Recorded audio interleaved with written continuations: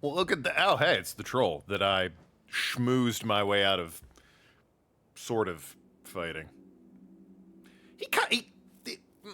Uh, he's dead. Oh, look, I'm starting on time, and you know what that means? Coffee! All right. Ahem. Arg, hello. We're only on day 3. It's admittedly like, was that almost 7? Sorry, I had to check my coffee. We're only on like, it's almost 7 o'clock on day 3. I think there's an election in 2 days? It feels like I'm close to the end of the game, but not, maybe? I don't know. We still got time. Maybe they give you like more time than you would reasonably need to solve this issue. Regardless, in we go. To unlock the mysteries of the oh, right, we're here. Of the coast. Killed the troll and met Frank, son of Frank. Indeed, Frank, son of Frank was sort of helpful, kinda ish. I wouldn't say he was unhelpful, but you know, what is this? A fresh apple. Oh, yeah, sure. Garden apple. Okay. Polite of them. What is this? A large mushroom with some berries growing around it. Never eat berries you find on a mushroom. So, we've come to the conclusion that I need to enter the Esoteric Ebb because whoever blew up the goddamn tea shop went and ski-daddled. I can enter the round thing. I mean, I don't know if you mean the pillar or this, but I know. I'm just sort of keen to look around before I do that. Okay, see, I'll be doing that in a minute. Time's come to, okay, there it is. There's Penguin. We love Penguin around here. Hello, Penguin. The roots are moving ever so slightly. I wouldn't have gotten close to those. At the foot of a snail ruins, you watch a mass of writhing roots moving about ever so slowly around a series of corpses. Skeletons, to be precise. Yes, thank you. Thank you, Wisdom. Look at the skeleton in the center with a lovely helmet. Gasp. At the other thing this time, not the pillar. I'll get there in a second. I'm just looking around. I partly assumed that was the way to go, so I was looking around first. I'm gonna assume an achievement for getting all the helmets. If there's not, that's a massive oversight. It's a very obvious thing to have an achievement for.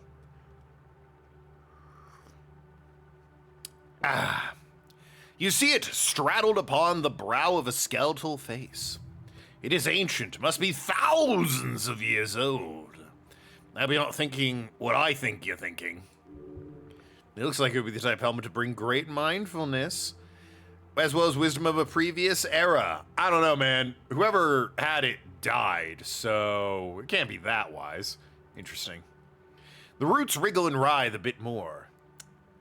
Could you get the helmet for me, Snell? Could? Sure. Should? Probably. Will? Absolutely not. Well, thanks. I mean, I gotta try. Then you better take it. Quick and easy. Just don't get caught, that'd be bad. I'll do it. Oh, I see, I need to trifle. This is a whole dexterity check, huh? It's actually not that great. Wisdom, charisma, con. Getting all the helmets is achievement, wouldn't know. Oh, if it is, I wouldn't know. Haven't gotten it, probably missed a helmet or two. Yeah, that's fair. Who the hell's that? A headless, decaying body. Oh, god damn it. This one belongs to some type of druid, it seems. They're all headless. The ones I need to, like, ask questions to are headless. Son of a bitch. What do I do? I mean, real quick, can it's a new day for me, so maybe I can't, but can I, like, give my sword a stern examining? I mean, I got 11 of these. Clover, hello. I'll try it. Sword! Okay, well, gonna be that kind of evening, huh? You know what? Hey, I got 10 more of these, asshole. Fuck you, I refuse to take a 4. That's more like it! Finally! You understand. The sword is actually sentient. I thought we knew that. With all the baggage that comes with such a state. True. Wait, so it's... Yes, it appears the blade has a complex. Specifically, you believe the blade has been used for horrible things in the past. I mean, swords are rarely used for, like, good things, you know? They are weapons, right? You could make an argument that there's, like, honorable duels and shit, but 9 times out of 10, the sword's killed somebody. Specifically, you believe the blade has been used for, thus, the one thing you must do is allow yourself to be tested, to prove you can be trusted. I can be trusted, I'm not like those other people. That is what everyone says. The curling stops. It's katagat. Then slowly the blade unfurls, just a bit, then a voice. Old, formal. Thou speakest true, thy words hold weight. Goblin Companion nods along as his sword begins to speak. Ah, you really can get anyone talking. I swear it. Oaths are easily broken. Thou hast yet to prove thyself, knight. Oh no, man, I talked that ogre into tripping and falling. I didn't try and attack him once. Yes, I'm insane. What do you mean? Oh, tell them what happened today. Story time, which is a shame because it does sort of pause the game. Clover and I were just hanging out. We were on break. Leaned up against a wall on our phones and just chatting, shooting the breeze. This older guy comes up and he sees Clover and he just immediately like cracks a smile and starts being friendly. And he says, "You're a shrewd negotiator." That's almost a year. Which is crazy. Thank you, Ellie, for the resubscription. 45 months is almost a year. It's almost too many years, actually. Anyway, so this older guy comes up to Clover and starts chatting with her, and he's just like, while you're leaning on the wall there, why don't you... I got a joke for you. Did you know Cinderella used to be an athlete, but she could never play soccer. You know why? She always ran away from the ball. And, whatever joke. But then he walks away going, "Call your dad, tell him that one." And I'm like, all right, I guess Clover works with that guy or something. Well, he walks away, and once he's, like, gone, Clover, like, turns to look at me and is like, "I don't know who that was."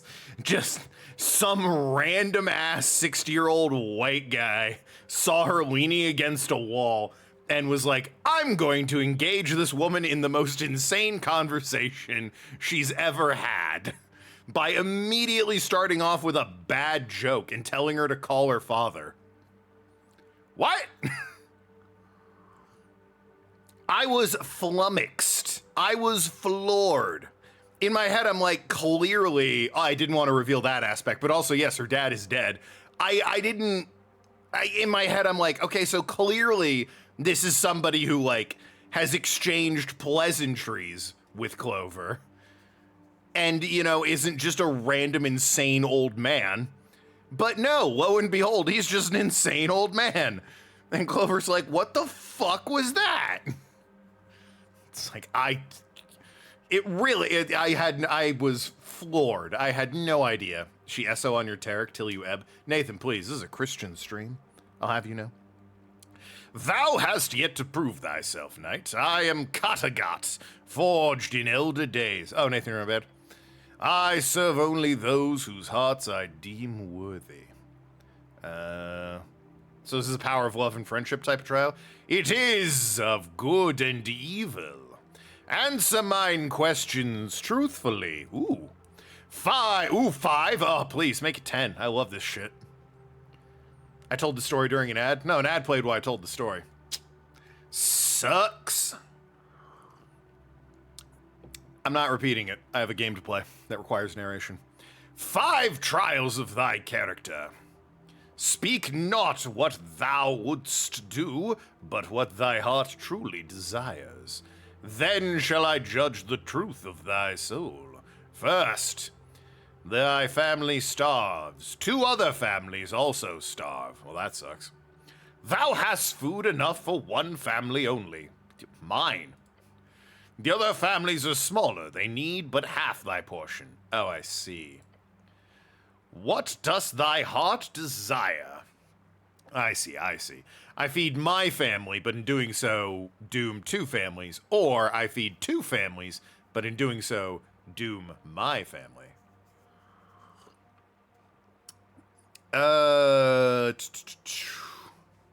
Feed my own family, they're my responsibility. The trolley problem? Yeah, well. I was all ready for him to say, on the tracks in front of you, there are 5 people that you do not know. Oh, no. I don't care about the other families. Mine comes first. Feed my family except myself, which is probably what I would do. I personally. Feed the other families, feed the family, but I hate myself for letting the others starve. I still feed my family, but I feel bad. You epically failed with this hantavirus shit? Oh, you mean the thing scientists know about and have been prepared for decades? Cool. This isn't Corona where it came up out of nowhere. People have known about this thing. It spreads very, very badly from human to human. You pretty much need to be having intercourse or exchanging each other's blood for it to spread. Don't get me wrong, on a boat, it's not ideal. But man, oh man, is it not as big a deal as panic people think it is. My portion goes to the other children. True sacrifice. Thy heart knows no self-preservation. No, not at all. Second, thou findest a purse of gold, no witness there to observe. What does thy heart desire in the moment? Ah, that shit's mine. I want to keep it. I mean, I'd look around. Keeping it would haunt me? No, not at all. I'd look around. If I can find the owner, by all means, I'm like, yeah, it's yours. I want to keep it, and I would. Yeah. Selfish desire, honest action. Third, an innocent is condemned for thy crime. Thou canst save them by confession, losing thy freedom. What doth thy heart yearn for?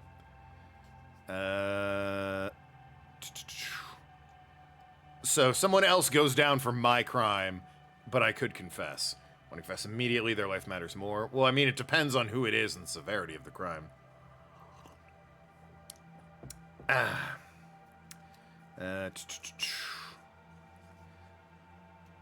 I want to stay silent. The guilt will destroy me. I want to stay silent. My life is my own. I don't care about them. They mean nothing to me.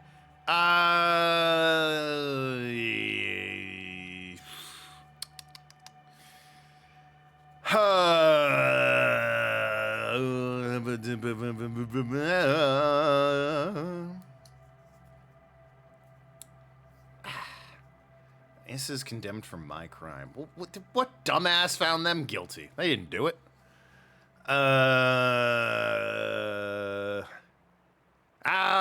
You got me, you bastard. I did it, not that, you idiots. You couldn't even solve the crime without my help. Fear yet conscious prevails. Fourth, a dying stranger begs for water. Thou hast but one flask. The journey ahead is long and perilous. What does thy heart feel towards the stranger? Can I just go back and get more water? Like, their death is not my burden. True. They're a stranger, I keep the water.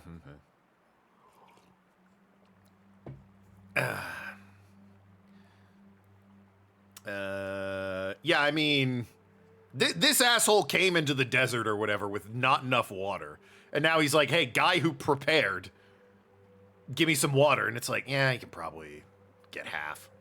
Compassion tinged with self-concern.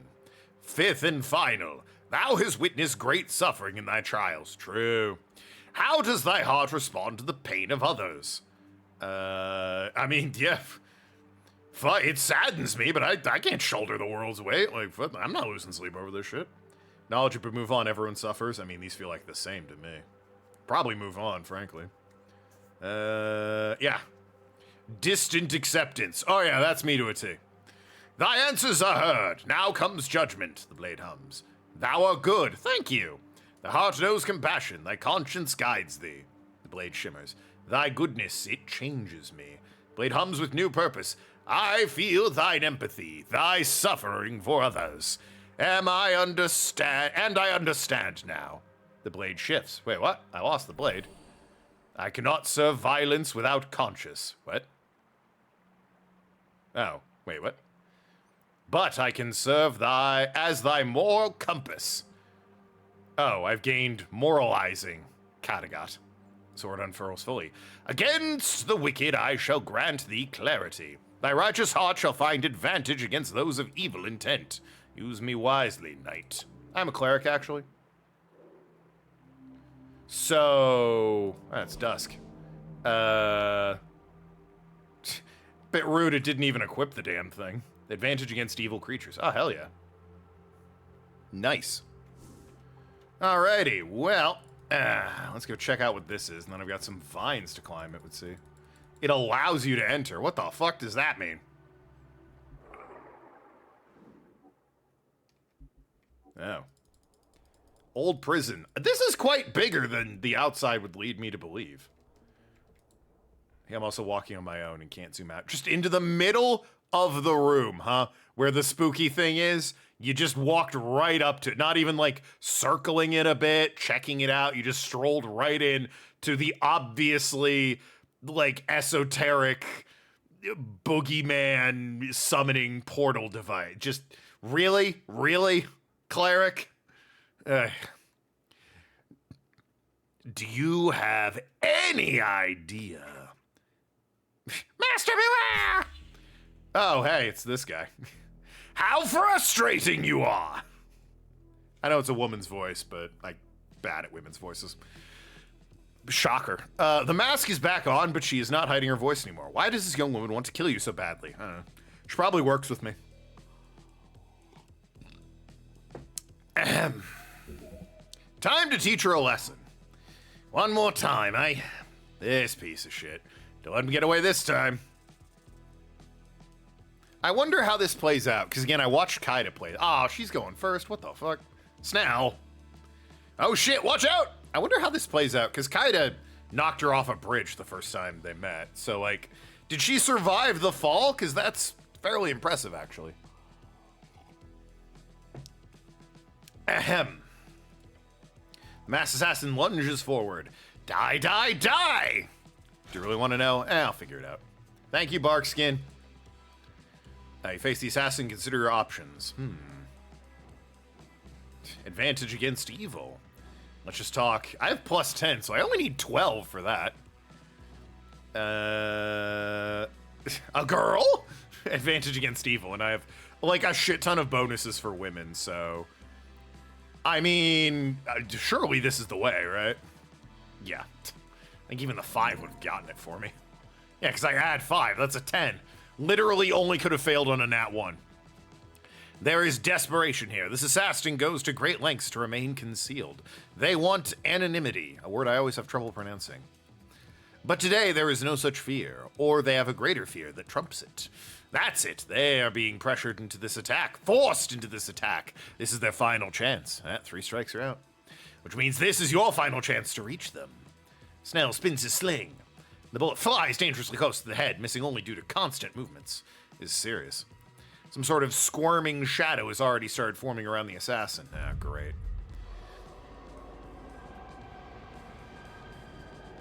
Huh. The shadow forms begin to writhe and spit out tentacles. Padnuzu kishti numinizu. Fuck! Thanks, Barkskin. 3d6 being a 9 is real small, and Barkskin reducing it even further is a cha-ching sort of moment. Woo! Ahem. The Tenebrous coils grab and slap at you, carving deeply into your very spirit. The goblin is struggling with the tentacles as well. Tentacles aren't done trying to rip you apart just yet. They are placed such that you can't make it to the assassin before you deal with them. Smart. You felt their sting already. I have advantage. Boy, this sword with advantage is really nice. You know how they attack already? Stop hitting me with those! I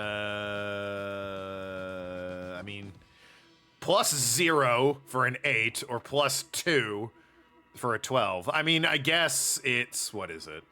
10 versus 8 regardless, so con's probably the way to go. Resist.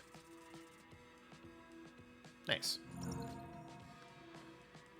You brace yourself against the tentacles. They slap into you, wrapping around your limbs and writhing. Your vision splits. You are both here and elsewhere. You see the outline of a twisted, gnarled tree as if through thick, dirty film. It stretches far into the sky above you, or perhaps far below you into the ground. Your whispers in your mind, maddeningly just incomprehensible. Ilatuma. You steel your mind and focus on the image of the assassin still twisting their hands, and vision fades. Tentacles are recoiling from you as if they tasted something bad. These things are deteriorating. The goblin whips a stone at the assassin, hits him right in the face. The mask is knocked to the side and his eyes narrow. The mask knocked aside, you once again see the assassin's face. It does belong to a teenage girl. You are a kid. The hell's you doing, kid? Some girl? Kill you? Your bitter rival is a teenage girl? Yeah, that's like real life. You met Penguin? Won't stop calling me Edgeman. Bitterest of rival.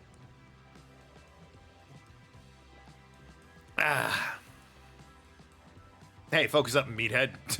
Quickly scrambles to put back on the mask. The assassin's knife glows with dark energy. Heavy smoke spills from the edge and drifts through suctioned into the mask. The smoke clears her mask firmly planted on her face, glowing faintly. Silda curse carpamut.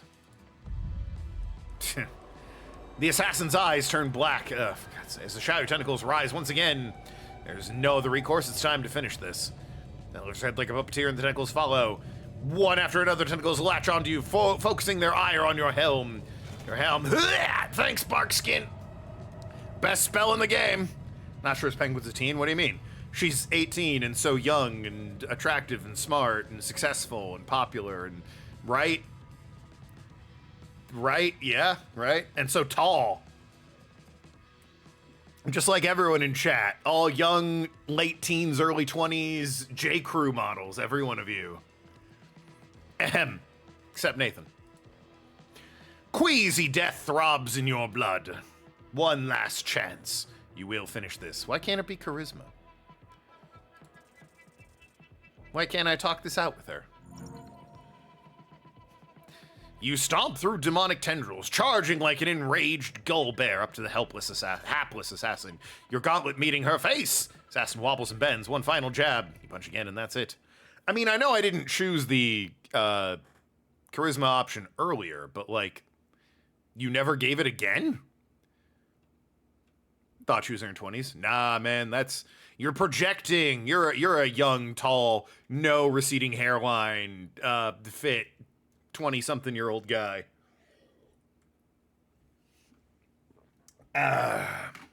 Bulging with muscle. Her dagger flies across the chamber. The assassin collapses, unmasked and unconscious. As a lull of the chaos of the fight abruptly cuts off. She's just a kid. It's a pity to see someone choose to be dangerous when they're so young. The assassin's eyes are now fully maskless and open. You step forth, but she stepped third, so she's ahead of you. Fucking bullshit. Do we actually get to see her face or what? I mean, you can see her face there, but the art is not updated. Have you calmed down now? You have receding hairline, but still, yeah, me neither. I'm 27 and so little body fat and definitely a full head of hair that's not receding in any way, and all of my joints work and don't hurt after a workout. Didn't have stomach cramps all day from doing curls yesterday. Let's take her to the dungeon. She's earned it. Is there a dungeon? That's kind of far, isn't it? All right, Tolstad dungeon we go. As you do, the hood falls back and you see her face more clearly. All right. Lady Freyas Darrow. She Darrow's kid? Ah, shit. Oh, shit. Wait, what the hell? Are you... If you tell my dad about this, I'm actually going to kill you. The girl scowls. Oh. The magistrate is not gonna like this. Ha! That's hilarious. So that's what teenage girls do these days when they want to act out. Assassinate people? Yes, can confirm. Pen! Ronflex never have kids. They sign Eldrick's contacts and can stab clerics. Yeah. I've seen you in the newspaper. Teenage rebels rage even among the bourgeoisie. I've seen you in the newspapers. I'm aware, yes. Darrow the Coin Lord? Yep. Yeah. Is it bad that I couldn't remember his name? It's like, oh, it's Darrow's kid. What's his name? It's like Darrow. That's not his title. Oh, yeah. Now, will you let me go? What makes you think that is even remotely a possibility? Because I'm so nice? Oh, God, this is a teenage girl. She gives you a sad smile. That's good acting. You can barely see through it. She's good. That's scary, by the way. No, you don't get to be snarky after what you've done. No? Go on, shove that stupid slingshot up. Go and shove that stupid slingshot up your ass, goblin. I'm not a... Shakes the leather strap. It's a sling. It's a weapon, not a damn slingshot. I mean, he's right. Slings are dangerous. Those things can wallop. Let's put it like this. I'm gonna walk out of here and you're not gonna mention a single word about this to my dad. You gonna stop trying to kill me? Oh, well, you know what? I'm sure I'll stop trying to kill you. Where'd you get all this cool gear? What do you think? The Lady in the Pond. Magic item store? No. So where'd you get all this cool gear? Dungeon crawl? No. Okay, stop taking me back a menu. Lady in a Pond? No. Did your dad buy it? No. Fucking, I don't know. Jeez, what an idiot. Are you talking about me? Ugh. God, this is just Clover. What a shame she's walked away. This is just Clover. How about that magic you were casting? No? Now let me go. Well, fair enough. I can't argue with that. Why? Why what? I mean, I'm not gonna lose it at the kid. Why are you trying to kill me? Well, glances at the mask on the ground beside her. Teen girl with attitude? Well, Clover's not a teen, but man, that sounds like her. What an idiot. Who, me? Ugh. Snell kicks it away. Also, I'm being totally reasonable, and she's calling me an idiot for no reason. No. Answer him. Hello, Jeppo. Fuck it, I guess it doesn't matter anymore. I signed up for this for his stupid fucking deal, okay? Whose deal? I needed easy spell slots. He wanted an extra pair of eyes. Win-win. But then he started asking for these night outings and reconnaissance missions. They always do. River Takey. Then he tells me to push some dumbass cleric into the river. God damn it! I don't like killing people, but sure, totally worth it. But then you come back, you asshole. And whatever I do, you just keep fucking. As she speaks, Master Snell begins to glow. Get down!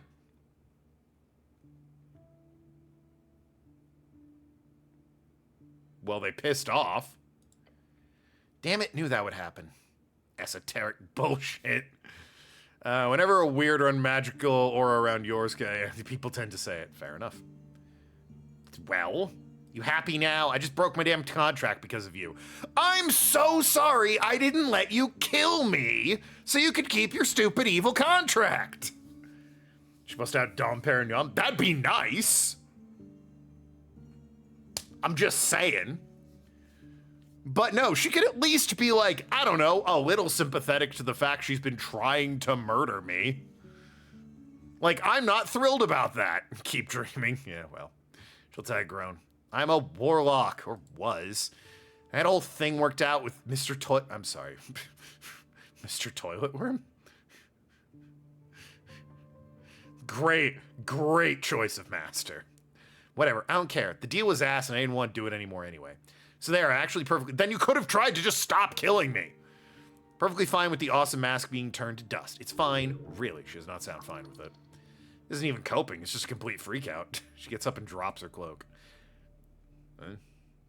It's a cool cloak, kinda. It's a bit raggedy, but it really works with the whole ensemble, you know? I'm going to leave now. Like, I'm actually going. Fine, whatever. Bratty teenager starts walking towards the exit. And seriously, do not tell Dad. It's a stilted laugh. Fucking hell, a teenage girl and your boss's daughter. Normally, that sentence has other implications. In this particular instance, it's the person trying to kill me. It's actually funny, you have to admit. I mean, yeah, I'll look back on it and laugh, but in the moment, it's a bit... it's not great. It's completely ridiculous.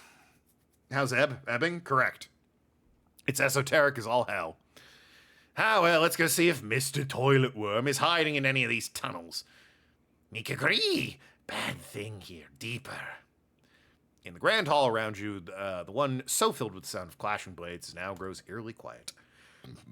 Excuse me. I see two paths, each leading into darkness. Do I? Oh, I mean, I guess...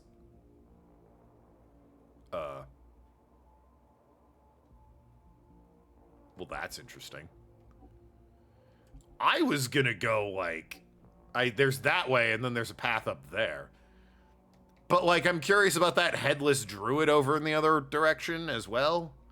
Oh, and there's this... Hold on. There's this knife I almost walked past, and Kaida would have relentlessly bullied me over if I missed it. The Unluck Blade. Yeah, alright. Maybe there's a cool thing if I give it back to her. Well, that's worth at least a strange bottle. I'm definitely intrigued. Vergorny River Droplets. Yeah, what is this? Hold on. Oh, whatever he clicked on, it's now gone. Damn it. Okay, because I was in this menu. Sure, I mean, it's definitely gonna... Really? Nothing? Nothing else in here? Strange. Aren't the river droplets just, oh. A vial breath of Widowar from Gorgon, popular amongst Earthguard, usually labeled as not blood. Minor strength increase for a week. Oh, shit. Fuck yeah. Cool. Okay, well, that's obviously traps and shit. I guess I'll go off this direction. That's also where the tendrils went, so...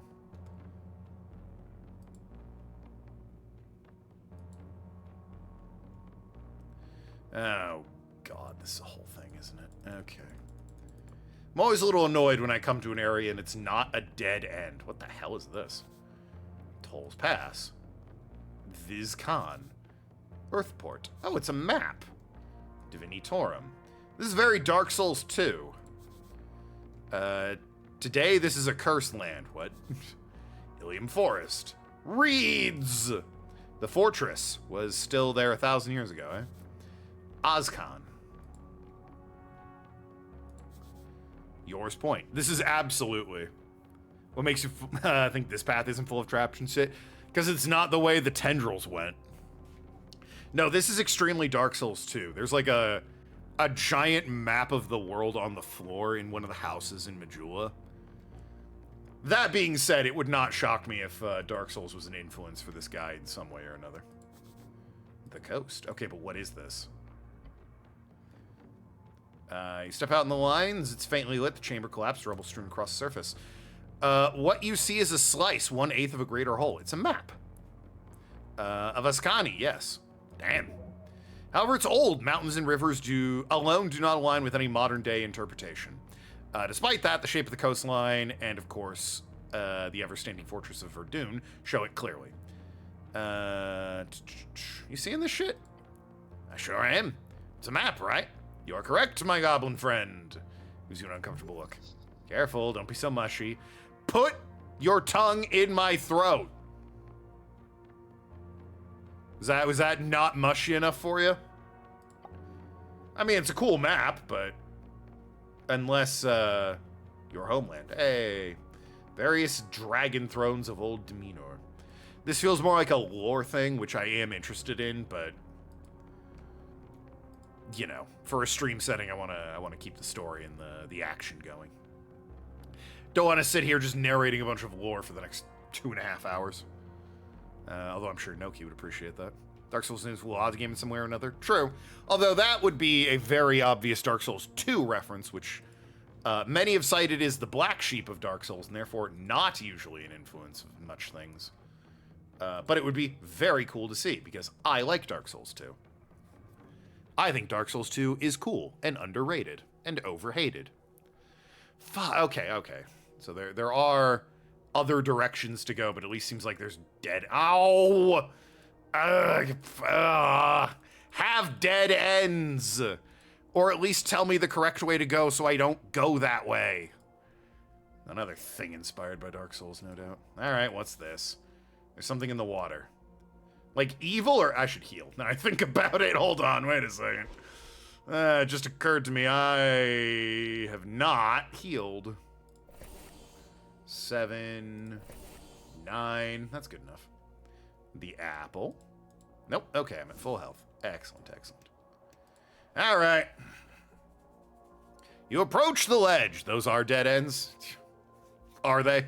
How could you possibly know? And terror arises. Oh, fuck.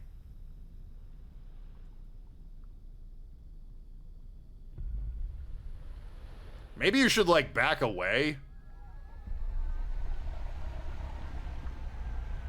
Huh. I'll admit, that is not what I was expecting. What do you think? What do you think this guy's voting for? Everglad, him in the pipes. Hello, Everglad, him in the pipes. Hello, Ragon. Oh, this is Mr. Toilet Worm. I mean, I prefer the name Everglad, him in the pipes, I'll be honest with you. You're hyperventilating coming out of the goblin. What? Why? Can you truly stand against a creature of the void? No. No chance in hell. Yeah, no. Pray and kneel. Everything is shaking. Don't even think about it. This guy is clearly friendly. See? Whatever's going on in that stomach of yours, it doesn't matter. Also, all you need to do is just speak. Say hello. Hello. Far have you delved, it says. I am happy to greet you. He's giving me Great Mighty Pooh from Conker's Bad Fur Day vibes. He seems like a dude that appreciates opera. The aberration's voice reverberates against the cold, wet walls of the sewer chambers. Cult hit. Naru Supir. I am enamored. Impressed. Lucky to witness. Shivers. 1,000 eyes, each focused on you. This is something evil. Ooh, then I have advantage. Now speak. I have some questions for you. Knowledge is a commodity. Knowledge is my trade. I am a simple merchant. Trade, Dragon. Trade with me. Oh, come on. Where's who are you voting for? All right there, Snell. He nods without taking his eyes off the horrific aberration. Yeah. Takes a breath after holding it for a while. Don't fuck this up, please. Listen. So it's a tit for tat in terms of questions. Do you have a license for this pool? Gonna bet the answer's no on that one. Oh dear, oh dear, oh dear.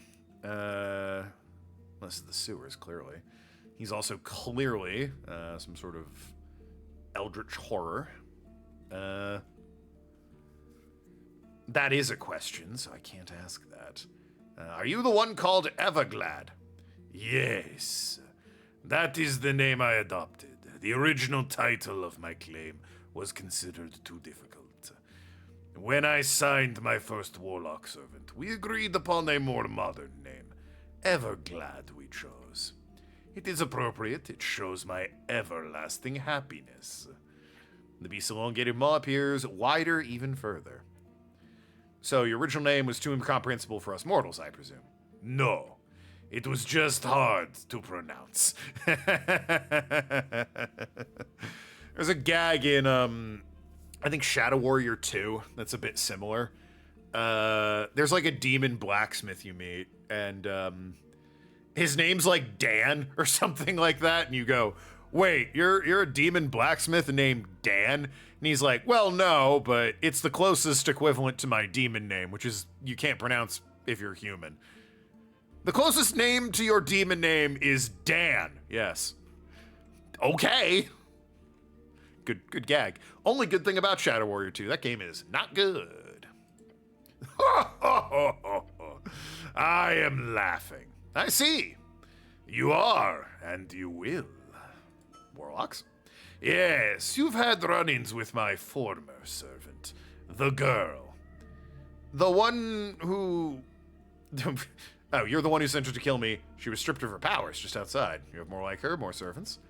No, more than one seems like a massive headache. Freya does not perform as to her promised level.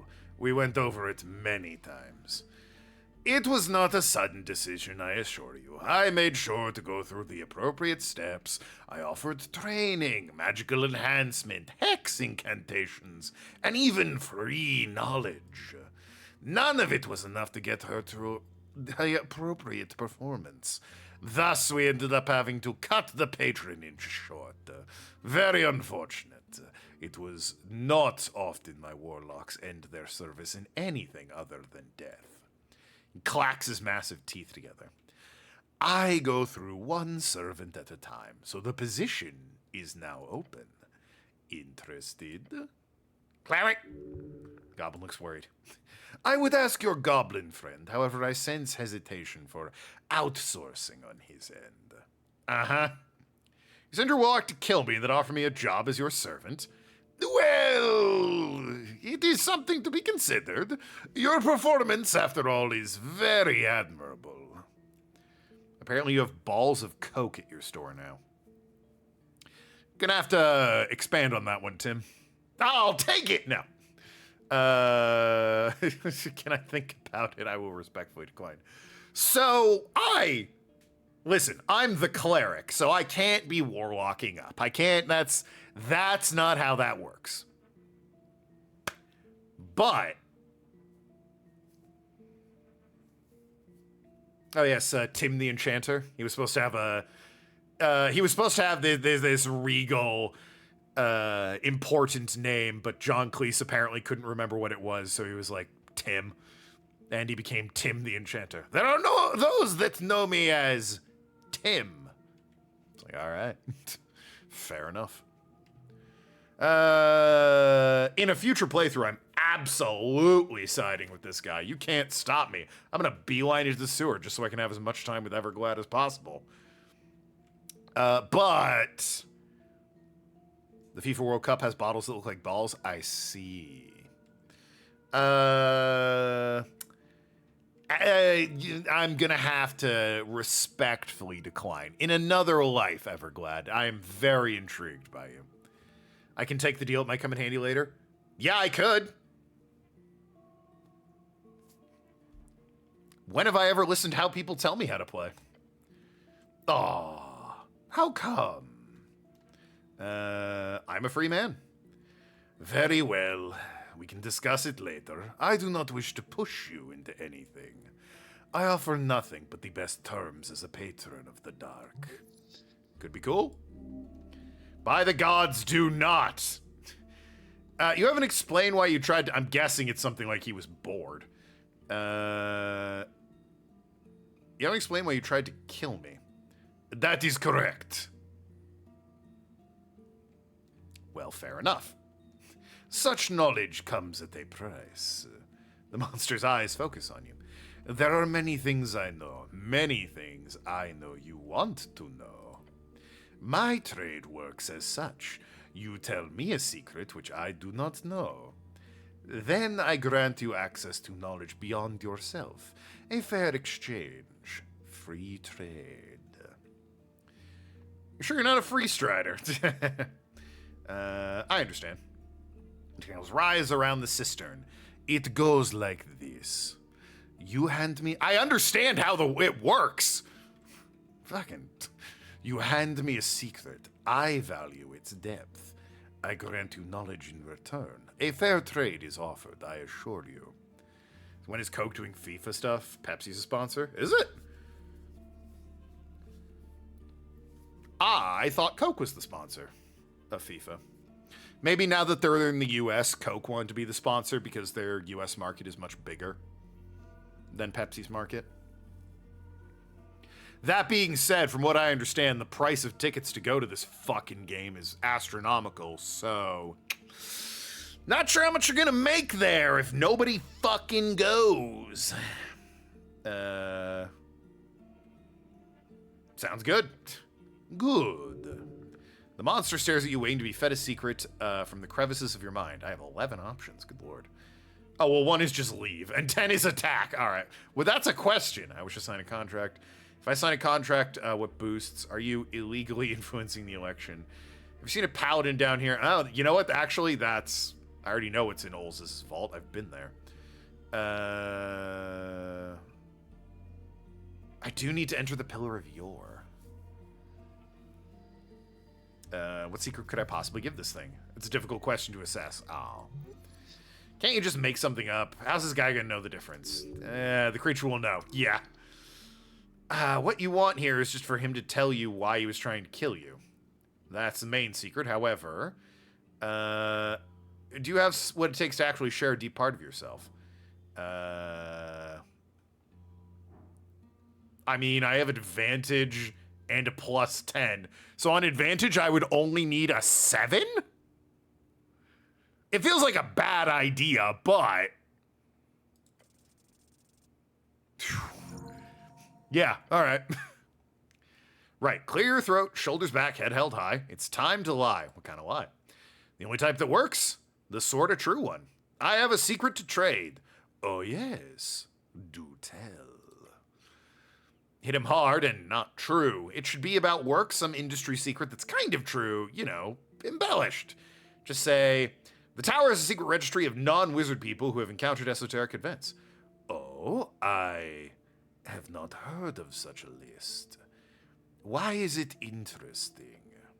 Improvise. There's almost no one who encounters only one event, despite their rarity. Oh, so it is shown that certain people hold esoteric attunement on their own. Potential sorcerers, perhaps. That is very... my bark skin expired. Very interesting knowledge. Thank you for this. Now, you wish to hear why.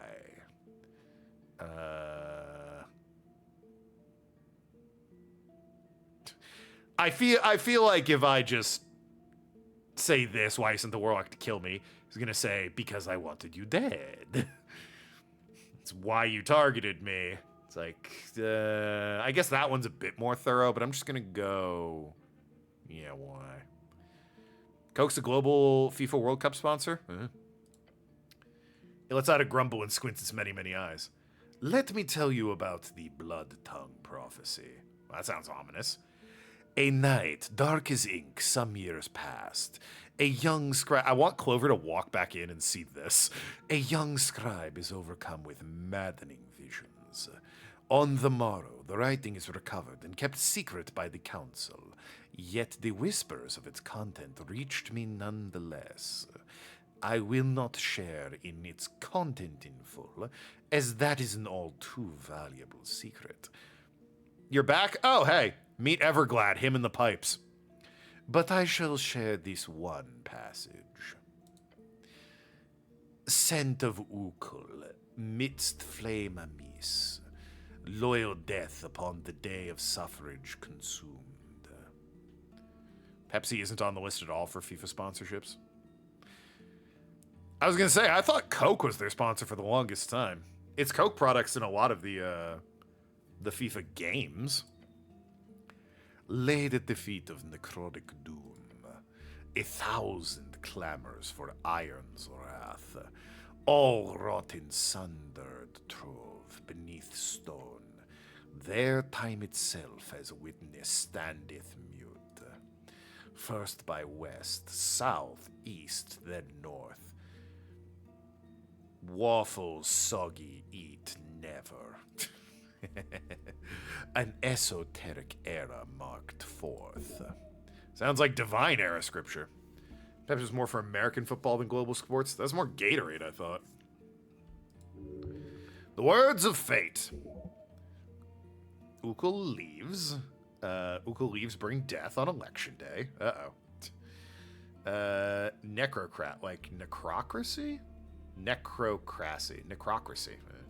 Never heard necrocracy. Excuse me. Yes. He opens his maw and clicks his fangs together. It is as unlikely as it appears, confirmed to be a truthful prophecy. Not yet come to pass fully, of course, as we are in fact not in an esoteric era born true, since the ebb still lingers. What does that have to do with you trying to kill me? I wish the ebb to end. Alright, well, that's stream, everyone. Thanks so much for watching. Guess the ebb's over. You heard the man. I'll see you tomorrow for a new game. Bye. I don't think the joke works, but you can still hear the game. God damn it. All right. Silly me. Pepsi, for some reason, isn't sponsoring this year's World Cup, even though Pepsi has historically been a sponsor for football, even doing video game sponsorships.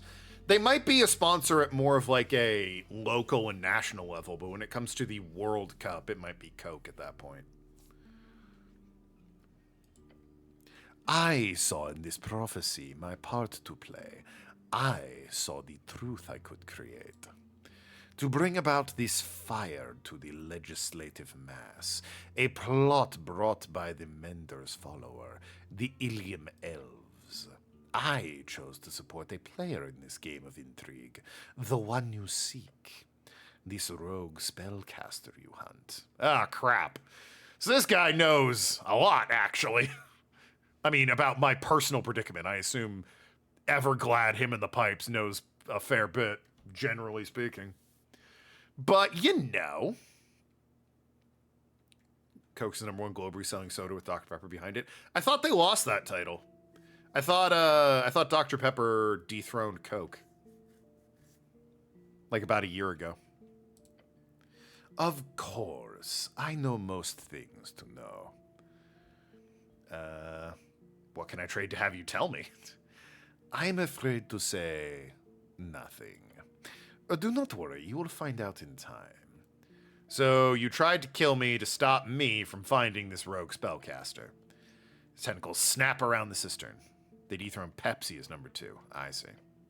Freya was to destroy this government cleric sent to investigate, to make sure the prophecy was given the space it needs to breathe. There was no doubt in my mind of this plan of action. Until you stepped into my chamber here, I see more than truth in you. It is obvious. I backed the wrong guy. And now I will look upon you instead, Ragen. Thanks. You are welcome. Bring me my esoteric error, Ragen. I am fully convinced you will. He is not interested in debate here. He's not even interested in your opinion. This guy literally just wants to watch you do whatever it is you're going to do. How ominous. I'm into it. Good to have someone in my corner. Especially this guy. I'd rather be on my side than fighting me. I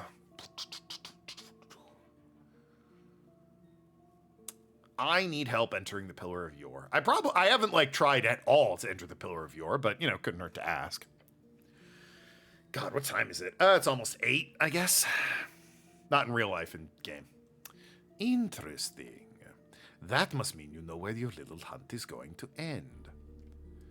There's more anime Coke that has Coke in it than Pepsi. There's also more anime that has Whack Donalds in it than Pepsi, alright? What's your point? Through the crack of yours realm. The wording crack of yore does not sound as ominous as he thinks it does. Shut up! Fucking making my damn joke. Moonwatch told me he saw someone escaping the explosion and heading inside the pillar. Yes. The merchant saw the truth. His maw widens. The shut gate can be passed, yes. That, I'm afraid, I can only assist with if you sign my contract. There it is. I do not share such knowledge with anyone unaffiliated with the darkness. Of course, I would not suggest signing my contract simply to gain this knowledge. You would only sign if you truly wish to serve. My assistance in this matter would simply be a bonus. I don't know, man. You had a girl kill me and probably some other people. Like, I'm not sure I want to sign up for that. He's got a way with words. There has to be some way. This is the way you persuade someone when you've got all the cards. Yeah. I'm gonna ruminate on that. Let me at least ask about Gorm. Tomato on toast with mayo. Ew. Also, you have not commented on Ever Glad Him in the Pipes, which I find interesting. Although it's possible you heard the whole interaction and you're now just getting the visuals. Ah, you ask of the last paladin of your faded god. So you've heard of him. Your Lord Gorm, this missing paladin. He has already found his stash in the city below. Sounds like something you'd put in D&D. Oh, Ever Glad Him in the Pipes? I haven't done anything this cosmic horror-y. I've definitely had warlock patrons that are interesting. Kaida had one. Woman who ran the toy box, as it were. That is all you will find upon this material realm. That's ominous. Yes, but I cannot say more. Okay, so he's either off in the pillar or he's just dead. So, personality-wise, oh yeah, I love this dude. I'm already like, how can I put something like this in D&D? I fucking love this dude. This is my jam right here. This is my jelly and my jam. I love this. Reminds you of Envy from Fullmetal Alchemist. Envy? A little bit. Not certainly design-wise, I can see it. Maybe a little bit personality-wise. Envy was more. This guy has all the answers. Envy wanted the answers. Brotherhood, yeah. Trust me, I know. Very few people talk about Fullmetal Alchemist and don't mean Brotherhood at this point. But yeah, design-wise is a bit like Envy. Personality-wise, very little, but it's not there.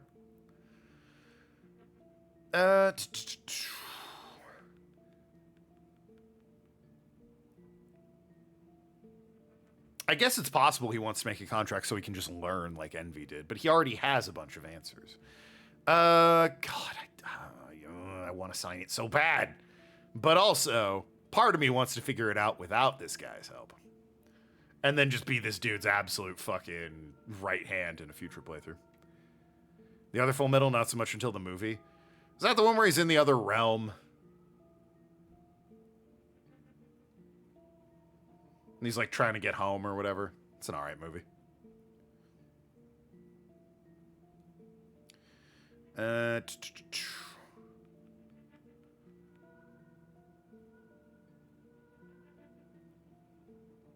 I also just now realized you were talking about Envy. I was thinking of Greed from Brotherhood. He's a bit like Greed because he, makes the deal with Ling.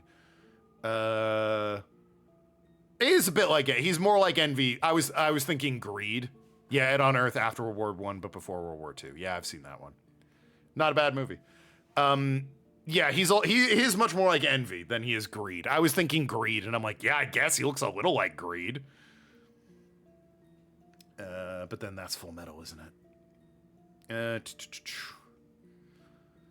Oh, I'll bite. Tell me more about yourself. About me, Naru. Oh, I can assure you. You can assume me, to be someone who loves to share. However, that kind of information would require a deal. Oh, that cannot be given for free. He clicks his teeth. Offer a secret and I will tell. Okay, well.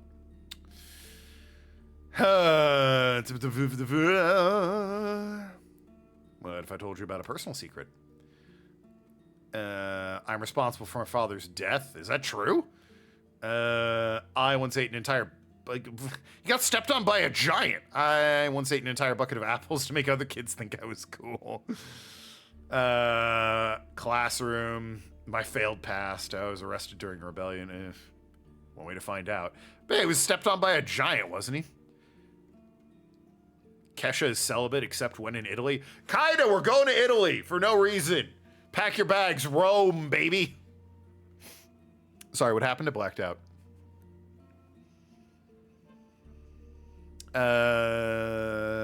Yeah, given he was stepped on by a giant, how about you explain that? Ah, I know of him, the troll killer. The goblin companion raised an eyebrow at the comment. If it wasn't for me, he'd still be alive. You speak with such certainty, such tragedy. The monster closes his many eyes and growls. Yes, that I did not know. Who's Kesha, the pop singer from some years back? No, she's incredibly relevant and all over my playlist. Thank you very much. Let me share knowledge in return. You might have heard whispers of another creeping beneath your city. One hoarding knowledge, not much unlike myself. A rival, you might say. This city's got some weird inhabitants. That fool refuses to do business, I'm afraid. But one of my favorite secrets is the tale of his past. Oh, you love telling people about your rival and his shitty past, don't you? You're like, okay, first secret I'm gonna share, it's gonna be this fucking loser. The Nothic hiding under Norvik, the last of the Hagen Shags. The last of who? What's that, a growl? The Hagen Shags. We know who they are, cleric! A house of arcanists, masters of alchemical productions, as well as necromancy. These, if you excuse my tongue, wannabe warlocks were destroyed a long time ago. Unlike certain other houses, they did not survive the fall. Publicly. There's a Hagen-sized Nothic under the city. Haven't you met him? Himvrak. Oh, no, that's not who I'm thinking of then. I was thinking of the Lich. His lair moves along with the esoteric shuffles beneath, having mastered their chaos a long time ago. A truly mad genius. He arrives in the city alongside the first settlers, you see, hiding among them. Back then he was human, set to turn the Tulin ruins into his own personal flying fortress. Yet he gained more knowledge than he bargained for in those halls and tunnels. The esoteric madness brought him into the darkness.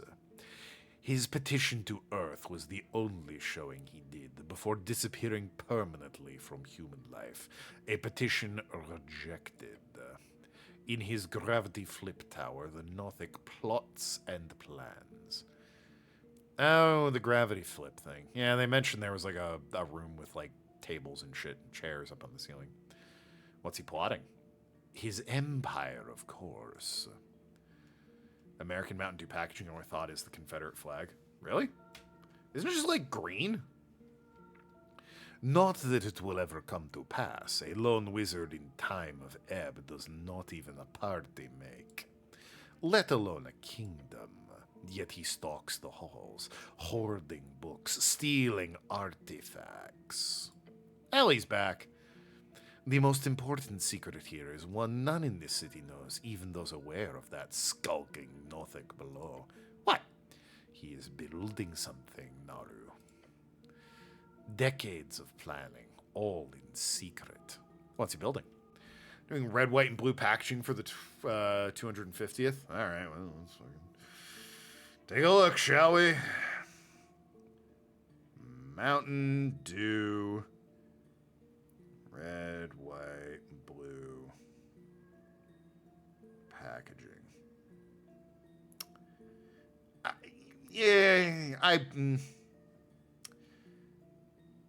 I don't think Confederate flag, but I can see where you're coming from. That's not my knee-jerk response, but I totally get your response. That I do not know. Ow! No guesses? A cursed item, perhaps?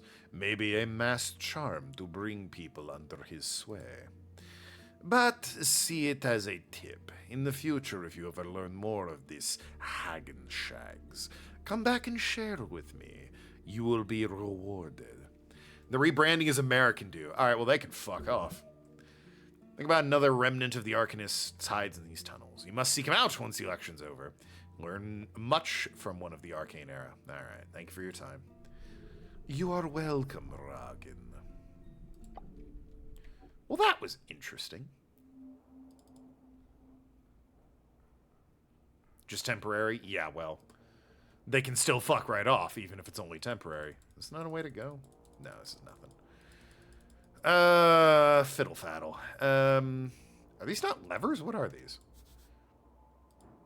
Because there's a bunch up there. What the hell?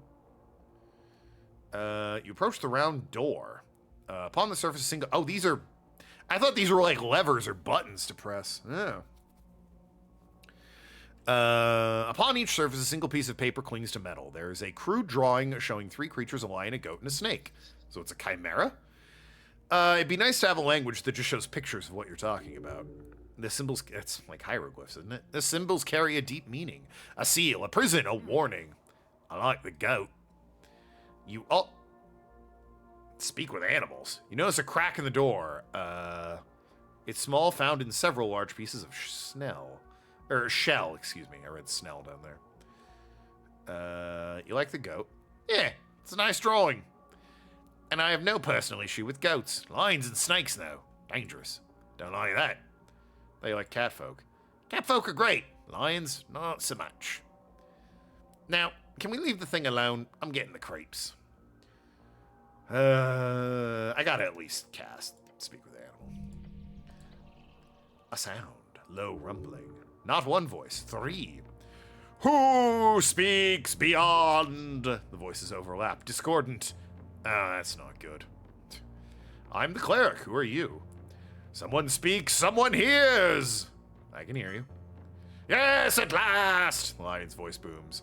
If there is a voice, there is an exit. If the exit exists, we can escape. If we can escape, then we are no more. What? It does not answer. Then the voice disappears. Strange light emanates on the door. Look at it. Oh.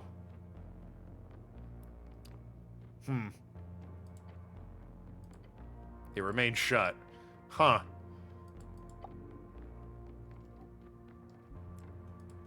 Wonder if I accidentally summoned a chimera somewhere.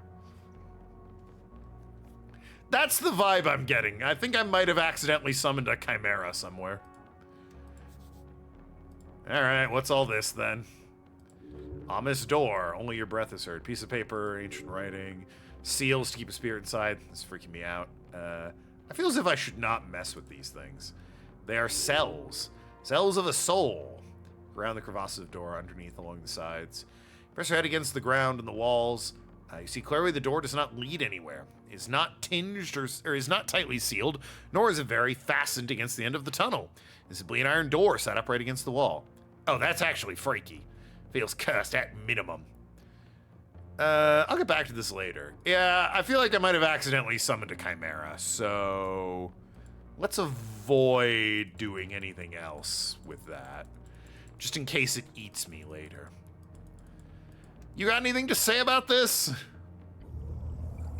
Ragin, hello. So polite. Yeah, I like him. No, I think that's it. Thank you for your time. So now, are you gonna tell Sageleaf about that, or like, what's that about? Another snail door. Approach the iron door. It's a symbol, a flame. To me, does that door look a bit hot? The air shimmers. Your goblin companion takes a step away from it. A faint sound, like a whisper. Mortal! That's me, hello. I wish for you to know my peril. I am Golbatar, the one of the pearl flame. I've been trapped here for many eras. Okay, well, that's at the top, as the top Ifriti of the Crimson Court, I would go to heavens and hells to serve you if you destroy the seal which holds me here.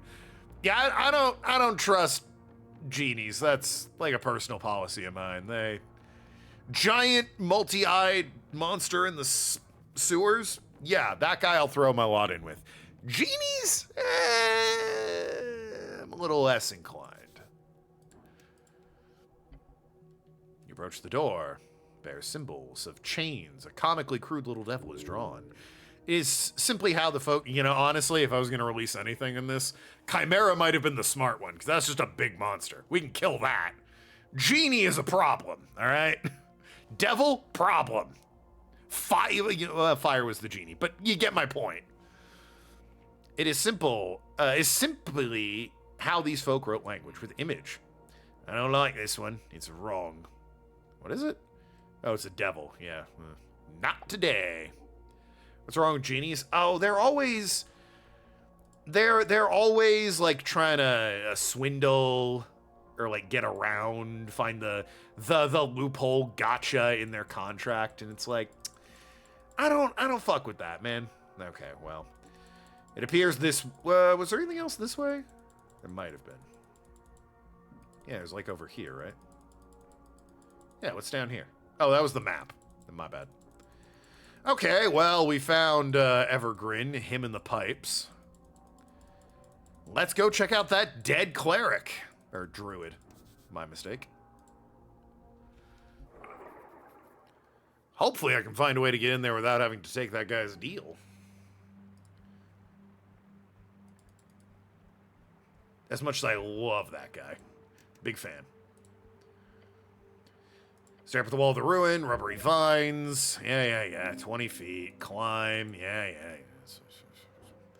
Haught by raw muscle. I have Meek for some reason. That helps. Meek helps. Meek helps no matter what. I mean, they're both +2 with a -1. Fuck it. Whoa. You mean the be careful what you wish for type of clause of every genie? Even beyond that, genies are tricksy. If there is a loophole, they will exploit it. They do not value you as a being. I view genies as more like the Wishmaster sort of genie who takes joy in creatively making you suffer. Not so much helpful spirit who wishes to strike a bargain. A bargain I can get behind. You have to carefully word your request so I don't royally fuck you is a level of, like, malicious. I'm not about that. Yeah. Climb the damn thing. Ignore the spores in the face. Climb up. Boom, I'm there. So is the only thing up here the druid? Looks like it. Headless decaying body. Yep. Speak with plants. Oh, that could be useful. I don't have a way to attune it or anything, but could be useful. I'm sure $1,000,000 and get run over by 1,000,000 male deer. Yeah, exactly.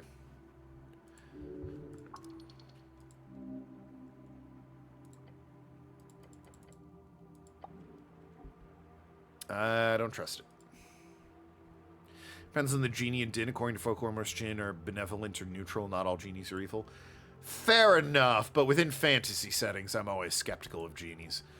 No such thing as a free lunch, and it's like, ooh, I opened your bottle so I get wishes, do I? Can't wait for this to bite me in the ass. Deal with an eldritch demon, it's like, well, at least I'm getting something out of this. Like, I understand the terms.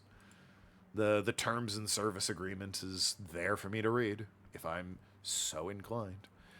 Well, I guess I could check out this pillar.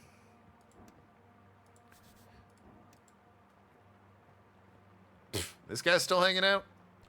Bruh, it's like 10 o'clock at night. I've been gone for hours. Pillar of Yore towers before you. So someone went inside this thing, huh? Yes, it appears so. You have to be real careful if you want to follow into a gate like this, but you can do it. Get to the top part of the pillar if you want to try entering it. Yes, you should. All right, well. A little bit annoyed there's not like a quick way back up. I gotta walk my ass all the way back up there. Ugh. Oh yeah, there's also this. What the hell? What is this? No, how do I get down there, though? Maybe I'm not meant to get down there. Maybe, well. Let me click engage. Oh, yeah, look at that. He just goes over here. Huh. Step out on the edge. The vast undersea chasm greets you. Its teal mist looks inviting. Look at the wall beneath you. You see a colorful depiction of a battle. Snails versus a dragon. The red scales, many-colored flames. This is Asuth. Asuth. Dumbass. The wild dragon who claimed this land for his own. If you're confined to a small bottle and forced to fulfill wishes to earn freedom, I'd be salty too. Exactly, see? Supernatural gin lets you live your perfect fantasy world while feeding off your life force. That's just the Matrix.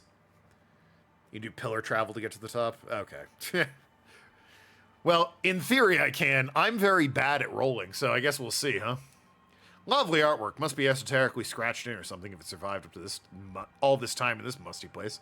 Hey, see this thing? Cool. I'm not stepping out on that thing, cleric. Oh, you're scared of heights. I am realistically inclined, yes, to a healthy degree. But I'll trust you, whatever it is down there. Oh, fine. It's a cool painting. The TV show Supernatural. It is not a authority on anything supernatural, I assure you. Place your palm against the soft surface. Yes. There's a sentence inside. The strings are connected with something beyond.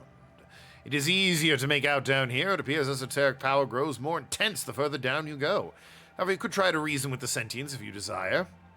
Oh, yeah, I don't know if I'm gonna... The goblin is impatient. Yeah, I don't know if I'm gonna...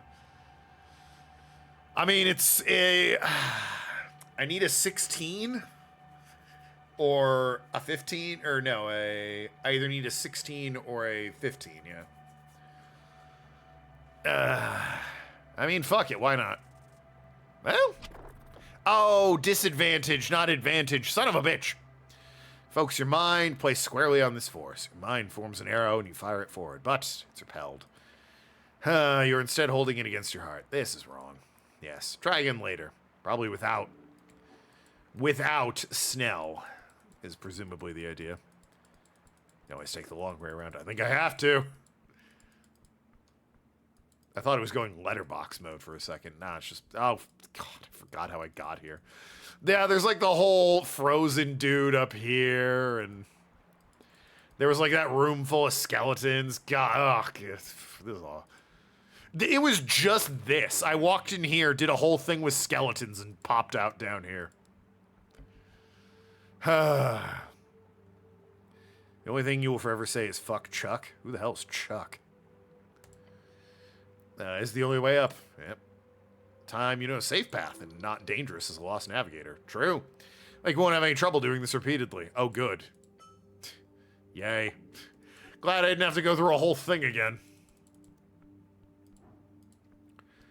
I have speak with plants. I wonder if there's a plant worth speaking with. I mean, obviously there was the one... Oh. That's it?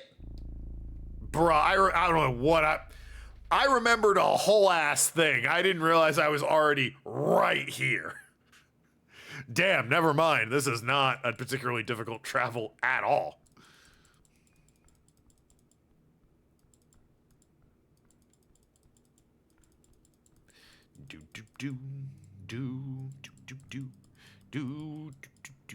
That's the wrong way. You know the word Snell.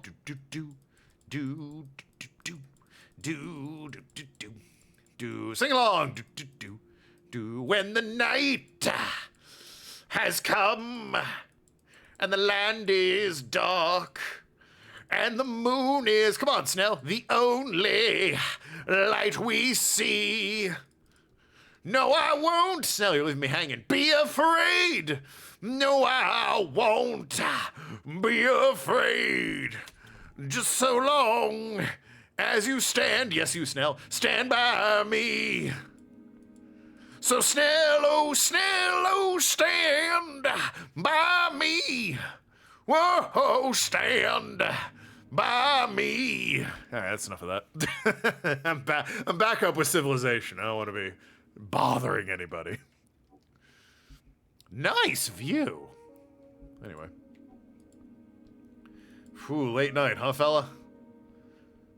I read on the wiki you've got like a secret wall back there. Crazy, right? Any chance I can... No? Thaumaturgy? Eh?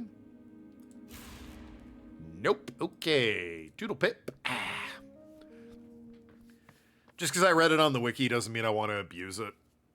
That's what a second playthrough's for. I forget why I was on the wiki. I was looking something up. Oh, I think I was looking up where I had to use detect secrets. Anyway. 3 weeks till vacation, 2 weeks till your birthday. Hey, look at that. Good for you, Tim. Well, it's 8 o'clock. I'm loaded in cash. I could go to the bookstore. Could also fuck with that. Is this something I want to do tonight? Oh, there was something about the Sphinx, wasn't there? Like, I could get the Sphinx on... Oh, couldn't I... They were saying I needed, like, that's what it was. I need, like, a powerful esoteric being to help me... I'm going the wrong way. Get through into the pillar. And I guess Everglad is an option. But, in theory, so is the Sphinx. Your birthday's Monday? Hey, we're streaming on Tim's birthday. You know what that means? Nothing. I mean, I'll say happy birthday to him, but nothing special is going to happen. There you go, Drunken Sphinx. Was there something I wanted to do first? Oh, yeah, I want to check out the bookstore first. I guess I could also check in with Sage Leaf. I can also go to the Coin Lords and see if I can return his dagger. It's these losers again. Maybe something new's up with them. There's the dwarf. Oh, hey! It's our buddy. The dude that was digging down in the Underdark of the city or whatever. Yo, this place is way better with the sconces lit. I'm just saying. The mood lighting, so much better. The special thing is I'll drink water. I mean, coffee is kind of water, right? Anything new with you? Oh, not you. It's this idiot. Anything new with you, Rolo? Nah, nothing new. Nothing new. Right. Check in with Sage Leaf. Check out the bookstore. Chat with the Sphinx.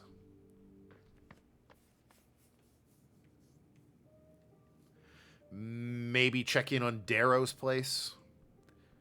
I haven't been to Darrow's since I started the game, so it might be worth unflavored, non-carbonated water. I mean, I have nothing against that. I'm not a bisexual gremlin. I'm fine with just drinking agua, some good old H2O. In regards to strong magical person, well, don't spoil anything. Now I don't want to read this. Sphinx and Everglade are two of them. Not going to mention the third because it's spoilers. Oh, okay. Fair enough. It could be the Lich. I'm a bisexual gremlin. You know what? That's fair. Could be the Lich. Might get me in there. Could be this guy he's talking about with his gravity well, his upside down room or whatever. Could be the Angel. Maybe the Angel's who he refers to. Oh, it could be the Celestial. There's a lot of choices. Although, I guess no one I named really has, like, the gravitas that, Everglad and Osists have. Those are, like, beings. Whereas everyone else I named is just kind of like a person. Minus the Lich, but you know what I mean. Here to report. Oh, yeah. Well, had a chat with a mysterious elf. Sad and glares at you. The Warden. Yes, that one. How'd you know? Bisexual giant. I can be both.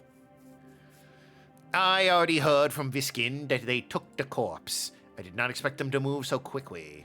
He told me that Pinya, the dead elf, was trying to do something horrible. What exactly? She was planning an esoteric attack on Election Day to blow up the Temple of Earth.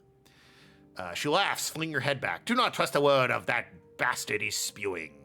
He's either trying to save himself or protect someone else, putting her as some kind of scapegoat. Yeah, I figured that out. You know 3 ways to do it. There may be more you haven't discovered. Fair enough.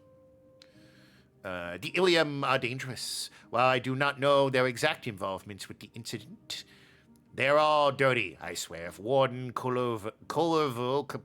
Warden pulls up to this personally, explain how he's innocent, then he's got his filthy hands all over this. Fair assessment. Elves. There's no doubt in my mind. Find out who Kullervo was working with. Considering the Ilium, they were probably trying to interfere with the election themselves. Now, who would work with elves? A good question. Look into it. Yes, Lady Sageleaf, we will. Alright, well, there's more to do now, I guess. Wasn't the dwarf working with the elves? Well, no, he knew her. He wasn't really working with her. Who would actually work with the Ilium?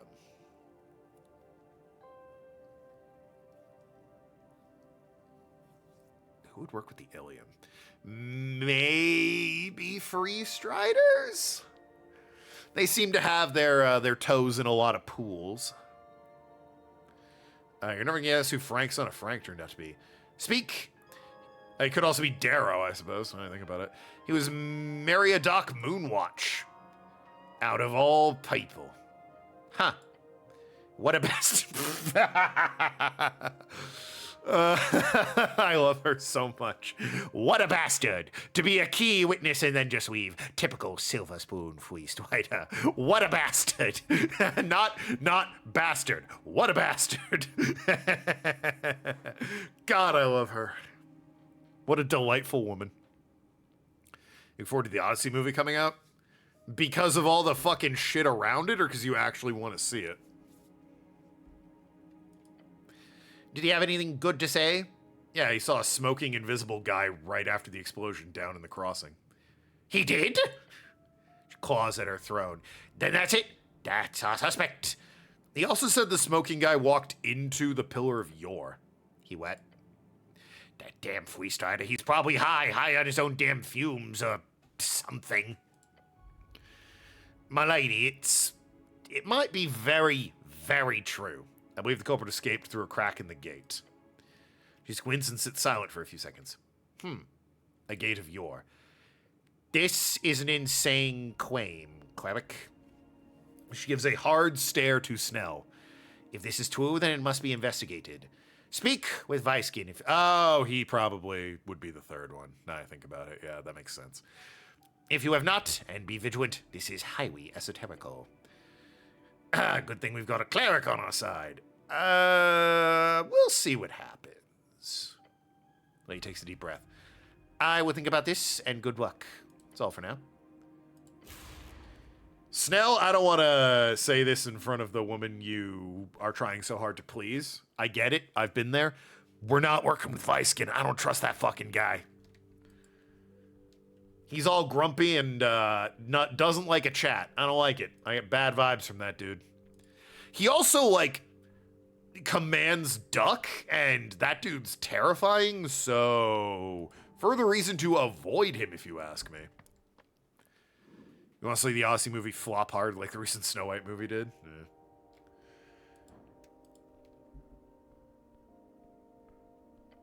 I like the Odyssey, don't get me wrong. You like the story? Oh yeah, I like the story. I just don't think this is going to be a good adaptation. What I do think is going to be a phenomenal adaptation is Zach McGregor's Resident Evil. I cannot wait to see that. The two movies I'm looking forward to seeing the most this summer. I actually don't know if Resident Evil's out this summer. But Wile E. Coyote versus Acme, I have to go and see because Paramount wanted to shelve it for a fucking tax dodge, so someone else bought it and is releasing it. Gotta support that. Love it. Want to see it. Think it's a hilarious premise anyway. Love Looney Tunes. Absolutely seeing it. Don't care if Kaida doesn't want to go. I'll go by myself, goddammit. I want to see that movie. And Zach McGregor's Resident Evil, which I can probably get Kaida to see because she likes horror movies. And she also likes Resident Evil. Hatch and the door swings open. Hey-oh. Pair of yellow eyes. I can't buy anything from him. I see. Never mind. I was thinking I could buy some expensive shit from him. I wonder if I buy the empty Ifriti bottle and then go and free the genie if you get a thing for that. I'm willing to bet yes. Am I willing to actually do it? No. Was there anything else I wanted to do? Well, no one seems to be being ripped apart by a chimera, which I'm going to chalk up as a good thing. Although it could be in the underground somewhere, so. Oh, I want to talk to my dwarven buddy in the bar, and then I'm going to talk to the Sphinx and see if she can get me into the pillar.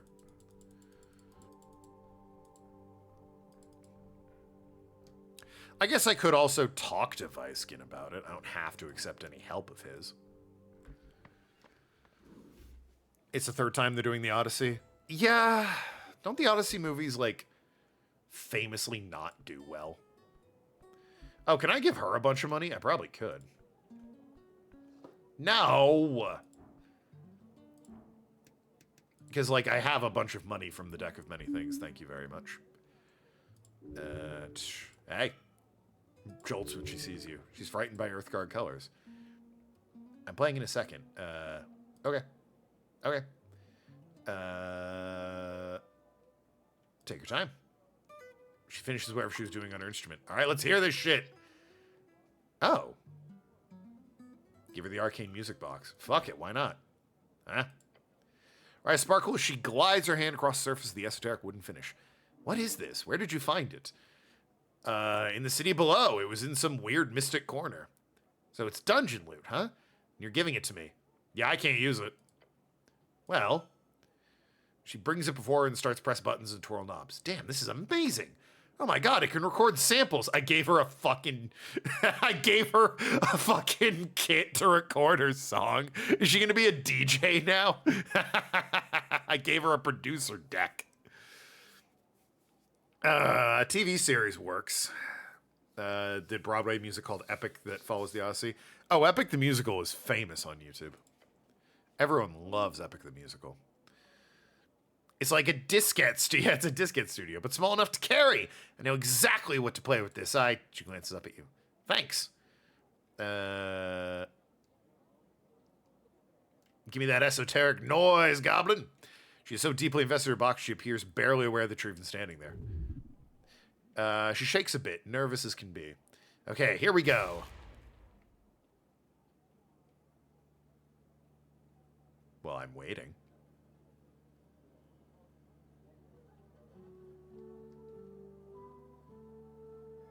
Damn.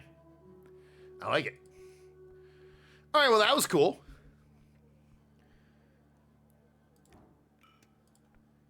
Hello. Cleric of Norvik. The dwarf's glowing, smoldering eyes glitter as he bows before you. Lovely to see you. Me and Romulus here, taking a little break before we head back to Dogby. Oh, Axel. Clearly somewhat inebriated.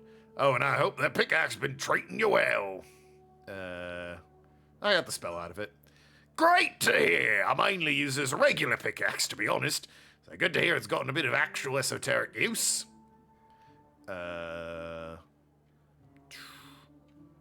How'd you end up here? In Norfolk? Scratches his beard. It was a business trip originally. Joined one of my uncles on a delve. They got me hooked. Ended up sticking around on a third trip. So when you leaving? He laughs. Depends on who wins the election. Shakes his head. But really, I'm a bit of a lost soul. At least until I find those lost mines, then I'll be set for life. Romulus lets out a screech. Yes, that's the spirit. You really like this guy. All right. Cool chat, Axel. Hello, gorgeous. She sipped from her barrel of wine. Little one, I need help entering the Pillar of Yore. Now, that was not a request I expected today. Might I ask why? It's got to do with the tea shop. I see. How mysterious. Sphinx ponders your request while sipping her wine. That is no small request, cleric, but since you've proven yourself worthy. Do you want to make out about it, or perhaps a gate shall be braved by this mortal, despite the error? She smiles. You know how to enter the gate? Yes. She puts down the wine pail. Each gate has an attunement, a fine attunement, a very specific series of strings. One way to sneak through the crack is to carry a key. One attuned to those strings. Bring me a gemstone. An emerald. I need an emerald. Where can I find one of those? I shall attune to the pillar's gate, allowing you to pass. Good question. They are expensive. I have money! Unless you've got the funds, I would suggest looking in what you people call the city below. Go and find one. You saw one down the crypt in... Oh, right. Bondival's Doom. Considering its madness of a demi-lich will either fight you for it or simply hand it over. Yeah, it could be like, what was it, Cortez from Paper Mario? Yar, you beat me! Oh, what, this? You just want the star? Just that? Yeah, sure, I can give you that. I got, like, a ton of treasure. I'm not gonna miss one little piece. Sure, you can have this star. What do I care? Yeah, I'll be back. Tim, what the hell? Why are you bonking me? Who's this guy? Oh, it's Simi and the boys. I was wondering where the boys were. Whenever I see Simi and the boys, I think of, from Scott Pilgrim, Crash and the Boys, the band from the first book that's, like, going on before, Sex Bomb. It's Crash and the Boys!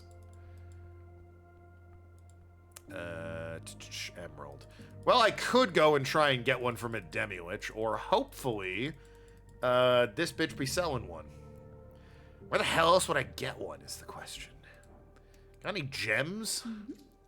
It is you. It always is.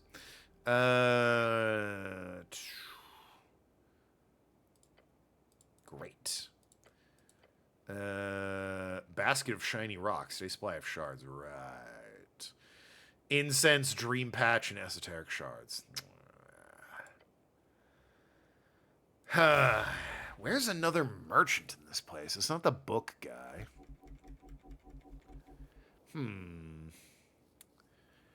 That's the thing. I have the funds. Whomst the hell? I mean, maybe the Free Striders? They're always willing to sell me shit, right? They're Free Striders. Oh, I also want to check Darrow's house, actually. Fuck, maybe he has an emerald. Give you 5,000, whatever monies for it. I don't know who else would have an emerald, unfortunately. I feel like it's either the Free Striders or Darrow. Can I not go into Darrow's house? Am I, like, permanently kicked out? What the fuck? Do I have to talk to the angel? Oh. Fuck's sakes. Here's shiny rocks. She did have a bag of shiny rocks. Well, she's not here anyway, so that's unfortunate. Who the hell would have an emerald? All I can do is check the Free Striders.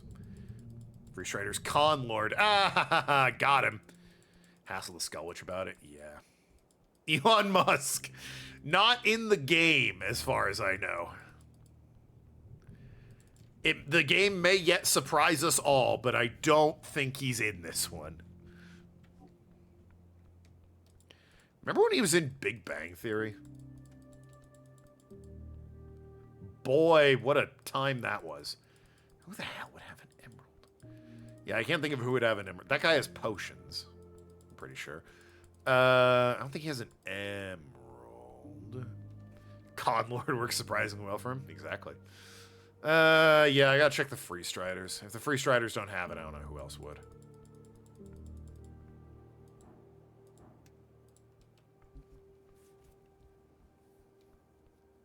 What an insane cameo that he had in Big Bang Theory. Not only was Elon Musk in Big Bang Theory, because that was when he had, like, nerd credit, he was working in a fucking soup kitchen, and it's like, yeah, okay.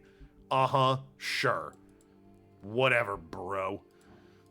Where's this lead?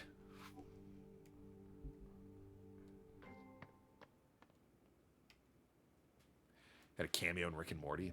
Fucking loser. Yeah, he tried to get in a bunch of cool nerd shit. Some of it worked. I do remember him on Saturday Night Live as Wario, yeah. How apropos that turned out to be.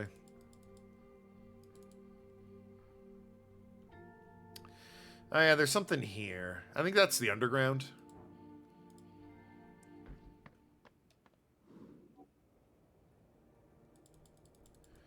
Alright, Free Striders. Any chance you've y'all got any gems? Oh, the tea shop's back door. I mean, I don't know that you can even sell me things, period, but you might have a lead on gems, I don't know. We all knew you suck by SNL unless you were living under a rock. True, but, you know, didn't stop the people of SNL from trying. That's kind of their thing, isn't it? They're always a bit late to the party. She barely looks at you. Hey. Oh, hello, Cleric. Didn't notice you. Walk over to her. Okay. Seems silly. You think he bought his way on? That wouldn't shock me at all. I'm working late today, as you can see. She gives you a trademark smile. 9. I guess that is working late. Though I do that almost every day, if you can believe it. Then it's not really working late, is it?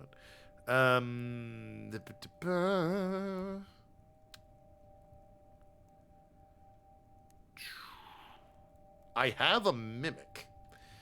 Looking for a hag. Oh, I guess I am looking for a hag, aren't I? Maybe she has an emerald. I feel like the lich is gonna be a whole thing. But fuck, it's the only emerald I've seen, and no one. There isn't like welcome to Dunstan Reginald's obnoxiously fancy gem store with obscenely high prices for priceless gemstones.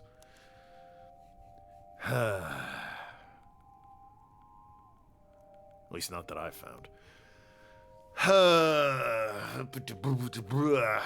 Tell me about this hag, maybe. Cleric searching for a hag. That sounds like a magazine tale. Romantic, almost. More like an epic quest. I'm inclined to agree. I do like her. It's just a shame she's, you know, a capitalist. Look, it's no secret the Ascani Reed's trade company employs a number of hags. Since the early revolution, we've prided ourselves in working with those who turned from the magicrats, including many young women left scared after the MHR. So you're employing hags on Tolstad. A freelancer, yes. Her name is Lisa. She provides security, arcane knowledge, eldritch innovations, and divination. She's quite good. Unfortunately, she's off on a private matter, from what I understand. She's unavailable at the moment. Her name's Lisa. Thanks. Where can I find her? No clue. Freelancers go where they please. She might have left the city as far as I know. She'll show up eventually, I'm sure. Well, I know if she shows up. Will do, Cleric. Yeah, what is with the thing in the fireplace? I'm not a thing! Don't mind him, he's harmless. I don't know exactly how he came over the contract, but I believe it was a Kargameshian fellow who handed it over. A smoke method keeps track of unwanted visitors. So don't touch anything, Cleric, unless you want to get seared. Hassling a lich is always a whole thing. Yeah. She smiles, her tusks gleam. Yeah, all right. God. There was something behind the mirror, which might be worth looking into. Emerald. I could sleep on it, see if anyone pops up tomorrow. I feel like I should probably at least make an effort with the lich before I go writing it off completely.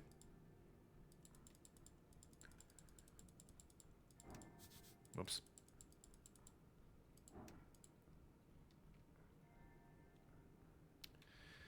An emerald, huh?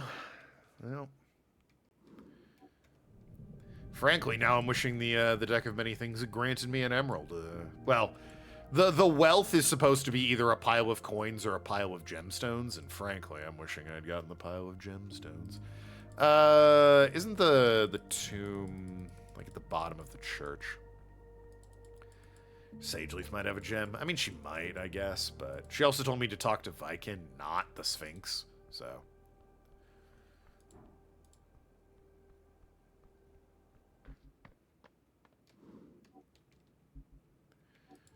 Hey, duck.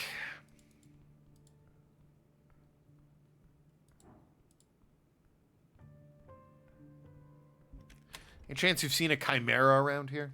You're gonna throw a cat? Ooh, I've got one. If you need a volunteer.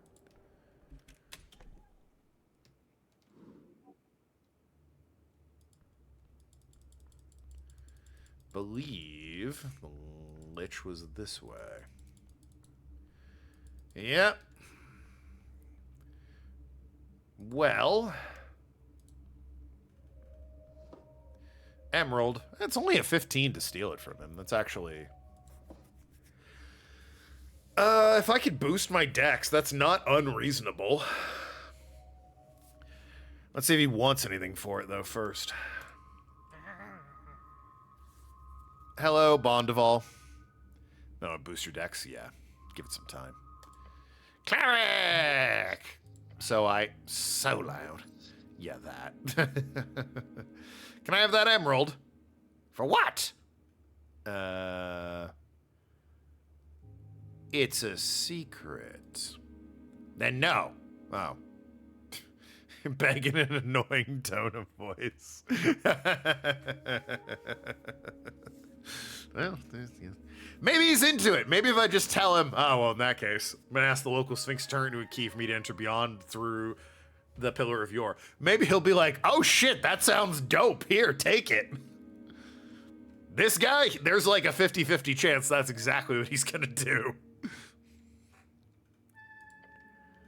That sounds absolutely crazy. You will die by following such a road. Great. Yeah, there you go. He grabs the emerald with his teeth, making a clicky noise, and tosses it to your chest. Go wild! You're unsure if this guy was ever smart, or if it's just his mind slipping his undead fugue state. Either way, a win for you. Bondivo's great. Yeah, I like Bondivo. I read that immediately. It's a secret. No. Oh, well, I'm doing this insane thing. Holy shit, that sounds awesome. Here, have the emerald. Fuck yeah. All right, goodbye. Well, that was easy. Nice. Could someone in the know tell me, because we are getting like a little close to the end of the day. Could someone in the know tell me if like I fuck anything up if I go and wait for tomorrow to go into the pillar? Or do I like have to do it on day 3? Is it like super important that I do it on day 3?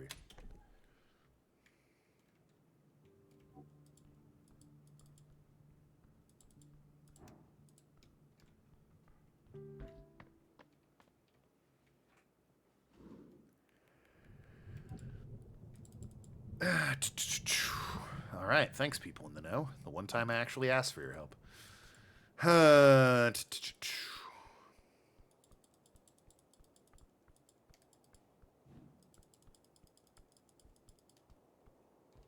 You found a new patron. Oh? Go on, then. All right, well, since no one's chiming in, I'm just going to assume I can totally... Senpai, well, enjoy them, I guess. I'm just going to assume I can totally go to bed and do this tomorrow, and nothing will be screwed up by that.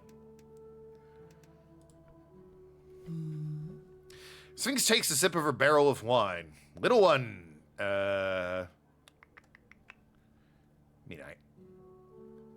Wait, did I not take the emerald, or, like, hold on. I need help. I see. Oh, yeah. Yeah, hand her the emerald. All right. I don't know why it doesn't say give her the emerald. I've got the emerald or something. It just repeats I need help entering the Pillar of Yore.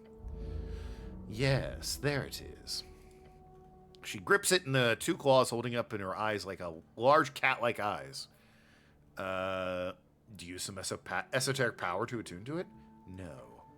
She hands some back to you. Excuse me? It's done. I've attuned it. Already? The esoteric is not always so showy, you know. Says the massive Sphinx drinking out of a barrel. Yeah, she can say what she wants. Nothing gets fucked up if you do it day 3, as far as I know. No strict rules about which day you go beyond. Fair enough. Given it's already, like, 9, I might just, you know, wait until the next day. That's a purring laugh. Take the stone to the pillar, and it will allow you entrance. In fact, it will remain open for you and your companions as well. She quickly mumbles something to herself. You posted the page in Discord. Oh, this could only be good, I'm sure. It's not like we were really over this fucking senpai cult thing years ago. What the fuck?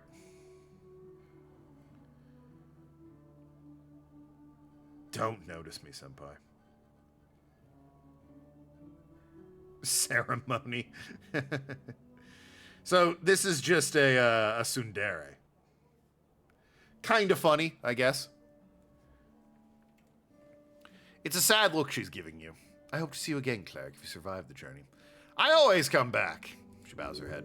Thinks she's worried for your health. Well, yeah, that's my wife. Shut up. She is. Like, I'm charismatic enough. I can gaslight her into thinking she's my wife. I'll be going now. Well, I guess I can at least have a chat with Weiskin about it. This game's pretty good about not locking you into such things. So even if I chat with Weiskin, it's not like he's going to go, ah, you've chosen my path. Now all other paths are locked off and you have to do as I say.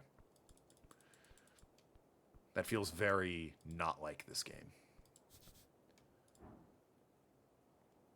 Stopping rainwater. All right, that's pretty... I like that.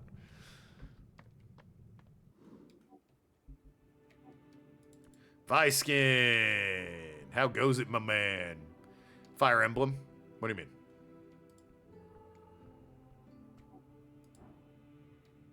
Can I, like, behold you and learn more shit now? Can I get a 15 at least on intelligence? Sure can't. +4 in all. You know, hey, you know what? Rest first. Oh, I can't spend a shard for it? Ugh. Fine, whatever. Engage. Yes. Oh, I can... Wow, why is this so...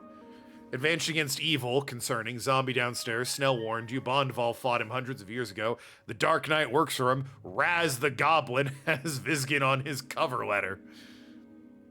Locking you to a choice. Oh. Yeah, Fire Emblem like to do that. Hey, I cleared it. You stand there mulling over all you know about this strange pale mortician when your attention is drawn to the air around you. It's damp and dry, cold, piercing through your chainmail, leaving you with an uncomfortable feeling, a feeling that appears locked within this place, this tower. Also, I never found the keys for my bike. You close your eyes, focusing intensely on that feeling all around you. It's not natural. It's very much esoteric, and negative energy flow permeates the place to its core. All of it focused on a single point, the pale man. He's covered in negative energy. Even worse, it emanates from him. This is no human. Oh, interesting. What we're looking at here is a thin disguise of a creature most foul, most powerful. No mere spellcaster, no mere arcanist, no mere wizard. He's a... I doubt he's a lich. It's a high-level spellcaster. Oh, he is a lich. Fair enough. Never mind then. Abomination! Like an actual lich. I'm used to liches being a bit more dead, but I guess he's just magically making himself look cool. The eat your soul and play with your bones type of lich? Yes, you're afraid so. What do I do with this information? You have a choice. Try and deal with this directly, or contact relevant authorities. Aren't I the relative authorities? You could just walk away. No worse for wear. This needs to be reported to Coin Lord Darrow, the highest city official of Tolstai, if only he was available. You should investigate this further. But what if... I don't mean to interrupt, Cleric, but you've been standing here in silence for almost 5 minutes now. Was there anything else you wanted? I don't need his help. I found this mimic. A mimic? Oh. Which book's has folds. Scary thing. Master beware around this one. How very, very quaint. You pick up familiars at an alarming rate, Cleric. I'm certain you will handle that monstrosity well. I'll be not implying I'm also a familiar. Pale Man does not respond to the goblin's comment. So where's the dead elf? Gone, I'm afraid. What? A door hug. Excuse me. Door hug, a technique used by magical thieves. Oh, cast Dimension Door. A spell that teleports yourself and another target in another direction quite far. I think it's only like 500 feet. But when you're stuck in an underground tomb. Yeah, I'll do it. Many heists have been pulled off this way, especially back in the Arcane era. 4th level, yeah, okay. You can teleport. 500 feet in any direction. Yep. Someone wanted that corpse, and they had the resources to acquire it. Oh boy, they pulled an old trick. That access to 4th level spells, that's no mere trifle. Yeah, especially since apparently 5th is the highest we go. Shit. They pulled a door hug on you. Like I said, embarrassing. I should have set up more defenses, but if they could employ an agent with Dimension Door, they could surely cause even more trouble, so perhaps this was for the best. Why did this happen? They wanted the corpse, clearly. He's repeating obvious information. Is he trying to be funny? Elves are strange creatures. Who knows what strange activities they perform with their dead? They're removing evidence, clearly. Must be the elves. The Ilium's roots reach far, cleric. You see an unnaturally characteristic wide smile spread across his pale face. Things are getting interesting. Fucking hell, this guy is creepy. Alright, well, see ya. Out of curiosity, are you familiar with the huge monstrosity that lives below the surface in the pipes? Anyway, bye. You've lost faith in the army! Why is it in all caps?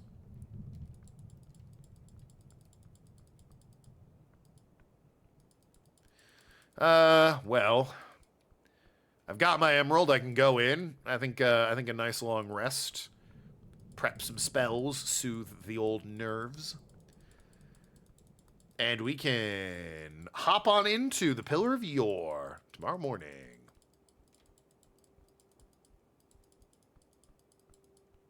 It's a little annoying I can't go and visit the Coin Lord again. Throwing apples on his house. I wanted to check in with his daughter and see if I could give the knife back. I also kind of want to see if I can tell the angel that the daughter is going around making warlock deals and shit. I can read one of these books at least. You gotta spend some time flipping through archives. He wants you to tell him if you're going to bed or not. Oh. Fine, yes, you can. I'm going to bed. I still can't get over it. An elf in a tea shop? It's like the start of some dumb riddle. Grunt scratches chin. I hate riddles. I need sleep. See you tomorrow, cleric. Yeah, well, fair enough. Oh, hey, there's a plant. I do have to speak with plants.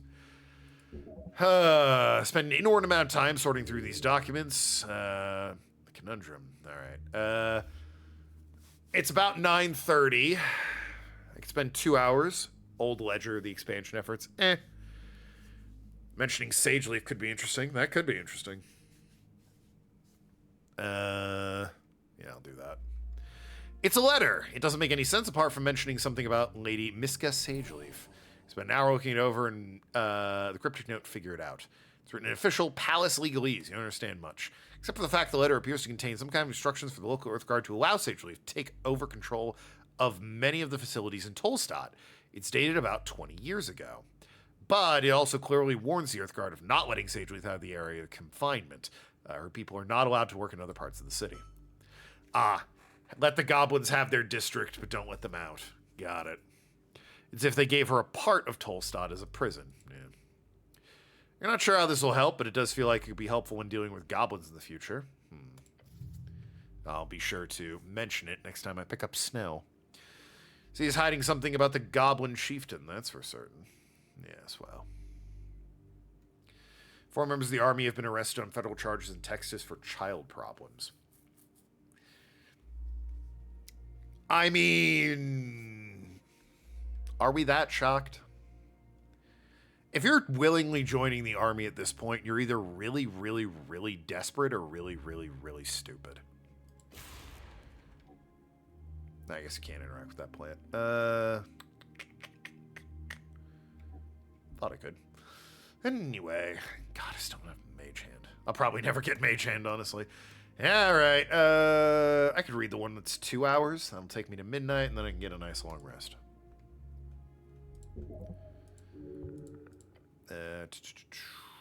2 hours one is... That's the expansion effort, sure. I think tome worth of accounts from explorers of the Undercoast. Spend 2 hours looking through the rambling journals. A journey through gravity shift tunnels, a trek past infamous gnome liches of perpetuity, surviving the depths of yelling pits of loudness. All right. And the fungal valley right above it. The yelling pits of loudness. A little redundant, don't we think?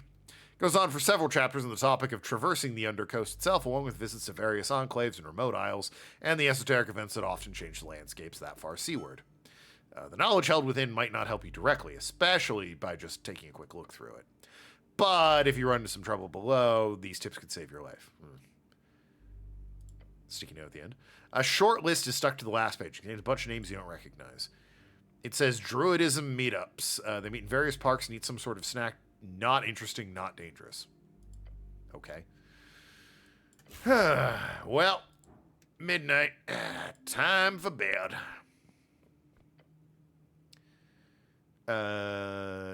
Take a long rest. Bunkering down for the night. As you fall in the softness of the bedroll in this tiny tower, you feel tired, the kind of tired sleep won't fix. Been there. By solving Olz's riddle, you've clearly distinguished yourself, though I'm genuinely surprised you didn't end the campaign outright by drawing from the deck. Really, you're insane. What do you mean? Oh, I did find my deck of many things, by the way. Finally, your star witness, Meridak Moonwatch. He told you about his sighting of the invisible smoking man. Someone has managed to enter the Pillar of Yore. My God. You must, you must follow it. It's time to finish the job. Did I really lose my deck of many things again? Where did I put it? Will you be able to complete this quest of yours? Yes. Where the fuck? Why am I such a disaster? This is where you will find your answers. Like, where the hell did I put my deck of many things? Answers with strings. Unbelievable. Surely it's got to be, like, over there or something. God damn it. I am truly the worst. Also, I say I found it. Kaida found it. Because she's, the best. Day 4. If I'm not mistaken, tomorrow's election day. Oh, 2 days. I guess we're including today. You must finish. Don't worry about it. You have a feeling you're going to finish the job just on time, as per usual. Yep. I'll have a word with her. Hello, cleric. Get to know her better. Oh, I figured out that guy's a lich. I guess maybe I should tell you that. Figured about the pale man in the morgue. I like her more than I like the lich.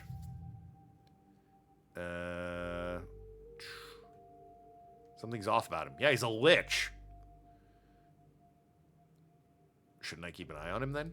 If you wish, I suggest nothing. You don't have the skills necessary to cross the guy. Well, good info. Thanks. Not engage. He's a... whatever. Bye. Also can't talk to her about the Coin Lord's daughter, which is a little lame. Although, who knows? Maybe she's hanging around. She is not. Maybe she is. You stop. An ominous feeling. Oh, not another visit from the assassin, is it? There's no rain today? Maybe that's what you're reacting to. Wait. It's a familiar feeling, a connective broadening of the sense, of your hearing in particular. Someone is sending you. Only one person who ever does is, unfortunately, is it my boss? Leif Yizcraft, Patriarch. Hello, Rang! Oh, God, please, no. Your Patriarch, listen carefully. I am sending you! This is about some conflicting reports. Spider-Man. Your skull rattles. It says here that Tolstar the Lich House has a dead elf. Are you sure it's not a tall gnome? That would be more statistically likely. And then the corpse disappears right after. Sounds like trouble. And remember what I said, that... The spell cuts off. That would be 50 words. Make your response now. It was not a tall gnome, it was an elf, and the corpse appeared to have been stolen by some door-hugging trickster. The elf is one piece of a larger puzzle. I believe the tea shop blew up because of an illegal fireball necklace. Yeah,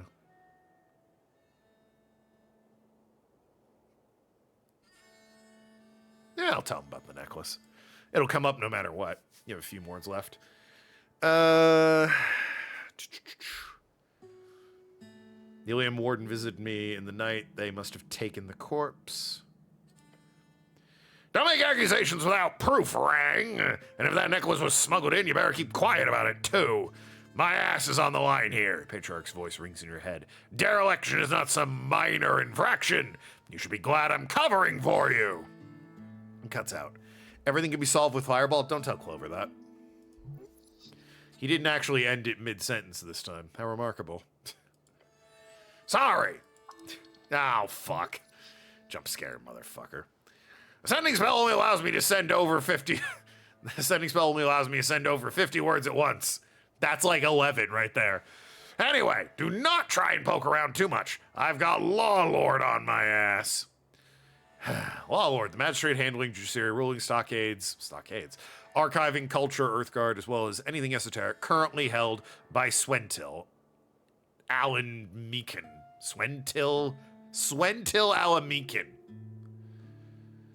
Sure, the Palace District. What a name, Swentil Alan Meekin.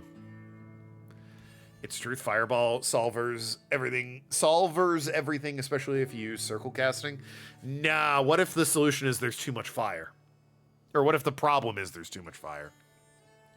Just focus on not pissing off the goblins. Trust me. They love me. And also not pissing off Darrow. He and I haven't really interacted, but I haven't pissed him off. That would be really bad. Get it done, Rang. Again, it cuts out. It's ragging, you huckster. Fucking shout out to Huckster. The only part of Tony Hawk's American Underground or whatever I enjoyed. When somebody called me a huckster and I was like, what the fuck did you just call me? He spent 2 third-level spell slots on this. Sure, it's a 2-hour walk to the towers, but he couldn't even pay for a messenger? They used to call him Leif Yixoff at the towers. You can imagine why. Yixscaft? What? Yixcraft. Yixscaft. It's a dwarven joke. Oh, I see. Clear your head and go about your day.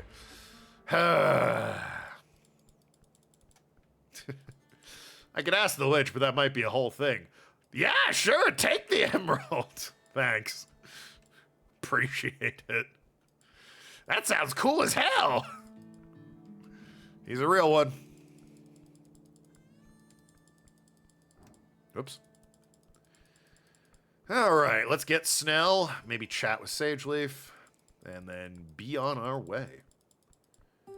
I don't think this is the right way. I think this is rather the long way.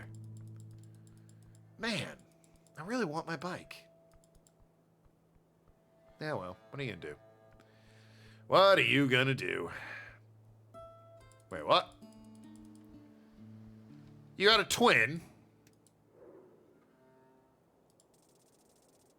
Fucking come on! What is it with me getting a nat 1 on Braxo Pencil Wing? Son of a... But no, there was another... I thought he was hanging out, as I was leaving the Coin Lords. I was like, oh, it's Braxo. I didn't even comment on it. I was just like, no, it's Braxo. Fire can put fire out? No, it can't. It's literally not how that works. Yeah, this guy. Why are you in... What? Hey. What are you doing? Hello again. Can I help you? Has he handled gender swapping? There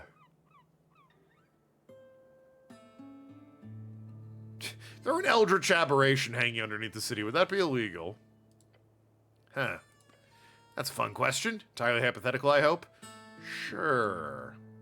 Let's put it like this. The city of Norvik does not enjoy any illicit creatures roaming below. But ever since the last big CBC, that's City Below Crusade, there haven't been too many problems, just the occasional pop-up. But hey, if there's a really big monster below, go talk to the Patriarch about it. Maybe get another crusade going. Would be fun. I'll just not do that.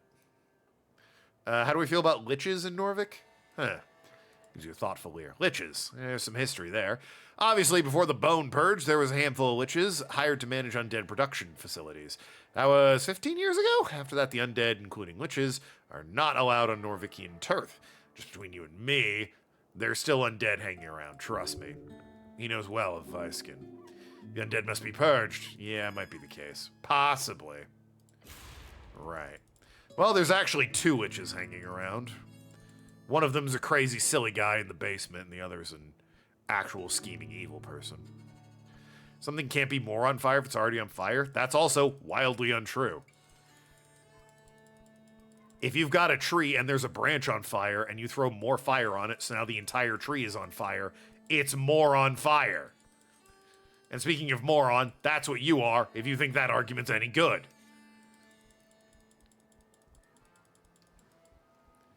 You know, Viskin, when did that happen? Oh, I went to chat with him after the Sphinx just because, you know, I felt like it'd kill some time.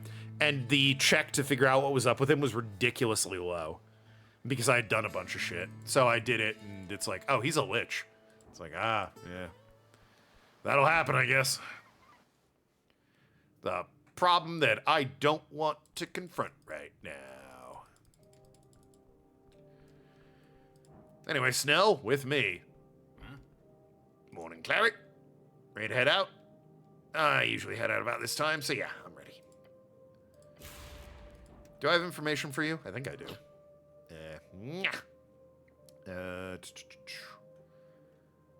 I'm here to report some things. Oh, nothing apparently. Thought I would have had something to say about something or other. Anyway, let's head up to where the pillar's the tallest, I suppose. Back to lurking? Yeah.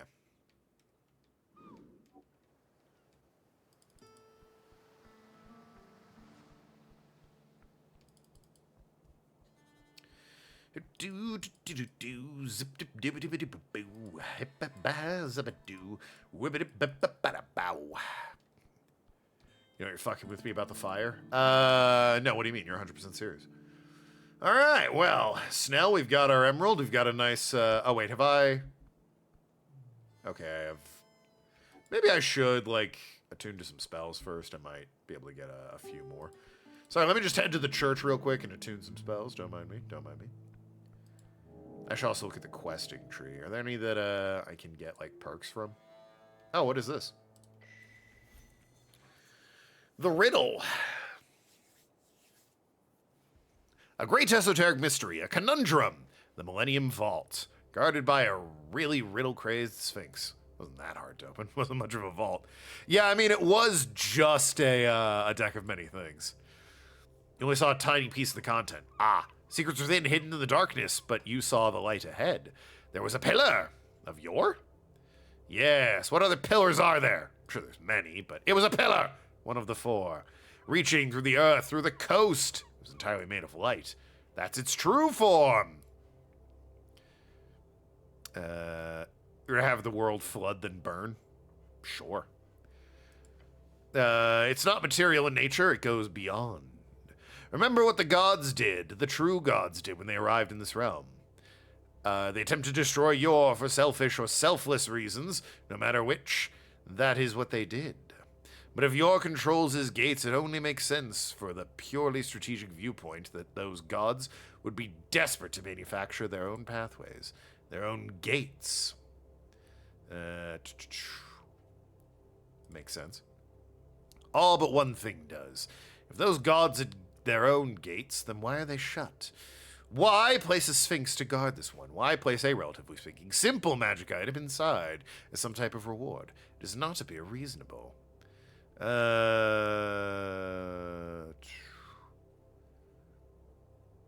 I have gone deeper? No. Well, the boundaries of that place were tightly knit. The strings were all around you, holding you in place. The vault is a piece of beyond, for whatever reason. They were not allowed to use it as anything but. I won't get any real answers, will I? You will not. However, if you keep thinking about it, you will eventually come to a conclusion. You're a genius, after all. Simply keep scribbling in the margins. Keep working on your esoteric knowledge, and the truth will be revealed. Honestly, the whole thing makes it obvious. It's all about magic items. Deck of many things, sure, but also the other shit you collect.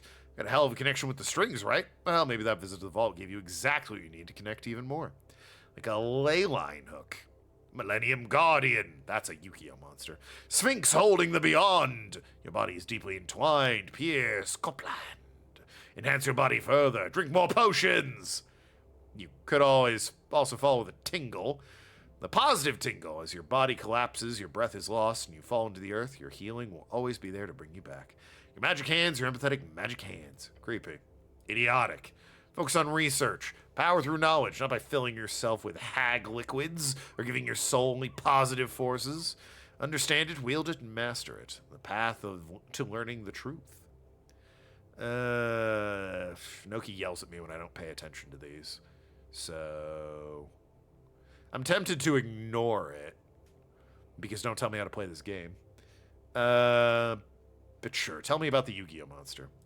Buys a temple. Effective potions are doubled. Well, would have been nice before I drank all those potions. Scribble margins. Never stop working. Quark level is doubled when calculating the amount of spells you can prepare. So I can have a shit ton of spells. That's quite good, actually. About the ley line hook. Alters ability score on trinket modifier. Positive modifiers plus get a +1, negative fires get a -1. Oh, so everything's amplified. +1s become +2s, and -1s become -2s, and +2s become +3s, etc., etc. About this positive tingle. Heal everyone. Healing spells are rolled twice. It's pretty good. By far the most interesting one's the, I think, yeah, the scribbling in the margins one. Feat unlocked. It always zooms in. What are my my feats again? Asgal Spirit. I don't really need the Asgal Spirit, I guess. I like Lady Fair. During short rests, I mean, that's just nice. The advantage on initiative, that is nice too. I might ditch Asgal Spirit. One health point for every hour is not super necessary. Sorry, Asgal. That's young and dumb. That's Asgal Spirit. Yep. Forgo that. Choose. Yes. Scribble the margins. Nice. Nice, nice, nice. Done class conflict. Ruffled feathers. Elven Connection's got something. And so does the Star Witness and Gate of Yore. Jesus Christ. Alright, well, let's go through them, shall we?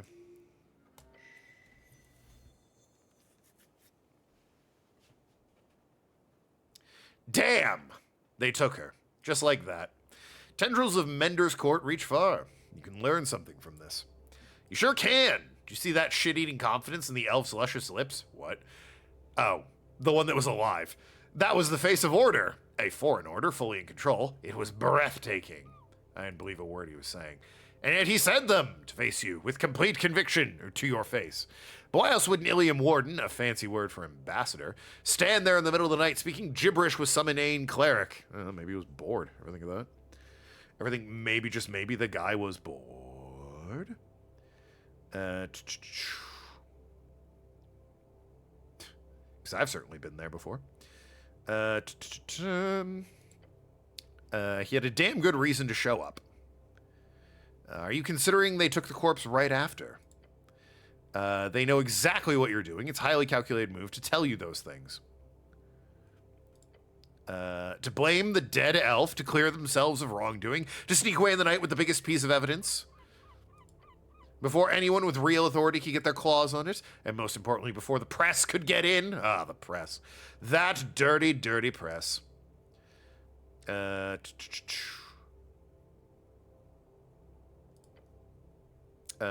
yourself closer to that Twinkie elf's level. I'm sorry, what?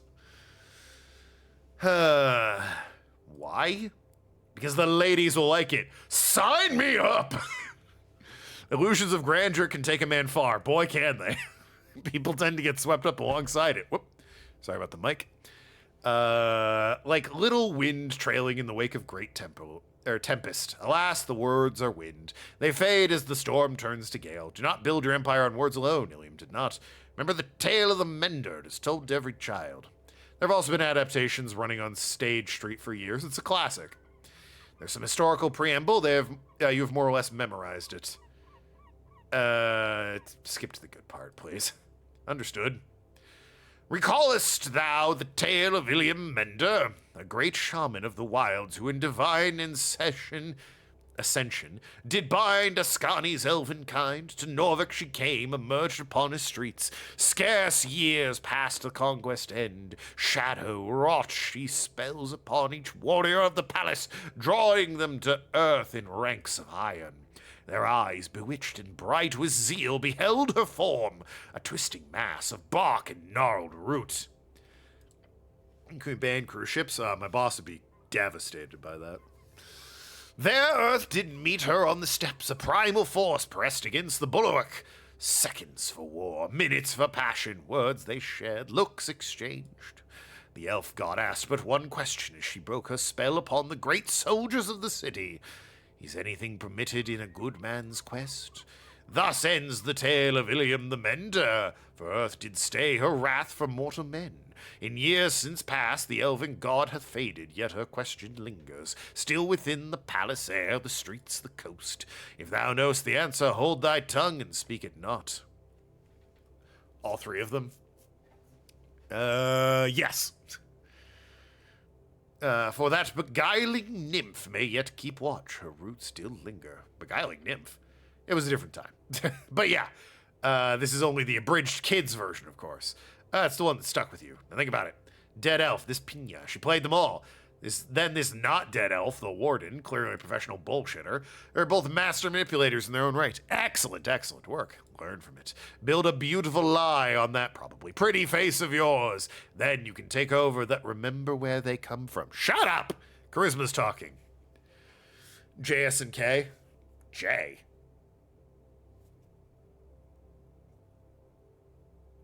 J? You mean V, right?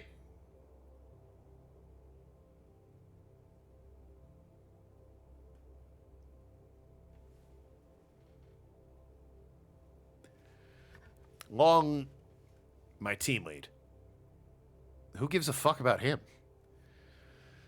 An imperial dream. Learn from their mistakes, build upon their methods. Then you realize they're immortal, right? Or they're supposed to be. That's what sets them apart. Keep that in mind. The bastards are way too slow to adapt anything. Whether it's a millennial sphinx or an anti-Sepalian celestial or just an elf, they've all got that weakness, a fragile immortality. If you die, you lose, what, a couple decades at worst?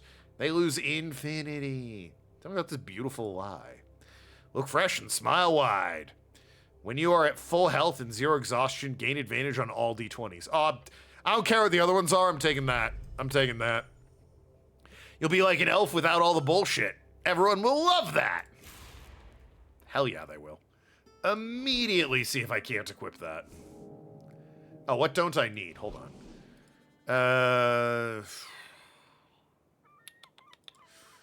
Advantage on initiative. Oh, I have advantage on all rolls. I can ditch infectious paranoia. Thank you very much. Am I floating? What the hell am I doing? Like, what the...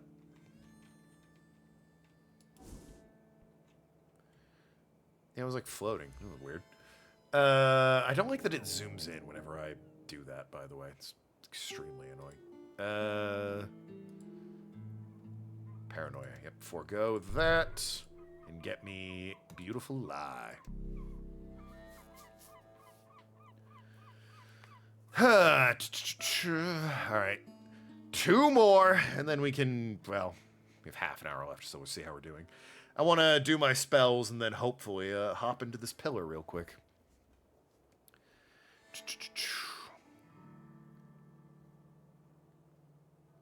Sorry, 1 second.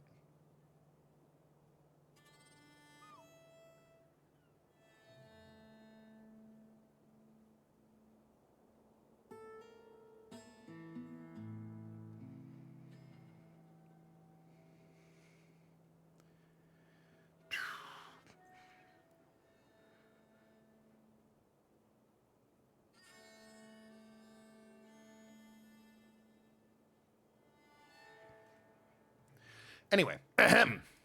The Star Witness. Be aggressive. Ew. Push over the line, destroying each worthless monster in the way. That's how you get ahead in life. Aggressive competence with stoic demeanor. Where's this thought coming from? You! As the adrenaline wears off, the world comes back into perfect, regular clarity. After such a deeply euphoric fight, you're standing there realizing you're on top. And that's where you're meant to be, the most competent man around. In fact, I'm alive is the most impressive part. I would love to never fight another troll in my life. Do not say that. You do not mean it. Taste of pure, near-instant, blood-misted death has got you hooked. You need more. More? More fights, more near-death experience, more romance. Romance! Romance! Knights chasing down tyrannical dragons, damsels being carried to safety, empires falling and kingdoms arising, men with goodness in their hearts, bearing the burden of reigniting spirits, breaking darkness and smashing evil. You finally reached that point. The point where you're feeling like a professional cleric. Ooh. Finally. Looks like you might be leaning the wrong direction here. Goal isn't to break yourself from some illusionary audience. It's not. Oh, yes. Risk assessment, baby. The larger the creature is, the more you should be getting paid. Not in troves or loot. That shit's a nice bonus, but you don't gotta get on paper. But you gotta get this on paper before you dive in. If you're ever fighting a troll again, you're doing so for maximized hourly weight with every possible gruesome death calculated into that final price. Your life on the line, that pouch is getting fat. Them's the rules. I've heard about clerics who go into freelancing. Could be cool. Could be real cool. Clerics are in high demand, especially these days. Clerics with your kind of esoteric know-how, invaluable. I do like getting paid a livable wage. Oh yes, the towers are infamous for their tight budgets after all. Gotta make a living somehow. Taking a gamble for pay is good, sure. But to actually live to tell the tale, for that you need more than luck. You need luck of the fool. Yes, please. Every time you head down there, it's a gamble. Every time you take on a job, and there will surely be even more ruthless jobs than a troll in the future, you roll the die. The die being a 50-50 chance of death and destruction. That's a coin. What'd the red one call it? Getting blood misted? Instantaneous smashing. That's it. That's what you're risking every time. Embrace it. Focus on being really, really lucky. You've survived long enough on guts. It's ultimately pointless gambles. But I like gambling. It's time to calculate your odds. Tell me more. As you can clearly evaluate each time you take on a challenge, your outcomes are quite extreme. It appears you are just as likely to succeed in unlikely and extreme manner, as much as you commonly and rather find yourself in a radical and terrible failure. Yeah, that's fair. It's failure more often than not, I've noticed. Even by recognizing your personal skill level involved in a particular task, the overwhelming power of chance is evidently your clearest ally. This is bad. Now embrace luck, man. You gotta be willing to take the good with the bad. Whatever hand you're dealt, you gotta play it. Instead, let us lean upon the strings, a tightly strung balance. No, God, that sounds so boring. A bell curve? Yes. If you before had an equal chance of each outcome, with quite volatile, this would instead allow you to take control of the outcome, aligning each attempt around the center, the average. Okay, well, I'm interested in what this perk does. It sounds pretty good. This would reliably increase your odds of succeeding at tasks you are equipped to handle, while dramatically decreasing your failure rate of those you are not. I understand what this means. Obviously, it's rudimentary. Of course, this would impact both you and your opponents. Your strings are universal. Alright, so tell me about luck. Whenever you roll a natural 1, you get another result and take 1d4 of damage. This effect can repeat infinitely. Oh god. This damage cannot take you below 1 HP. Oh god. It can repeat infinitely. I don't get that many nat 1s, in fairness. I think I've gotten 1 this entire game. Reflexes. Whenever you roll 10 or below, add extra proficiency. That could be good. Because I am doing that a lot. Professional cleric. You cannot critically fail. Oh, so I'll never get a nat 1. That's better than luck. That's just, like, better. I guess, well, no, I'd still fail. It just wouldn't be a critical fail, eh? Tell me about the balanced curve? Whenever any d20 is rolled, the strings of your cause the outcome to lean towards 10. Chance of critical rolls are diminished. I see. So I'm more likely to roll a 10, i.e. the middle, than I am wild success of nat. That's boring. Yeah, I don't want that at all. Of those, I don't know if I'm going to equip any of these, but probably Dungeoneering Reflexes is what I want. Time to make a proper living. You might get the nat ones buff. Nat ones, but it wouldn't be a crit fail. Yeah, that's my reading of it. Okay. Last one, which I believe is this one.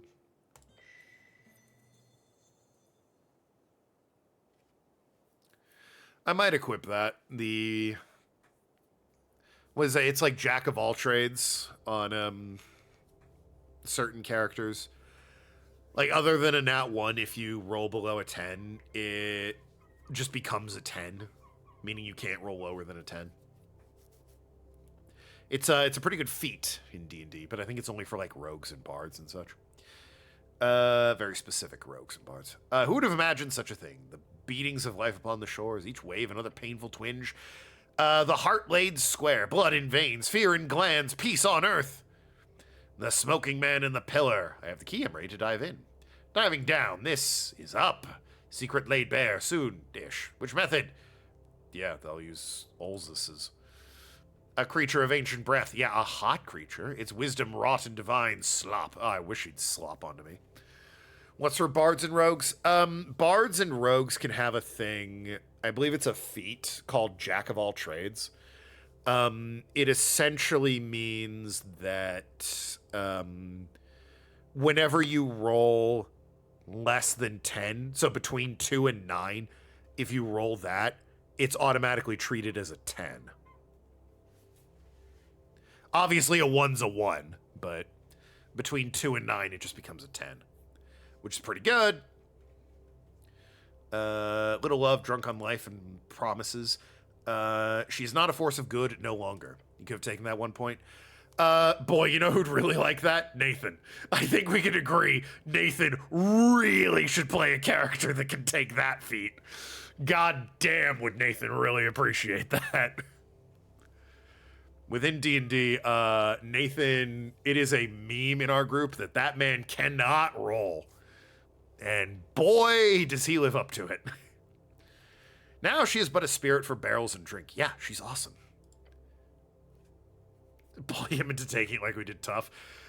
We didn't have to bully him very hard into taking tough. Everyone yelled at him, "Take it, you idiot," and he went, yeah. Because he didn't give himself any cons, so he had no health. Which, when you're a DPS, is a problem. When you're, a back row, like a bard or a wizard, it's fine, whatever. When you're a fucking guy in the front row, take the damn health. The path forward lay clear nonetheless. Your journey comes to a close. But who is the man? Oh my god, there's a lot of options. Vera, sneer. Okay. The smoking man. It's me! It's not Snell, it's not Pina. Could be Viskin. Probably not a doppelganger disguised as Viskin, the Duck, Kraid, Axel, Alphaz, Arn. This is alphabetized. The weird dock worker guy. Oh yeah, that guy. Bondaval, Braxo, Lady Shamar, Drummer, Everglad, Freydis, Gorm. Could be Gorm, actually. Gorgalash the Bastard. Gorgalash! Ambassador Ivix, Kullervo. It's not Meek. It's not Meek. Jack of all things is a bard thing. Oh, it's not a rogue thing? You can add half proficiency skill sets. Oh, I'm thinking of reliable talent, which is a rogue thing. Oh, I see. I mixed it up. Yeah, sorry. I'm thinking of reliable talent. Sage Leaf, that'd be a twist. Asgal himself, I might say it's Gorm, honestly. Moongor, Nessun, Olzis, too much to drink. Tsuyugi, the traveling merchant. Pinya, no wait, shit, I already thought of that. The potion seller, Rick's biter. You don't even know that guy's name. Rollo the seagull, that monster. Sir Tribbin, it's Smarter. Who the hell is Smarter? Oh, is Smarter the goblin in the bar? Snur Vir. Something's off about the orc. I'd love to say one of these stupid answers like the seagull. I'm gonna say Gorm. Your gut grumbles. You do not know anything. There is no clear proof. But you know deep inside, yes, Gorm is the one. Your invisible smoking man. What, really? Nevertheless. Wait, for real? Moving on, you need facts, you need tangibles. Your gut is telling you. You've had Jack Hall trades this whole time and can add +2 to any check that doesn't include your proficiency. Yeah, I guess so.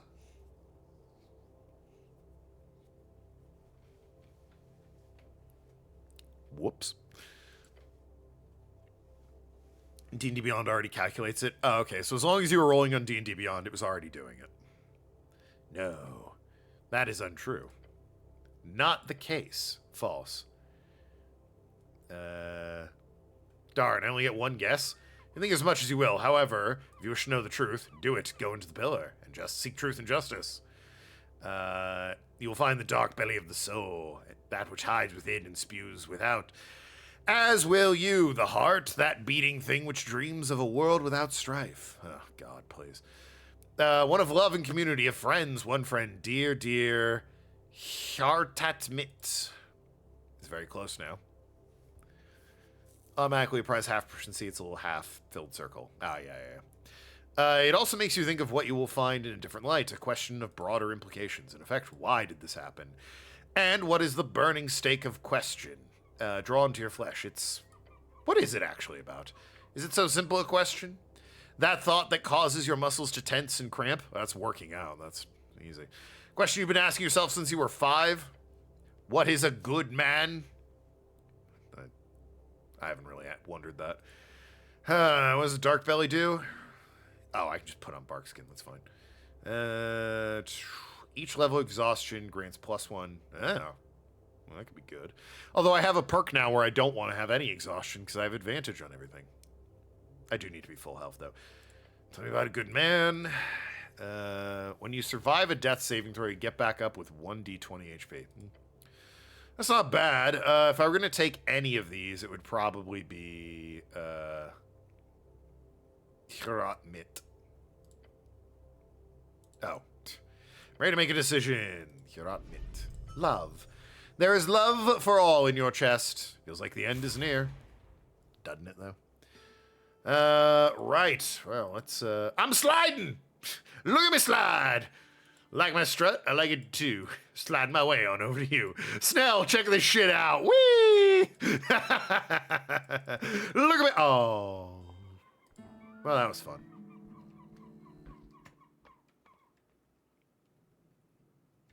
Anyway. Don't mind me, Duck. I'm here to attune and equip my spells. Prepare spells. Right, got all my cantrips. I've got a shit ton of slots.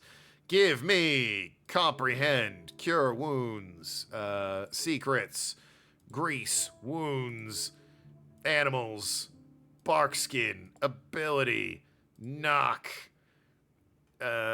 speak with plants, speak with dead. Yeah, I got a ton of slots, jeez. I mean, fuck it, I think I can equip everything. Mantle, healing, shield of faith. Charm person, detect and light. Yep, I can just equip everything. Fuck yeah. Look at that spell. Wait, Jesus. Well, given how constantly I'm taking damage, I'm just gonna throw on some bark skin right now. Don't mind me. Ahem. And away we go. You can go beyond from the pillar up top. No, you can travel in the lands below for it. Oh, yeah, I was gonna do that. I was going to go to this pillar right here and do that, actually. I got 20 minutes. We can take a peek into the void, as it were. Pillar of Yore. He is speaking. Touch the pillar. Begin the process of entering. Standing here at the pillar, you feel the world upon your shoulders. If you do this, there's no going back. The gate might never allow you to return. Make sure you finished all your other quests. But don't worry too much about loose ends unless you're going to act all quest-obsessed like Noki or Kaida. Check up on your consumables. Don't want to run out in the beyond. Are you ready? Is your soul ready? This is the point of no return. Ooh! You'll be given a free long rest once you choose a method of entering. Oh, well, I did that already. You'll need it for the journey. With those thoughts out of the way, how exactly do you wish to enter? Not ready yet. That's okay. I'll believe you. Prepare whatever you need and let's do this. Okay. Hey, I'm gonna buy, like, all of your shit. Don't, just real quick. I'm gonna buy all your shit. I'll finish the game today. Oh, am I? If you go beyond, not much game left after that point. Oh, fuck. All right, yeah, let's wrap this up today, then. Let me just buy a bunch of shit real fast. Oh, I did buy the empty bottle, or didn't I? Oh, well. Oh, those are shards. Yeah, incense, dream patch. All right, see ya.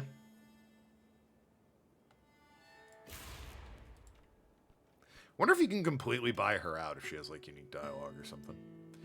Also, just gonna drop a save here. Point of no return. Really important you get those in the right order, because if you don't, you can spell something else, and it's a little bit embarrassing. Anyway. Right, into the pillar, I guess. Are there other quests? Yeah. Do I wish I had my bike? Yes. Do I mind that much? Not really. Let it ride! Take out the gemstone, you feel it tingling in your hand. Olzis was very much correct. The emerald is now attuned to the pillar. It throbs excitedly as you bring it closer. With its ether. 20, 30 minutes tops. Yeah, all right. We'll wrap this up then. In an instant, you watch it begin to fade. Within seconds, a stone is almost translucent in your hand. Then it's gone, as if turned into thin air. In your mind, a voice whispers, "It will take some time, cleric. Wait a moment. The gate shall open soon." You're in my head? This is a pre-recorded message. I cannot respond to you. I placed it within the attunement strings. Nifty, right? Anyway, this should be enough. I think it's limited to 50 words, which is... probably meant to end that with more than enough. Practical magic. The goblin laughs. Was that 50 words? You have time. Use it to rest. Sure you want to come with, Snell? Goblin says nothing. Yeah, I don't know. Might seem crazy, but from everything I've seen so far, if I leave this be, if we don't pressure this guy, something terrible will happen. I can't be alone in thinking that. Glad you're with me, Snell. Yeah, same. Sincerity has given him an awkward amount of emotions. Made him blush. Make out with me! We can do this. I'm ready. How about you, Meek? Sorry, where? The Beyond. Meek has clearly not been paying attention to the current events. Is this danger for Meek? Nah, you'll be fine, right, Snell? No comment. Okay. Meek will help guide cleric past any trap. There is trap and Beyond, right? Potentially. Yeah, great. Meek will help. God, I need to sit down. All right. Close your eyes. Feel the pillar rising up from the clouds beneath the earth, piercing the veil of something beyond. You are ready. Snell takes a deep breath. I'm not doing this alone. What the fuck? Oh, focus on myself. No, yeah, use the gemstone. Holding up the emerald, it does not appear magical. It does not glow, nor does it show any type of esoteric tingle, until you bring it close to the surface of the pillar. I've got my sword, I've got Meek, I've got Snell. Well, I had Snell. Sword and Meek, it's...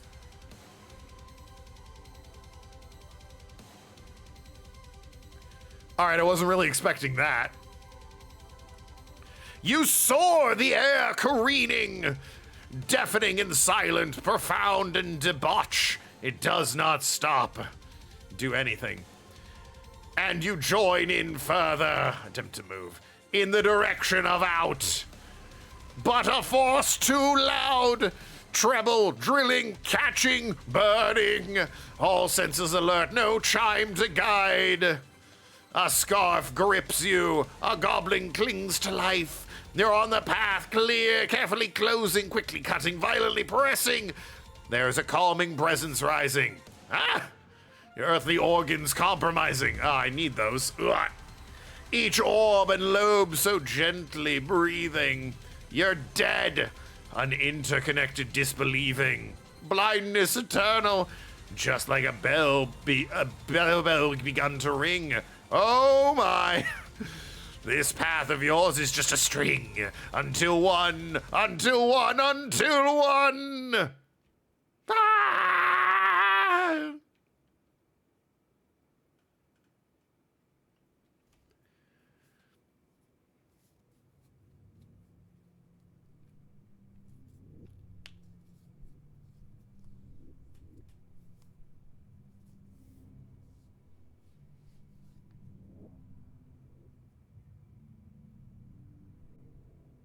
Oh. I was wondering what I was looking at. We're just very zoomed in, I see. Standing up in some sort of water.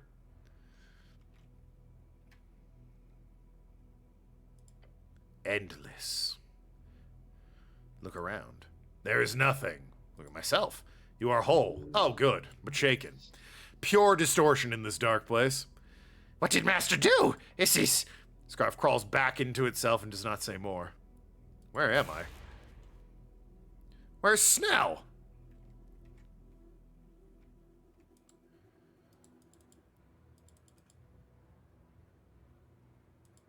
Snell!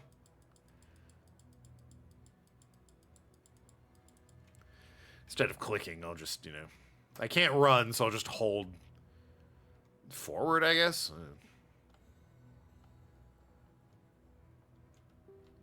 Well, this is, shit. Yeah, shit. This is a terrible idea. That's not one of my better ones. All right, Meek. Know any jokes? Since we're gonna be here a while. Whatever's out there, you can negotiate with it. Well, yeah, that's my whole MO. Everything wants something, there's always a correct choice. Well, yeah. Everything wants something. Oh, hey, I've got the time. It's 2:51. Interesting. Fear, body shaking. There is nowhere. There is nothing. There's a whole lot of nothing, I can tell you that. I don't know why I feel like right is the correct direction to go. Staring into the beyond, it leaves your mind in dark... apart from the sliver of light.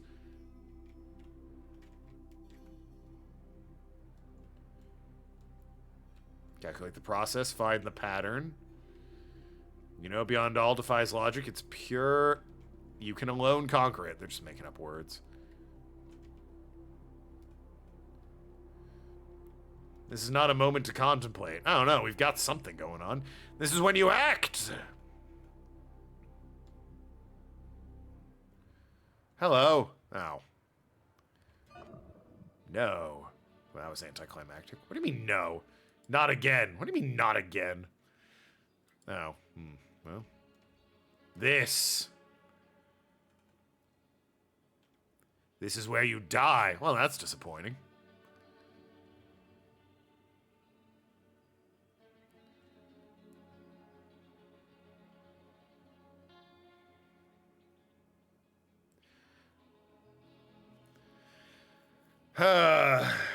Hey, Sword. Hey, Meek. I've got the big sad right now, I guess. So, if you know any jokes, this is the time to tell me.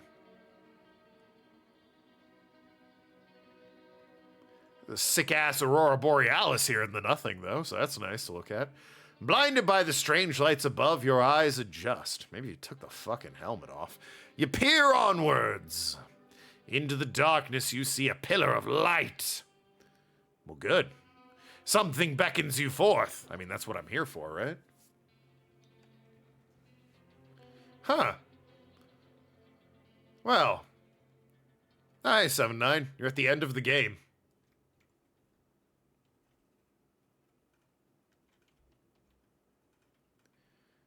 Huh. Maybe there's a way out of here after all. Well, yeah, duh. I'm guessing that, would let me attune my spells. A shrine! I'm good. Already attuned. So, Snell. Is he, Restart? All right, you heard the man. I'm going to go restart real quick. Be right back.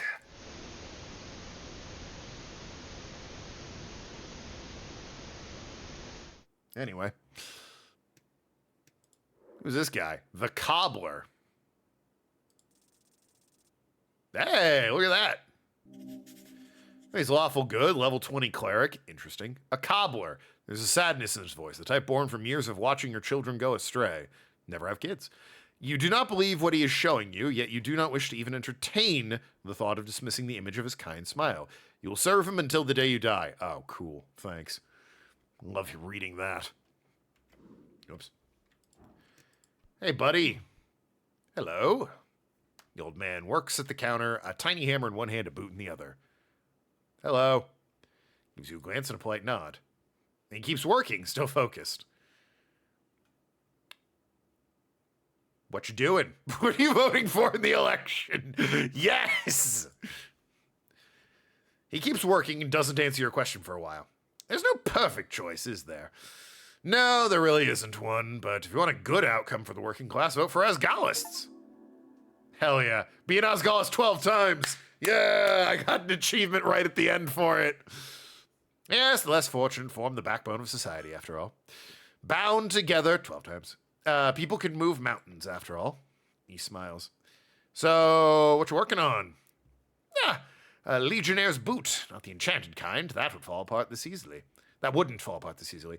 Needs a sole replacement, new stud, hobnails. You know much about boots? No. Nothing at all. I wear them. They're staring at your feet. Earth God standards. Of course, what else? Points his hammer at you.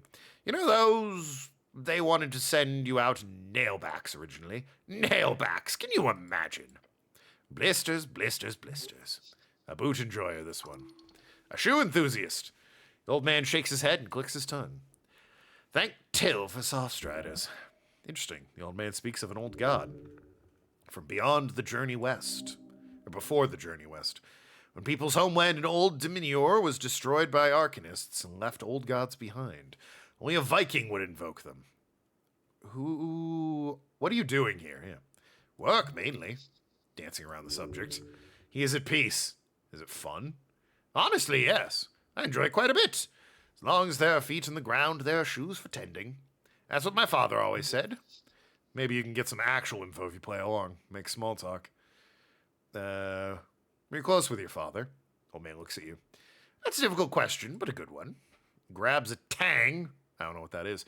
To rip leather off of a sole. I think the best thing I can tell you is another saying about my dear old father. We're nothing but the worst parts of our parents with a splash of random ego. Yeah. He read one too many books. So who are you? Nut, son of Toke. Unfortunate name. That is my name. A good name. No, it's not. He keeps working on the boot. Time to inquire. Why are you in the beyond, Nut? Oh, I died. Do it. I've been here for years. You're dead. Everything here is not so material, you included if you stay too long. Holds up the boot and look at the bottom with his one eye closed. It's a tunnel. A right-going way heading straight outside. I've been left behind for a bit longer, though. Just a bit longer. It's a tunnel for the dead, for souls. Yes, that sounds about right. The old man places boot down and hammer, gently as if placing his own child upon the bench. Rogn, cleric.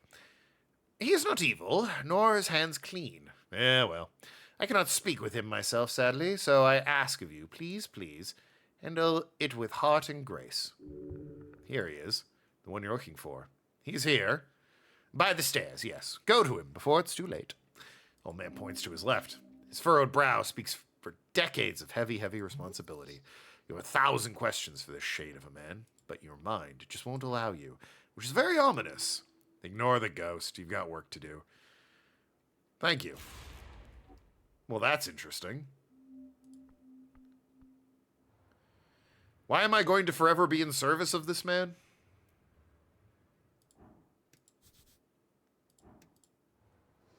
Huh. Sure. Don't know if I need that here, per se. He pointed to the left, right? Is that it? 27 apples? Okay. Wisdom. Not quite apples, it's the idea of apples. Yeah. What the hell are these stairs that he pointed to?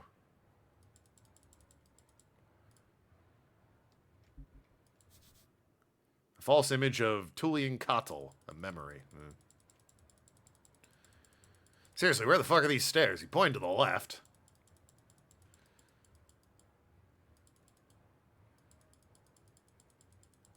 More up, maybe?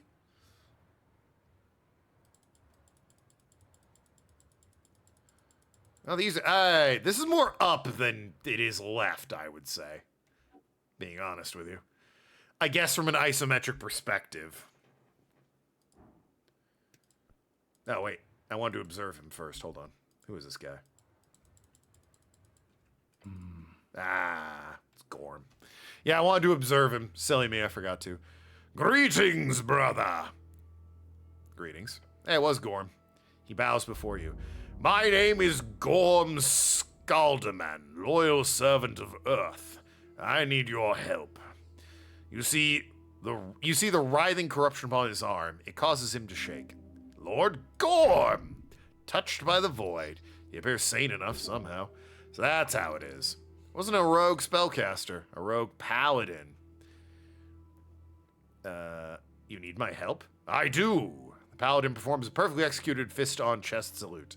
He says he knows the longsword sheathed at his hip, the Flame Tongue, one of the great swords of Norvik, passed from paladin to paladin.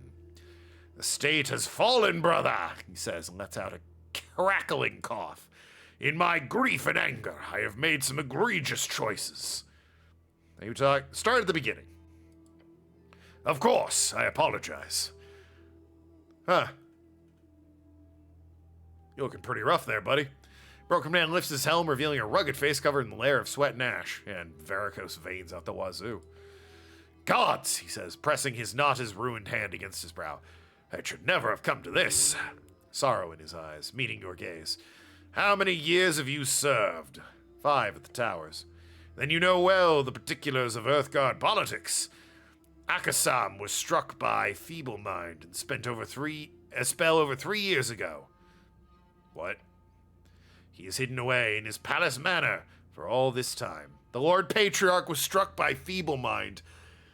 Oh, that's not good. That's a real bad spell to get hit by. You probably don't need the particulars. It says what it does in the name. The city is now a headless chicken run by a cabal of magistrates. On a cursed evening 3 years ago, leader of Norvik was as good as assassinated. They decided to keep it a secret. Their reasoning was simple. It was for the security of the city. Without Earth, they have no protocol of the transfer of power. None revealed to the public, at least. You sure he isn't just old? Who knows about this? Who cast the feeble mind? Who knows about this? Few. The magistrates, some of the patriarchs, all of them sworn party officials, including me. Despite my lower status as a paladin, it is a tightly guarded secret. They are sworn. They cannot speak, even with this evil going on. Why are you a paladin and not a patriarch yourself? I am not well suited to such labors. Too much administrative work. To retain my position as last paladin was deemed honorable by itself. He looks to the void. And I was never good at tower duties, teaching youngsters and such. One of my comrades once told me a student who tried to cast a power word spell within his first few weeks at the towers. His eyes melted out of his skull. Can you imagine being responsible for such a thing? He shakes his head.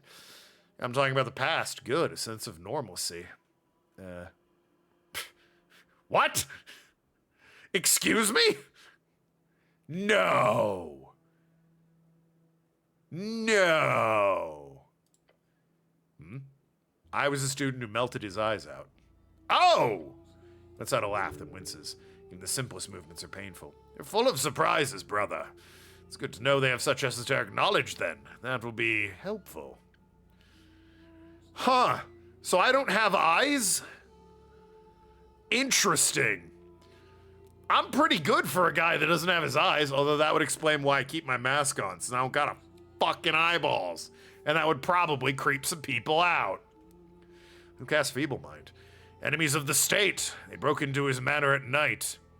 Power word spells you wacky? They sure do. Another dialogue says your patriarch cast Restoration. Oh, good.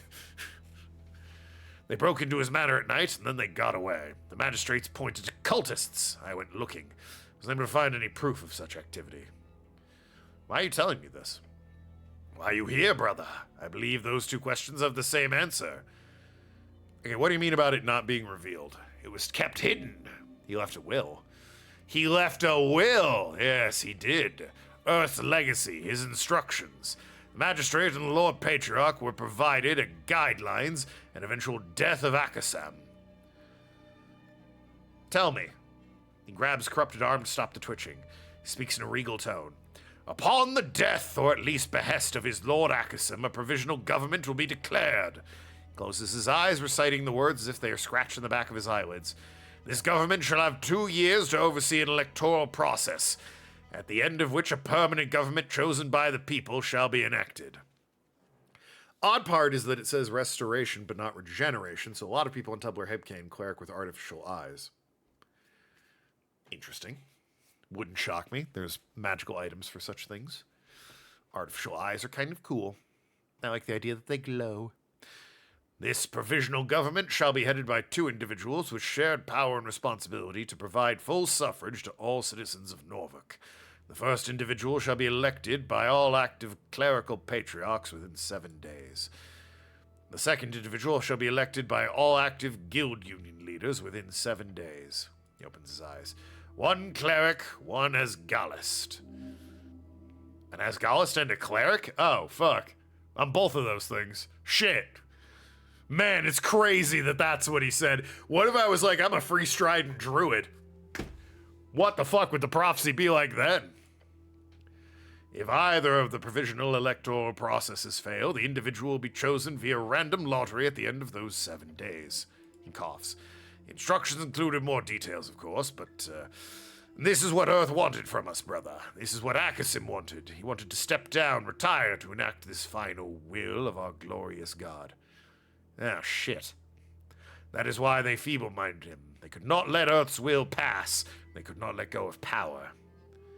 Those corrupt bastards.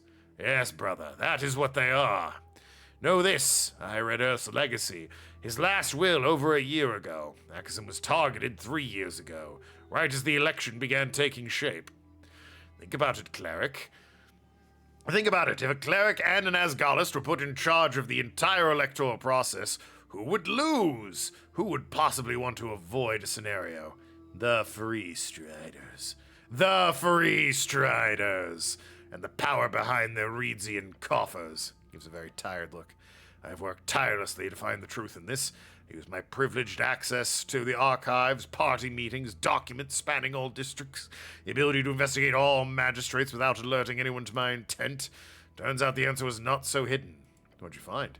All magistrates have deals with the Ascani Reeds Trading Company. In total, approximately 85.5 million crowns in the form of public work investments, guild expansions, targeted tariffs, consultancy fees. Their legal sales of Norvican property, exclusive land licensing bids, key positions within the district bureaucracies, and sometimes even just gifts. The butchering of our beloved city is horrifying. Capitalists, damn you! The magistrates are smarter than you thought. Argue against him. This is horrifying. Those monsters agree with him a lot. What does that have to do with the tea shop? Maybe we'll get to that. That they are. Brother. His eyes flick to his arm, his face contorting in pain. I know well why you're here. I am responsible for the explosion. He admits it. There you go. The elf, she... Gorm lifts his head. Places a hand and pommel upon his sword. I need you to drop your sword to the... Well, you killed her. Arguably, yes. Arguably! I should explain. The party of Norfolk has been entirely corrupted by crowns and foreign interests. Our city sliced up and auctioned off. So what, you turned to dark magic? I did. Cowardly, perhaps, but... Brother, my oath is not one to be broken. I swore my life to the party. A life, oh, Why would you? If I spoke to the press, if I spread rumors, if I so much as mentioned the foul play to a beggar on the side of the road. Nearly tears in his eyes. My body would reject the words, as my soul would reject its vessel, my life forfeit to the whims of this fallen city. The burden, the weight of this curse. So magically he's bound and can't talk about it. Nevertheless, a real man would have been able to break it. Lifting his head, his jaw clenched, the other hand gripping over the other, I should have been able to. I'm just telling you all this tells you his soul is already lost to this dominion, to the beyond. But here you are free to speak. Yes. The oath is not broken, I can still feel it, but here Earth does not watch me. He does not see what monster I've become. I wish he never does. What did you do? He lifts his mutated arm, the flayed skin pulsating around vein-like tendrils. I sought out the aberration. Ah. Oh. We all knew he was there. Everglad was never considered a threat down in his flooded temple, nor were his warlocks. I did not imagine he would so easily give me everything I needed. What did he give you? Power! Terrible, terrible power! Clenches his mutated fist. A god never dies, brother. They simply fade from our world. That much was clear when I watched him go. That means with enough power, with the correct esoteric ritual. Oh, you're trying to bring him back, aren't you? They return him to material reality. Takes a decisive step forward. I can bring back our god. Well, now I feel like somebody's, I feel like I'm ripping this guy off in my D&D campaign. Insane that he would write back, we're trying to resurrect a god into his fucking story when that's what I'm trying to do. A divine resurrection, although mine's a little bit different, requires a whole lot of dead celestials. That's not possible. It is, brother. I can bring him back. You can smell the hubris. 1,400 pounds of silver, branches from 5 trees grown on the soils of his birth, diamonds carrying a worth of 100,000 crowns, as per last material break. And the paladin bites down in his words. It's all ready. I have it all. What was the fourth thing? Church in our campaign is far more brutal and uncaring than Gorm. Correct. The god they're trying to bring back is also far less, I don't want to say good. He genocided a bunch of goblins, but, I'll put him on the same level, I guess. Yeah, my ritual for reviving a god doesn't involve all this. It just involves a lot of dead angels. And, well, some other spoilery things I don't want to talk about. Ahem. What was the fourth thing? What's the spell called? I do not care to name it does not deserve one. But this is what he wants, why not revel in it? Something is off. What is he not telling you? What level is it? I don't know, 10th? 11th? What makes you sure it will work? A vision, brother! I don't know, 10th? 11th? Fucking, it's high level. I know this is far-fetched, but here in the beyond there are no limits to spellcasting. The rules are different, wilder. There's an esoteric freedom. I've seen into the depths of this place in all this time I've spent here. I know I ask much of you, brother. I ask for your faith in this spell and in me, but I swear Earth is here, somewhere, close. I can feel him watching me, giving me these visions. You realize what this sounds like, right? Yes, I am aware. I both look and sound like a raving cultist. He flexes mutating hand in another wince. So I have given my body and soul. Why not my dignity as well? When are you casting it? I have been casting it for days, brother. It is near completion. How'd you learn to cast it?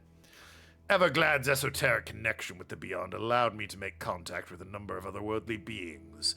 They helped me mold a custom epic tier spell for the sole purpose of resurrecting one specific god. While my appearance has been tainted by the Far Realm's influence, this spell is no foul magic, nor is it in any way influenced by Everglad. This is divine magic at its most powerful. And how did you get these components? The branches I secured myself by visiting the Curselands, the diamonds and silver secured via Ilium. The elves paid for the spell.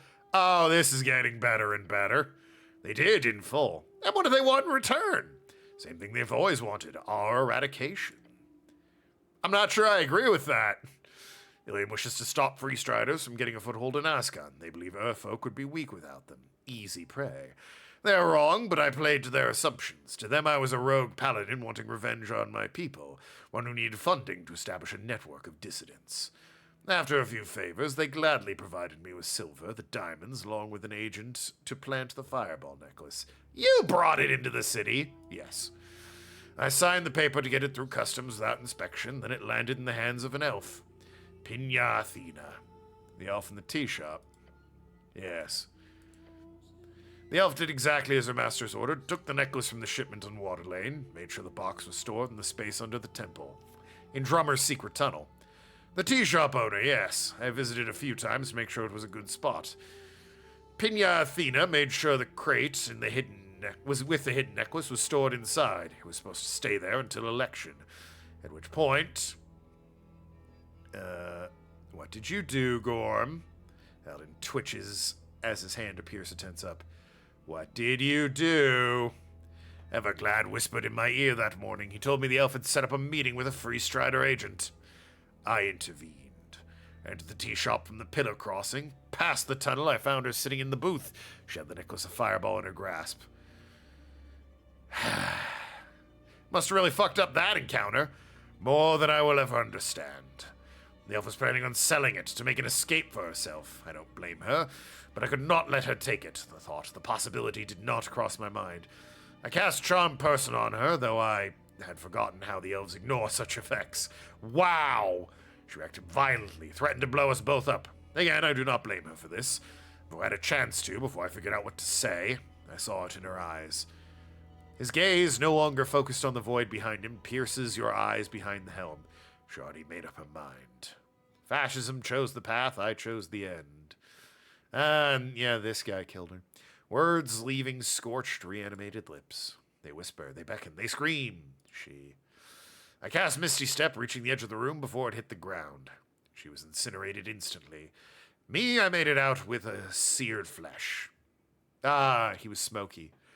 Closed his eyes. She did not suffer for what little it's worth. No, she did. Thanks, Charisma.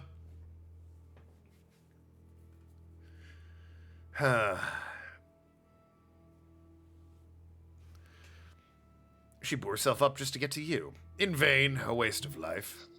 You know, in a different setting at a different time, you would have added even for an elf at the end of the sentence. Cool. But why did she need the necklace so much? What are you planning? Your gut sinks. It conjoins and twirls in eternal waters. Words spoken by the gruff man near breaking your resolve. There's a fourth component to the spell. One final sacrifice. What's the final component, Gorm? He does not meet your gaze as he says the true souls of 27 of his believers. What? One soul for each year of his fading, forcibly taken into the beyond. Oh, dear God. They will be channeled here to this exact corridor upon death, at which point the spell will be cast and Earth will return to the rest of his people. You need 27 souls? That seems a bit extreme, said the guy who needs 1,000 dead angels to revive his god. He closes his eyes and mutters a few words to himself. He what? Thus I am forsaken. That's a lot of dead bodies. Sounds like a hassle. Boy, it is, isn't it? 27 innocent people? 26. I will be the final sacrifice. Oh, do you think that makes it okay? No. None of this is okay. Are you insane? Not yet. His two words are joined by a grim scowl on his face. And that will resurrect Earth? I believe it will. I need your help, brother. Without the necklace of fireballs, he was gonna maybe not genocide. He was gonna terrorist explode a bunch of people at the election. Enough to kill 27. Well, 26. Still, it'll be a grim task to collect these souls. He holds a clenched fist and mutated flesh. Will you assist me in resurrecting our god? No! This is not something you'd ever considered. The death of innocence in exchange for the return of your savior. Yeah, but he's an asshole. If he wanted to kill you for the cause, that'd be one thing. But now he's making the choice on behalf of these random people? For what? In the hopes of bringing back a dusty old god? Fuck this and fuck him. Watching a tragedy unfold. This poor man's been driven to the brink of the abyss. He's staring into it. The chronic lack of agency, a zealot on the edge of desperation. These whispers he hears, they cannot be his voice. They are anything but. Please speak to this man. Make him remember the path taught by Earth, your good God. It's impressive, really. You have this crazed maniac of a paladin ready to perform mass murder. That's the phrase I was looking for. But listen to him. He's so assured in his own righteousness, so profoundly up his ass, the very road of the deepest hell will become flooded by his massive tears. Once he offs himself, of course. Till then, he's your problem. Choose your next words carefully. There's no one here to save you. Well, there's Meek. What do you mean? If you make a shitty choice, you'll live with the consequence for the rest of your life. No pressure. Take your time. You have prayed to Earth all your life. Your esoteric might, the one thing in all your life that you've ever been good at, is all due to channeled power. When you feel that magic, when Earth speaks to you through this magic, what does he say? Sacrifice. Yeah, I'm going to sacrifice bringing him back. How's that? How's that for a sacrifice? He asks you to sacrifice everything to give until you have nothing left. Until your bones hit the pavement. Until you've given everything to safeguard every person in your city, no matter their innocence or sin. To protect people from those who wish to harm them. Yeah, it sounds like this guy wishes to harm them. Who do you feel is in need of protecting? Oh. So I could argue I could join him, try and arrest him. 27 people, the elf didn't have to die. What's wrong with your arm? There's still time. What happens after the spell? What gives you the right to make a sacrifice? You're not the only one who wants him back. Try to understand him. I share his anger. A beautiful lie. Could hit him with the old charisma. I only need an 8 and I have advantage. I like those odds. Definitely not getting strength, even though I have double advantage and I learned about manhood from the duck. Funny as that is, don't think it's gonna work out for me. I've been charisma this entire time. I gotta go charisma. Oh, a natural 20. Look at that. Who is he? Wish I gotten 2 nat 20s. That would have been a pretty swell achievement get that would have pissed off Noki. And that would have been funny to me. Right, it's time. The final time. Time to show him who's best. Best at winning in dialectical debate. There's another way, Lord Gorm. Pray tell, brother. Okay, he's giving you a shot. Don't fuck it up. I have spent countless nights arguing, thinking over every possibility. If you have a solution, I'd love to hear one. Now that I know the truth about the magistrate, I could help spread it. I will enact Earth's will. What if you find a cure for the Lord Patriarch? If we ask people nicely to sacrifice themselves. Fight back, create a resistance movement. None of this is working, clearly. I mean, that one's worth at least a shot. Yes, that could have been a solution, and I hate myself for not thinking of it sooner when it was plausible. But now my reputation's in ruin. The election is now, and power will change hands. And even if we had time, fighting the Free Striders on their terms is foolhardy at best. No, it is as much suicide as the spell is with no result. Okay, well, none of this is working. True. Well, what do you mean, well? Well, as in, what can you do? There's always one thing you can do. What's that? Watches your silence, sweeping in pools around you. Tell him... Nah, wouldn't work. You're not alone, Lord Gorm. Try something else. Well, Charisma thinks it wouldn't work.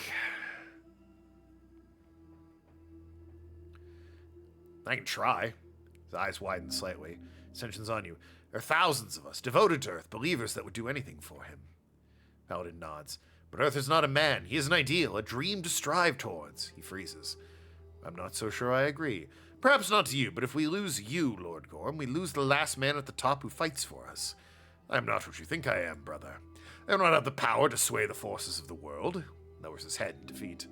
You must push. He acts like he is already defeated, already in the ground. He must fight!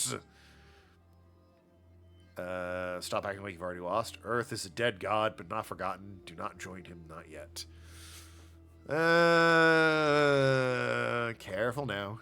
More of an urging kind of guy. I understand you, brother, but no. I see the way forward. This is the one I choose. See? Some other way, then. Must appeal to the divine. Either that or break him physically. Don't word it like that. Try to understand him? Sure. He is alone. Tired, weary from decades of fighting for his fated master. He's watched for 27 years how everything they built has fallen apart. Paladin wants to save his people by casting himself as the villain, by destroying innocent lives despite the pain it causes him. Is that what it means to be truly good, to go against everything natural and decent to help untold future generations? I cannot understand him. No, perhaps not. If empathy is off the table, then sympathy will take its place, despite all the horrors involved. Maybe I should have done that. Strength, maybe. I have double advantage. So... Fuck it, I need what, a 14? On 3 die rolls? I got that. Nope. Sure didn't. He stands before you. Stand by your oath. The Earthguard and every person over depends on your protection. I know, brother. It's for their protection, nothing else. No, it's not the oath he stands by, it's his god. Try again. Oh. Well, I can, and it went down, even. He wants to protect people. Yeah, I can try that again.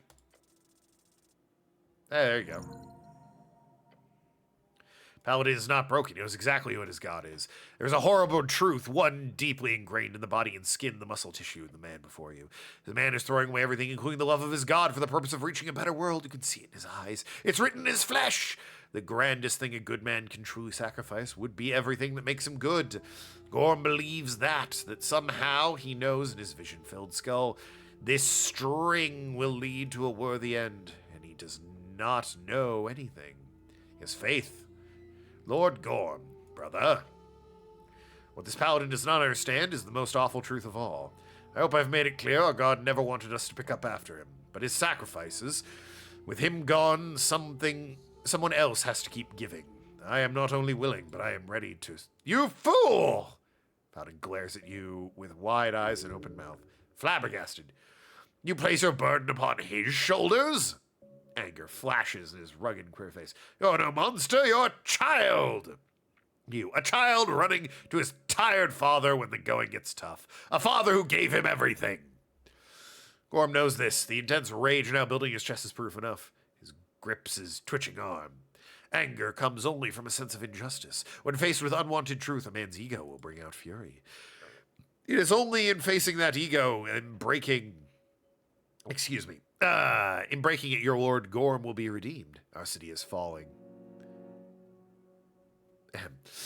A corrupt cabal of magistrates bringing everything to ruin. I see that. You've dealt with it alone for decades, shackled to your duty. They threw away his legacy. Words spoken through tremendous temper, teeth, voice low. This insidious force of reeds that cannot be stopped. I never saw him, you did. Tell me, did Earth ever tell you to always rely on him? He lifts his chin and glares at you. Did he ever ask your faith, your utmost faith, his ability to set things right in the end? He opens his mouth, yet nothing comes out. Push him. Did he? No. The voice snakes out of him, his voice growing paler by the presence. I'm only interpreting what I've read, but I always assumed he asked us to be men, real men who would make it through every horrible challenge, every lonely night, every excruciating humiliation. He is. Paladin cannot form the words. He's left standing in the brink of silence. I don't believe Earth taught us to kill ourselves so he could put the word right. I don't believe that for a second. Shuts his mouth. He does not look at you. What did he teach us, Gorm? Sacrifice. Taught us to give everything to set the world right as we could. Is that not what I am doing, brother? Sacrificing your goodness for what? For even heavier burden to be placed upon him, even if everything in your spell goes off with every esoteric mishap ignored and his divine spark returned to the coast, Earth would be saddled with everything you leave behind. That is not. He would alone, Gorm, he would be alone against this terrible fate. Paladin stares at the reflection beneath his cape. That is not sacrifice, that is vengeance. Vengeance. Well, for example, I feel very angry at my dad all the time for going outside to face the troll, for leaving me and my mom alone. If I met him here, I would want to place every problem in my life at his feet, yell at him to fix it, because why couldn't he? He's my father, he should be able to. But I can't, and he can't either. And just as the son needs not dig the trench of the father, the son also needs to step the fuck up sometimes. His mind is racing, his pain is growing, but he listens. I am bound by duty. A good speech. Covers his face with trembling hands. In the last flash you see his tears upon your dirty cheeks. I have never known a life beyond this helm. My lord often spoke of probability. He saw them through divine visions. He could never tell me of my chances in life. He could never tell with me. But he often asked me about my thoughts on risk, on how much I was willing to gamble, to sacrifice in order to protect those that needed it the most. He always told me I was reckless, because I would always go for anything over a 50-50.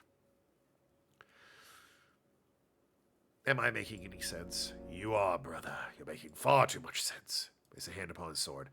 Most things in life are 50-50. It's our duty to lower the risks.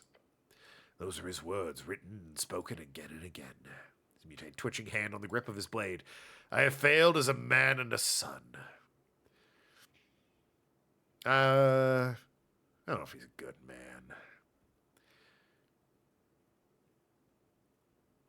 Maybe he could be redeemed, but I don't know if he's good. Did go to a lot of effort to try and murder a lot of people.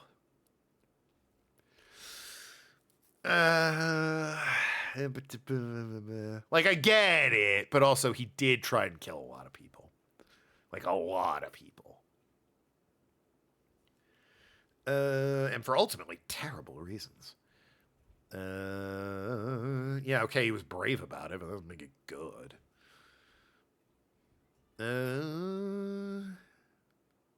Nah, fuck it, bro, you failed. That I will.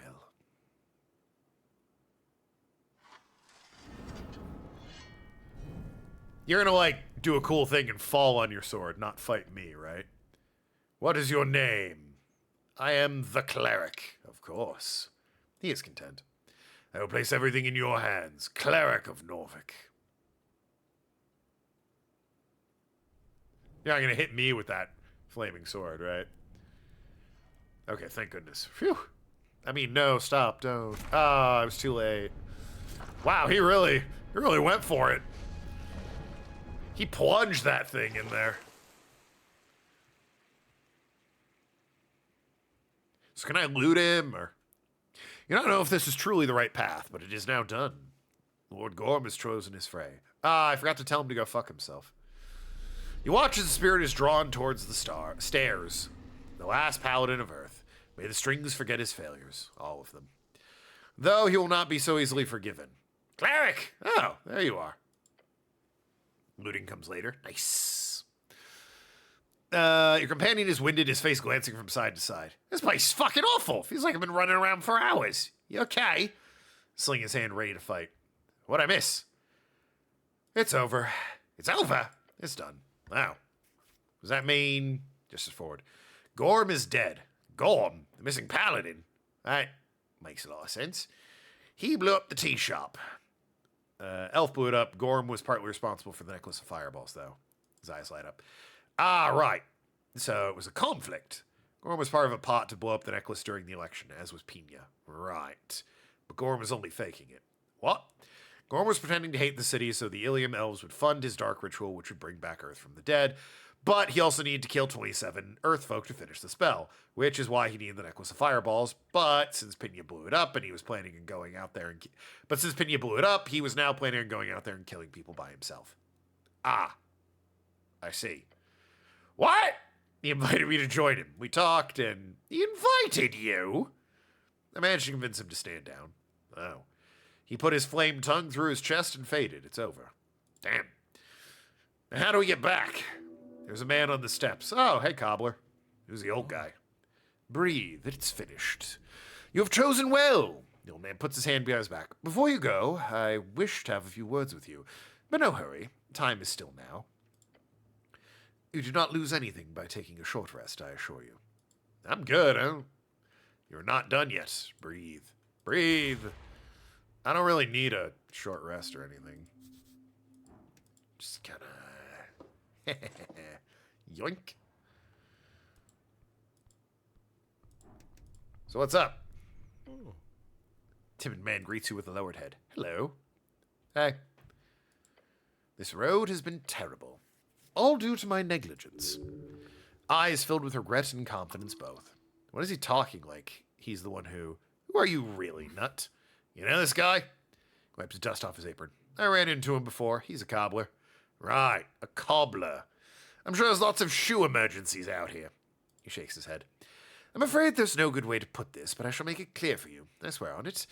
Well, you better explain it quickly. Not sure any of us should stay in this spooky hellscape longer than we have to. You are very correct, Snell. This place is bad for a man. It brings him to face both his heart and even fouler things. I am Nut, son of Toke. That is all I am here now. I was born in Dejvik, midst early days of the First Coast War. Chaos brought death upon my kinsmen. First, due to fate or some other cause, I was granted audience with a higher power, an audience which left me with a channel of strings. All I knew at the time was the inescapable risk of staying in those lands. Pushed to action by my brother Toll, together we rallied many longships as we could. Our savior. We saved 50,404 people, approximately a quarter of the villages. Wow, every day you get to speak with a god, living or no. Oh, cool.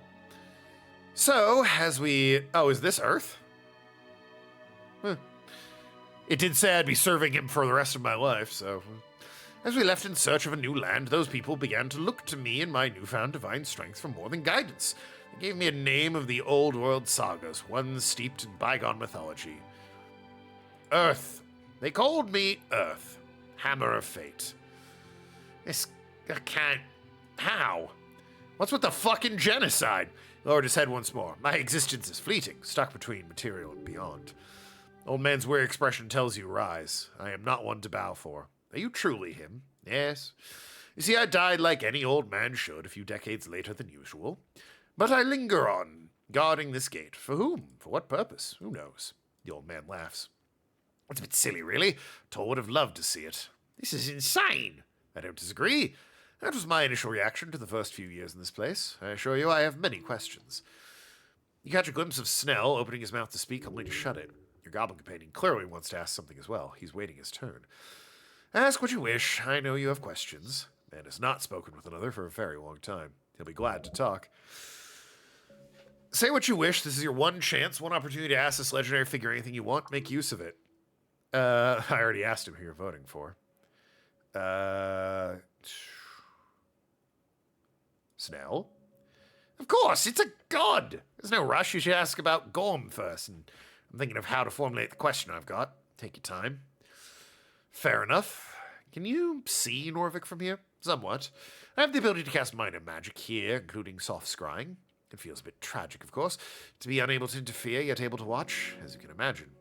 He's been watching us. I'm sure you're the main spectacle. God squats down, places a palm and a tower of light before him.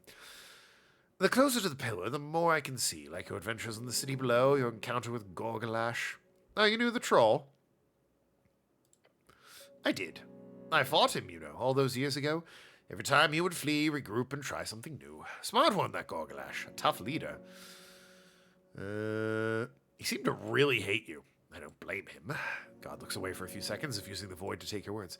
I destroyed his tribe, Ragan. Yeah, about that. His kingdom, his people, took it from him without any kind of fair fight. I struck for my own need, and I was well rewarded. Absence of pity, I did not follow through, instead of leaving him to the life of the undercoast vagabond. Part of me feels I knew him well. We dueled many times. Another part of me wonders if I should have taken the risk at diplomacy. At a certain point, it wasn't far off from that 50-50. Would you have taken that, attempted peace with the trolls, or would you have followed through, pity be damned? If the odds are good enough, sure. Maybe playing a troll into not being harmful isn't much harder than the average human. Problem lies more in what happens if you fail. Trolls smash things. I would take that risk. Even if the risk was the lives of your people. Better odds, yeah. Suddenly there's more on the line. That's the spirit. Deep sighs him. I do not believe in clear answer, not anymore, but I chose my path. You answered Snow still stunned, watching you interact with your actual god. Goblin genocide, yeah, about that. I've been meaning to ask. I'm gonna let Snell take that, though. He's an old man. Longer stream, the game's almost done. Despite that, he's also strong as hell. Gorm. His eyes focused on the ground where he stood. A man of principle, with bright mind and whole heart. Loved him like a son. His face contorts into a frown. Broke my heart when I saw him descend that way. Couldn't stop him. Sadly, I could not reach out in the material in any way. Not to him, not to you. I cannot say where his mind was, but I knew his heart was placed exactly where I taught him. Selflessly, he would give himself to any cause. Unfortunately, he proved my teachings terribly wrong. His pain. Earth did not possess the ability to interact with Gorm in any way. He did not know you were present. He did not. I could not have stopped this channeled magic with my clerics and my paladin no matter what. I can't even destroy myself.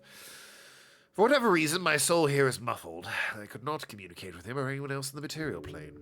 He's telling the truth. His truth. This guy has a legacy to uphold. Careful what you trust. He's your god. You can trust him. You taught him to do this. In a way, yes. It's rudimentary dialogue left? Yeah, I figured. I assume there's a way where you fight Gorm, potentially, but so it goes. It's important to remember one simple fact. Nothing he did was evil. Everything he did was for an ideal of good. I don't know if that means it wasn't evil. I'm not sure about that. Road to hell and good intentions and all that, you know? Like, he was going to murder a bunch of people, just like I taught him. Ron gestures to the stairs. You cannot see his tears. Look how it ended, bones hitting the pavement so furiously. He's crying. I thought I knew everything at one point, as if I had somehow unlocked the truth of life itself. It was simple. God turned back to his eyes, tinged red. Goodness alone will bring the world to evil. The words of an arcanist, I believe. He's quoting Prax. How conflicting. But Gorm spoke the truth. About what? My legacy. Norvik is under siege. Yeah, what? There is a conspiracy of freestriders. Boy, this is... You know, woke people will say this game's political. The magistrate of Bot, the Asgals are undermined. The Golden Horde seeks to occupy the clanlands within a decade or two. The Mendes Cabal funnels riches into the rebels of our lands. And my will, the plan I created to keep peace and transition to a democratic government, was suppressed. That all true. All of it. That was a calculated risk on my part. What do you mean? I knew this would happen, Ragan. Or rather, I saw the odds in the strings. It was high, something like a 4 and 5. The problem, the odds changed while I was dying. That does not happen very often, an esoteric event, most likely. Suddenly I saw a new probable outcome, this web of conspiracy. The old man shakes his head and looks very tired. Magistrates hiding my succession acted as the initial spark. The rest is your history. Would it have worked? I don't know. I do not believe he knew either. How do you see the risk so clearly? I did not share that secret often during my days. Gorm was one of the few I confided in with my struggle. A struggle? The one placed upon all us gods, he says, making air quotes. We can see outcomes in the strings. Not always, not clearly, sometimes like a play in the mind, sometimes an assured vision, but always there are odds, a choice, a chance, a risk. When I worked in my father's shop, I would work on a shoe and see exactly how, 9 times out of 10, I would ruin the leather. As I grew better, skill improving, the odds would change. Soon I'd pick up a boot, and 2 in 5, then 1 in 4, then 1 in 10. Sometimes I'd still fail, but seldom. Over time, that simply turned into ever greater visions, along with greater power. Every god can do that? To my knowledge, yes. Besides esoteric might and other powers, it's not divine providence, it's probabilities. That's why you left. Yes. When I took my people to sea, we had a 50-50 chance of survival. I saw Ascani, the odds went up. Every step of the way, I made decisions aimed at increasing those odds. For you. For Meek? For Meek? I hear a name. Is it safe? Who is Old Man? Hello, Meek. Him included, yes. Old Man no Meek? Us. Snail too, yes. Everyone? That would be nice, wouldn't it? I realized with such power I could protect and serve more and more people. Yet at a certain point, where does my tribe begin? Who do I define as the other? I had to choose. Yeah, Meek. Yeah. My choice was Earthfolk and the exiled dwarves, a united creed bound by the great city we built, focused on increasing the odds for that creed to assure the security of Norvik and its ideals, no matter what. No matter what, huh? No matter what. For almost a century, that absolutism has been the source of immense life and pain. Absolutism? No, fascism. Yeah, fascism, you mean? Maybe. Maybe. Must have been difficult to choose between people or violence. Difficult. More so in time, more so when the corpses began to pile up. Glad you made the right choice, though, Snell says and scoffs. Takes a step forward. At least you had a choice. Yulman keeps eyes on the goblin and places hands behind his back. Not with anger or sadness. Huth wants to hear him out. Earth, excuse me. You're responsible for the genocide of my people. Yes. Well? Yes? Just yes? God says nothing for a few seconds and nods. Every horrible thing you have heard, I did. He looks around the void, clenches his jaw and clicks his tongue, and holds up a finger. I have one question I've thought about it for a while now, my whole life, really. I need to ask it. I want to hear it. He hesitates and starts. Why didn't you just kill us all? His words leave a silence across the water. What a question. The old man furrows his brow. No, really. Why leave us in this half-life? Because what is this? Pulls at his jacket. That's quite a nice jacket, actually. This! He slams his fist into his chest. We're not human. We're not dwarves. We're not goblins. Take away our language, traditions, and stories. Yeah, that's got a bite. Put us in these holes, expecting us to form into something suitable. What is that? What do you want? The outburst causes you to shiver. I mean, he's got a point. If you're gonna genocide, you might as well kill everyone. The half measure's a bit curious. Holy shit. Stand before Earth and yell it like that. I mean, he's earned it. You really like this guy. Oh, Snell? Yeah, absolutely. If you could see every outcome or whatever, why the fuck did you pick this one? His words dripping in sarcasm and rage. Earth allows the goblin to end his speech, listening to his panting echo across the eternal waters. Then, without lowering his head and averting his gaze, he says, I was going to. Oh. I told myself every goblin on those red hills needs to die for the safety of man. Wow. Cool. That folkmord was necessary. That without clearing these lands entirely of these hostile natives, there would be nothing but, he bites down the words, nothing but perpetual war. Right, so you thought killing them all was the way to do that. Prevent war by murdering them all. After establishing Norfolk when the trolls were scattered and the coast was ours, if I had left your people alone, I saw a guaranteed future filled with inevitable clashes between goblins and humans. Those clashes would lead to more animosity, more hatred, generation after generation seeking blood, vengeance against entire people. It was one of my clearest visions. Radical fanaticism. Goblin armies funded by hordes of elven treasure, years of warfare in Verdun, trenches for miles, trenches! The more factions joining over time. It would risk another coast war, simply due to the fact the humans were never meant to live here. We were never meant to take these lands. Yet we did. I did. You couldn't have gone, I don't know, anywhere else. Maybe spoken to some goblin leaders about this? I made that choice because every other meant death of my people. In exchange, I doomed yours. Well, when you put it that way, it still sounds kind of fucked up. Snell stares at him stone-faced. Okay, so we're fundamentally incompatible and you took our ancestral homeland. Great. Yeah, there wasn't, like, anywhere else you could have gone. Rubs his eyes and take a step away. Composure.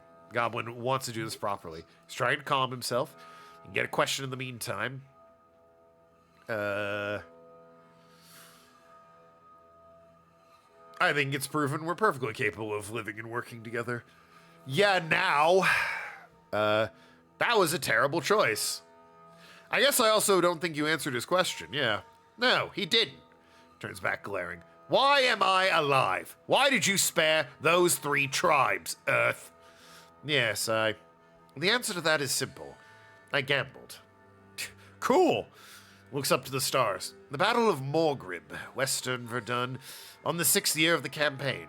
Leader of Cragthon, is brought before me in chains. He demands a duel to the death. His name is Cran. To restore his strength in a fair fight, I invite him to eat with me. The goblin speaks Dwarven, Diminorian, and even some Elvish. Again, you could have gone anywhere that wasn't their home. Why here? Why'd you come here and genocide them? Why did it have to be here? Dinner explains exactly to me how they were superior in every way, and that the only reason we won was due to our luck. We had a god. Theirs died long ago. Tokig? The gambler. Would have been fun to see those two clash. I agreed with him. Then we discussed my options. Cran told me I was wise for killing them all. If I did not, he said, they would eventually re-emerge and destroy mankind once I faded like Tokig did. Each of his sons dreamt of spilling human blood. Snell's eyes narrowed as Earth speaks.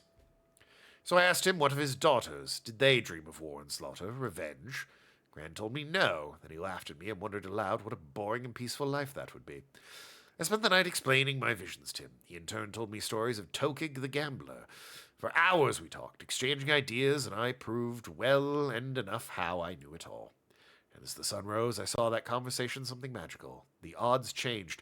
Oh, I'm sorry. Did fucking diplomacy win the day? You stupid idiot. God, once again, Token's right as always. Not by much. Not so significantly that it changed my belief, but enough for me to make another choice. A gamble. I gambled on a path where humans and goblins could live together in peace. You did the quote thing wrong, Ellie. There you go. His eyes are on the ground. We signed a treaty the next day. The forced assimilation of the three tribes was carried out. Cran served me well for 12 years, overseeing the migration of Norvik. Wow, yeah, you took basically a barbarian warlord and made him go, oh shit, we could work together and not kill each other. That'd be kind of nice, actually. This was the only plan of action I could see with a success rate above 50-50. Success? Yes. A successful genocide, yeah? What's your definition of success here? The same as always. The least amount of death over time, as far as I could see. But not for my people alone, not this time. For both our people. That's out a conflicted groan. Well, you shouldn't have come here in the first place, then! Perhaps so. His eyes speak of sorrow. If the Arcanist had not cursed your homeland, he would not have gone west in the first place.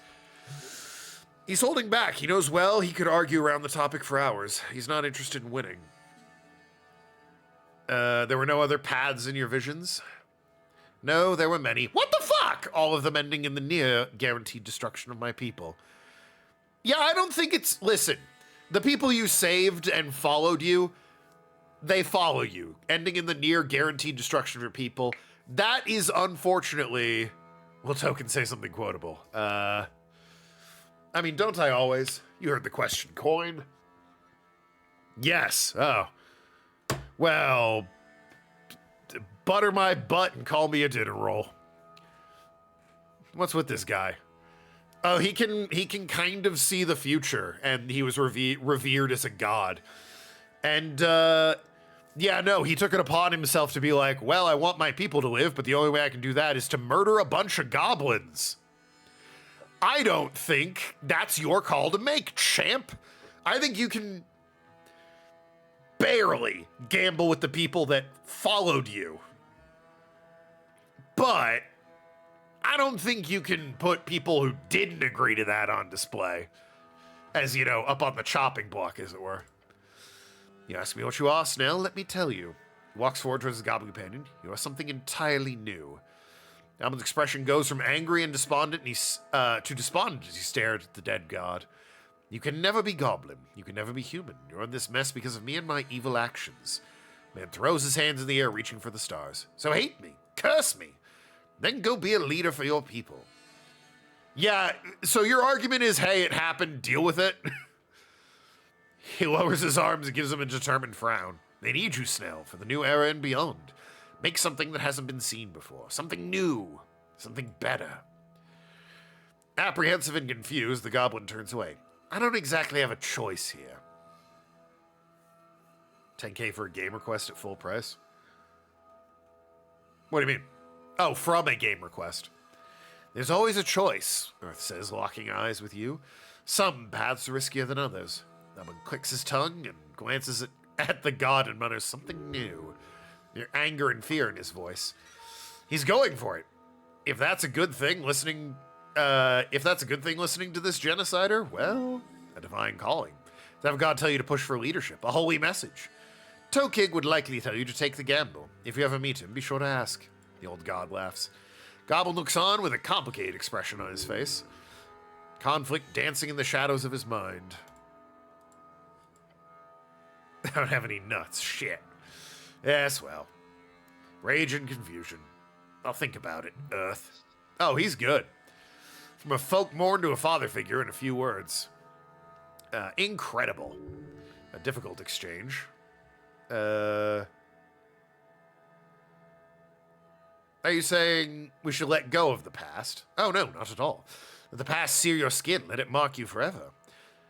Use those markings to remember what you did, why you did it, and how you could do better. Become a better man always. You really... He stops himself from speaking first and then says, you really fucked up that assimilation. I know. There's one thing I will apologize for. It is that. I am sorry. You're always I was always terrible at statecraft. So it's the same face he's shown you so many times since you met him in that underground garden. To be ruled by evil or incompetence. Sometimes a mixture of both, I'm afraid. You could always do better. Agreed. Not me, though, since I'm dead. But you? You will see what string you two will walk on. Oh shit, are we gonna be the two leaders? Hell yeah, a cleric and an Asgard. Yeah! My husband and I are gonna rule this land! Ahem. If it's of any comfort around this incompetent governance, I can assure you, Snail, gives Goblin a meager glance, Lady Sageleaf is the one who truly changed the odds. Snail meets his eyes. I never expected it from someone like her. Alas, there are many things I did not see coming. If anything, your instincts are clearly a dowsing rod of their own. Earth looks at you with his eyes that remind you of your father. Age, wisdom soaked in blood. I would like to have a few more words with you, Ragan. Oh, I'd kind of like to end the stream, actually, before you return. I'm afraid we'll never speak again. Oh, thank God. You're a yapper. You spent the last of your strength on this? Yes. The last. This conversation, Ragan. He places a hand upon your shoulder. The only time you ever feel his warmth. The last time anyone ever will. It was worth everything. Look at Snell and then back to him. Snell looks on, his arms crossed. Still conflicted, but with a determined expression on his face. I'm a cleric. 8 hour No. I have to go to bed in an hour anyway, so... And this is definitely not lasting another hour. Yes. Some might even call you the cleric. Yes, he understands you. Someone finally does. You've been clearly mingling with primal forces. If you want to be a druid, you clearly have my blessing. God chuckles at you. At work tomorrow? Yup. And the flame tongue. Keep it. It served me well for many years. Gorm would have wanted you to have it. Despite everything, he was a good man. A good man. The words cause you unease. No, he was not. Closes his eyes. No, perhaps he was not. Not in the end. This ain't lasting another 20 minutes. I don't know. You said that an hour ago. Then again, I don't think you factored in the fact I have to read it all out loud. You can see it. He's doing this polite minor gesture to indicate the chat's coming to a close. Chat, no! He's gonna kill you! He's about to send you home. Oh no! Ask, this is your chance, one last time. I don't care about any of these. I'm not sure what to think of all this. That one. Good! Be conflicted, be ponderous, question the world and yourself. The coming era is yours, he looks to Snell. I believe in you all.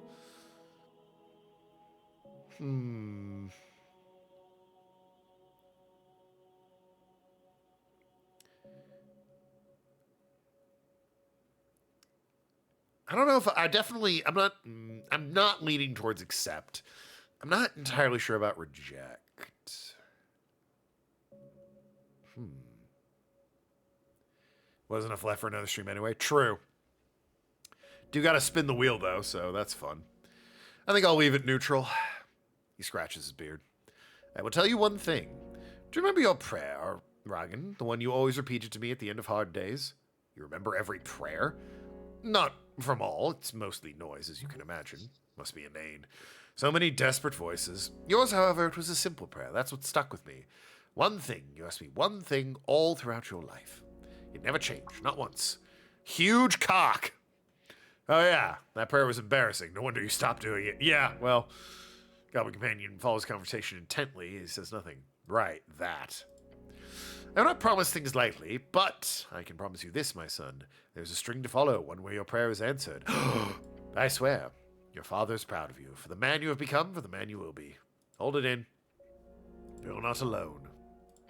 He looks back down in the water. It is time. The auction's begun. What, right now? Right now? Funny timing, isn't it? Wait, is it now? It's already... Shit, I've got so much work to do. No worries, Snell. I believe Miska has covered it all. She will be glad to see you back there alive, trust me. Oh, yeah, good. He's flustered. Oh boy, your ombre's floundering. How do we get home? Same tunnel you get your spells from. Just make it a little wider for you. Well, we're ready. God holds up a hand. From it, a white drop falls. It's esoteric water below. Wow! Hold on! One more thing you need to ask before we go. Stop calling him my lord. What should I vote for in the election? I know the answer already. He laughs, a loud, boisterous, radiant, powerful laugh. The Asgalis, they won't win. No. But every vote will help their future. No. But I want them to win. Will it be close at least?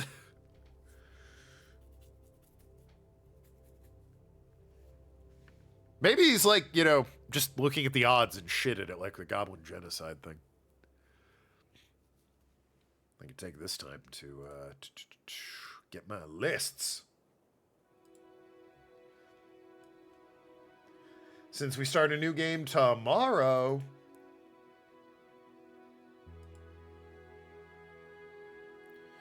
Well, it sure is election day. Here's everyone. Wow, it really is everyone. There's the Griffin, there's the Dwarves, she moved her shop. It's dawn. The tea shop still exploded. That woman that hates me.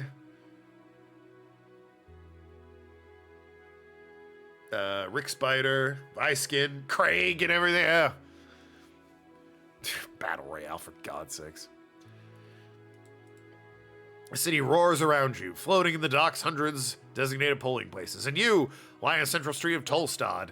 Hey, I made it to election day. Gasp for air. And, shit. There's Snell getting up from the pavement. Looks pale and queasy. Why'd you tell me polling business would cause nausea? How would I know? I don't know, you're the big esoteric expert. You can teleport to the beyond regularly. I think you at least read something. God, I feel like my insides are twirling. Stretches and takes a glance. Old man was right. Election started. We lost 2 days, 2.5.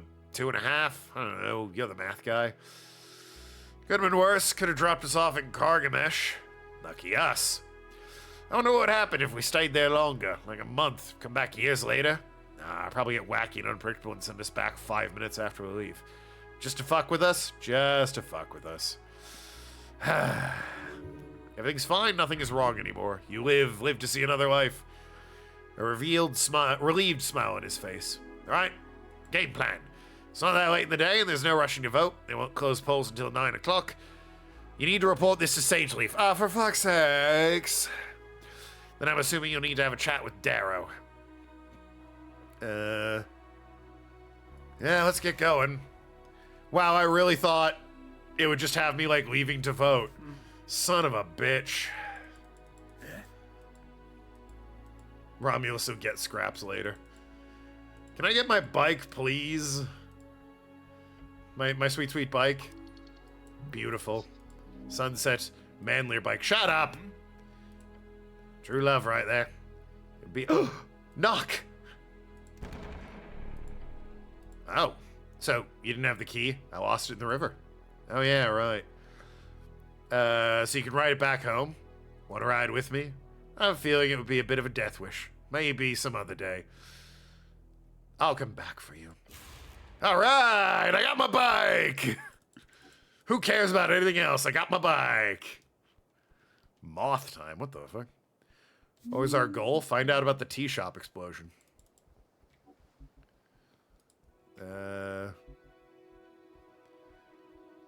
None of you are... Oh, here's Sageleaf. I was about to say none of you are Sageleaf.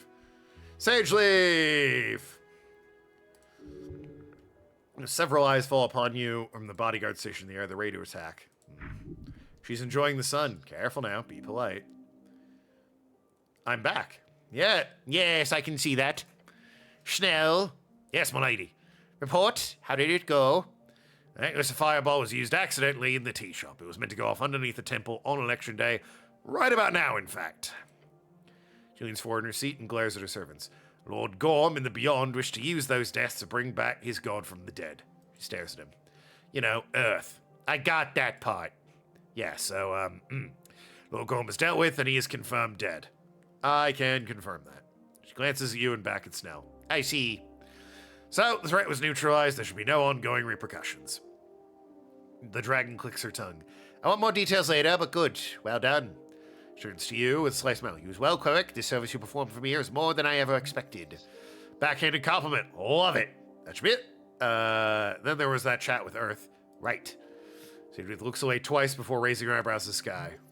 Classic double take. Excuse me, did you say Earth? Medieval's getting boosted. Ah, for God's sakes. Yeah. Yeah, you handle that one. Earth lives in the space between. He's dead, but his spirit acts as a channel for magic. He's just there? And Stardew. Hey, stop doing that so that I don't have to keep track of all this crap. Or rather, he used it. It's also, we've gone over an hour. I just want to be done at this point. You're giving me more. Okay, yeah, he's just giving me more work to do. We had a nice conversation. A good talk. Points finger at Snell. I want a full report on this later. Of course, Lady Sageleaf. Kirby squeaks out. How could I forget? Stardew isn't on the wheel? Yeah, it is. He requested it. Goblin grumbles to herself. Esoteric bullshit. Agreed. Oh, yes. She groans. It's good to have you back.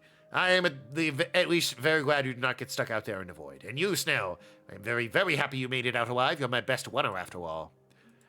My lady, he bows. Nerd! So what happens with Drummer? Oh, the bird is sticking around. He's made a little deal after you got me his papers. His debt will be paid off, and then he's free to go wherever he wants. 2 medieval and 2 Stardew. Yep. Both of you did a wonderful job. I serve you well. Yes, go kiss someone else's ass, will you? God, I wish it was yours. I mean, what? Well, if I can find Darrow, I'll have a word.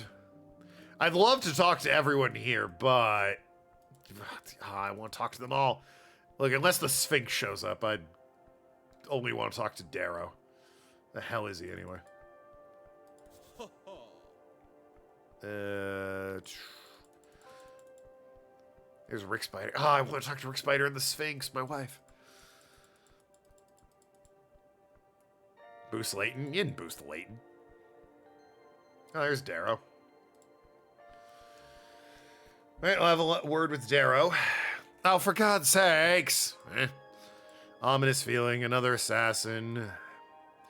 Hello, Rang! Motherfucker. Patriarch. Part of the job. He says he can boost one more game. I am sending you because I saw you appear in my divination orb, also known as a crystal ball. Your skull rattles. You popped out of existence for a while. Figured you went after whoever smuggled that necklace of fireballs. Well done making it back. Proud of you. Now you may reply if you believe it would be any way worthwhile activity. It was Gorm, but I handled it. It's fine. I'll give you the details of the tower. Lord Gorm, that sounds troublesome, Rang. I will make time right away. Come by the towers as soon as you're able, which I am assuming will be after you vote in the election. Yes, Patriarch. Message from the towers? Yeah. Cool. Let's keep going. Oh, right. Darrow. Nice chair again. His daughter. It's just an application, you know, well enough to be proud your mother, how proud your mother would be if you were accepted.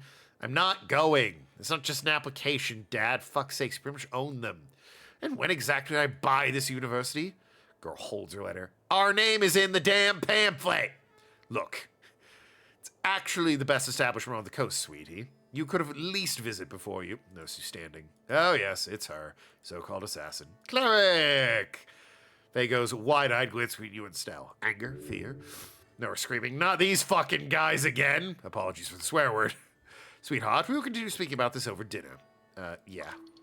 She points 2 fingers your way when her dad doesn't notice. A message appears in your mind. Shut your fucking mouth and don't say anything, Dad. Of course, Dad. We're sending one more message. Please. Good luck on your application, young lady. Thanks. We'll talk more tonight, Frey. He looks to her father and you, walks away rubbing her eyes. Oh, what kind of ally would I be if I reported teenage assassins to their capitalistic fathers? Cleric? Oh no, my barkskin!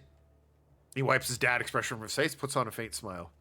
Some rich boy not even remembering he owns something. Yeah. Last I heard, you went to the pillar in some ritual. I was quite impressed when I heard. Must have found proof of your rogue spellcaster hiding in the beyond. Problem is, our beloved Lady Sageleaf was told everything. Yeah. Shows about the details of the tea shop has already begun legal proceedings. I find that highly annoying. Too bad. Because our lady is already aware of that fact. Sure. Yeah. I told her the truth. Yes, I'm sure you did.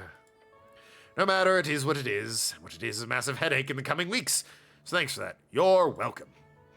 Coin wore just as expensive robe and lifts his head. Now, your esoteric excursion. What did you find out there? The root cause was handled, I hoped. Local mortician's a lich. He probably knows. No, to be honest, fix your problem, you don't need to know more. Seriously, you've effectiveness, but lets out a big sigh. Fine, I don't have time for this. If anything here comes back to bite me, I'll hold you responsible. Remember that. It won't. For your own good, it better. This esoteric bullshit be behind us. Cohen sees more people arriving from the hill. This is the end of our talk. As you might imagine, I'm quite busy. Walks away. Be wise, be vigilant. His words come across as a threat. As disappears, Tolstad, Snell outside of Rome. What an asshole. A massive, sneaky asshole. Biggest on Tolstad. Absolutely enormous. Gaping, if you will. Oh, boy. Alright, I'm going to make a save here for my own personal going through and meeting everybody. Yay! Now then, let's go vote. And be done with this game. And this stream. Oh, God, don't make me wait in line. Who the fuck's even this guy? He's second in line. Ow! Well, who's first? God damn it. Looks at the queue. This'll take a while. You sure you're done looking around? There's a heavy sound in his voice. If you feel like you're done. The goblin's very much okay going through a few more conversations before you do the deed. Yeah, I saved the game. Who are we gonna vote for? Gee, I wonder. Let's wait in line. Alright, I'll go run some errands. You go for it. I guess it's at noon. Time passes. So slowly.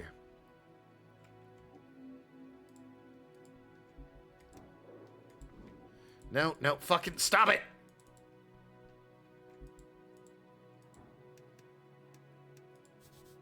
Ugh. Few people remain in the queue. It's getting late. Let's wait in line. Yeah, jeez. Well, this is it then. The vote's just the beginning, you know. Yep, that's the scary part. Leaning his body weight on the fence pole. How you holding up, by the way? We've been moving constantly every waking hour for a long time now. I feel like I need to sit. Jeez, I feel like I'm getting feeble-minded. Not sure how to even comprehend the day. You always talk to the press. Yeah, get this all down in print. Great idea. People will love it. Got a friend at the Post who'd love to write about this. Lumiere Kolochev. She's a crazy lizard woman. I think you'd like her. Yeah, you've read her work. Love her work. She's, what do you say, special gal. Could be fun. Something to think about. Well, that's for tomorrow, or next week, a month. Who knows how the city will look then. Finally. Will Sageleaf be okay? Yeah, don't worry about her. I've helped build one hell of an institution here. I'll make it through no matter who's running it. The Rip will survive. If you do not equate them to cockroaches. Like cockroaches. Unless you get the timing just right, in which case go for it. You've got some spunk in you. Sure, we got spunk. Now you, on the other hand, what about me? Well, what's your plan? Bend over and pray for mercy? I'll be the best cleric I can. I'll survive, hone my magic, find another job. This whole cleric thing doesn't work out. Yeah. Heh. Well, I'm sure you've got connections. Thanks again for telling Darrow to shove it. That was great to see. When? You know, when he told you to dismiss me. That was cool. Didn't expect it. Chamber appears even thinner. Only a few more minutes before it's time. Before you head up, ask him. I'd ask about your political opinions. Calvin sighs. Yep. What are you voting for in the election? It's private. Ugh. Not even a hint. No. So I scoff. I'll tell you this much, it won't be for the Free Striders. Good choice. Not sure how healthy an anti-stance really is, but I'm sure they'll win in the end anyway. They seem to do that. You green, I assume? Precisely. Cool. I read your many comments correctly then. Is that a yellow notepad? I did get the achievement for it 12 times. I'm not the type to write stuff down, I swear, but at some point I realized I should know how often you make all of these political comments. You got pretty ridiculous at some point. Here, a full page of scribbled lines. It's like 30 times, Cleric. I'm not saying you shouldn't be politically engaged, but you're clearly a bit too fixated. Only 30, gotta pump those numbers. I suppose so. Looks away and sounds between you two. There's something. Something is left unspoken. It's a weight on Snell's mind. He takes a deep breath. Bit longer than it's all done. Beautiful eye, solved the tea shop, had a chat, took a breather together, stood up for him against Darrow, saved you from the gelatinous cube. It would have been so tragic if I doubled that one. Snell is a good person. Yeah, he is. You can trust him and understand him. What's he thinking about? He's thinking of Earth. Ah. There's a lot unspoken about your encounter in the void. Let him ask. What are you're thinking about something? I am. I can tell. Let's talk about Earth. Owen slowly closes his eyes. He's carrying it no longer. Yeah, I have to ask. If I just had a brisk conversation with a man who personally slaughtered my entire race, what the fuck am I supposed to feel about it? You made your opinions very clear, which was impressive, by the way. Yeah. I figured I'm the only goblin alive who actually got a chance to rage on the guy. Be a shame if I let it slip away. But a tick. I don't know. Part of me hates that he got to me and all. He was pretty persuasive. Something about the look in his eyes. I wouldn't expect that look in the eyes of someone who had that kind of power. Who had that kind of power. They knew from the start that it was just a gamble. I don't know how to process that. And that's how all those gods went about it. Following divine visions, whichever die roll had the greatest chance of success. It's insane. Just let him speak. It's just the old man stands there defending every choice he's made as if he were infallible, while also showing so much regret. Like he knows how much he's fucked up along the way, but he'd still do it again. Am I supposed to feel bad for him? Should I be some all-forgiving monk just because he did his best? On top of that, he has a goal to tell me what I should do, like his words or anything other than the ramblings of a dead god. Fuck, I don't know. Looks down. Beautifully carved dwarven tiles. How do you feel about it? Some genuine shit here. Don't be too human negative. He won't like that.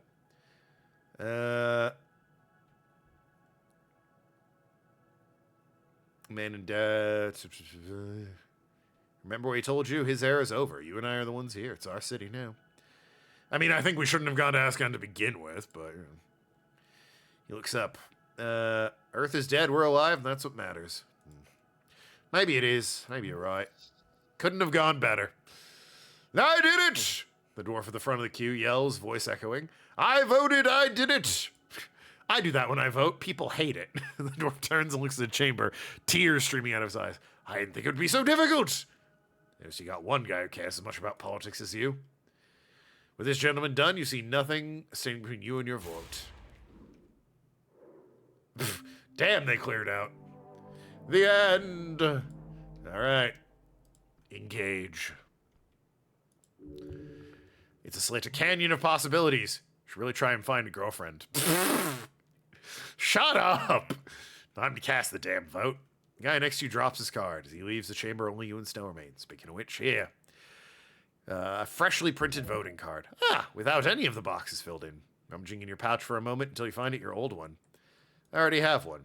Yeah, but they won't accept that. Rules state, only one box can be filled. I'll use yours then. Yeah, do that. See the Norvikinen stamp in the corner. The printing is a bit different from the card you received in the mail last week. Seems like the goblins must have ordered a new batch. You always think of everything, don't you? Oh yeah, I've got an eye for detail. I snagged an extra when I took one for myself. Unceremoniously, Snow drops his own voting card in the box. Done. Just like that. Stirs calm. Just like that.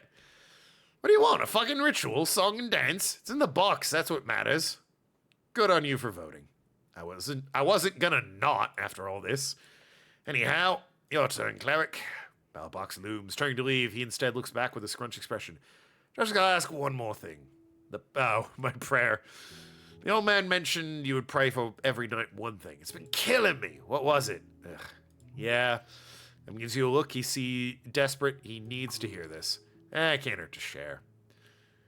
Yeah, say it. Look out the window each night. I look at the moon, dark sky, and ask Earth to give me one thing. Yeah? What is it? I prayed for... Aww. I prayed for one friend. That's sweet. That teared me up a little. That's really sweet. One friend would be enough. That's not unreasonable. It's really not. Like, what the fuck, guys? That's sweet. Goblin companion laughs alongside you, holds out a sharp claw. A show of friendship, a brotherhood, a friendly gesture. Take it. Be cool. Oh, God. That actually is tearing me up a little bit. Everything we've been through, I just prayed for one friend. Give him a tap or something. Yeah, tap it. Goblin meets you with a satisfying slap. Hell yeah. See you around, cleric. Goblin companion walks down for the stairs, headed for the exit. And don't vote for anything stupid. I mean, fuck, we could have gotten dinner at least, man. But been a hell of a thing. Let's get some steaks.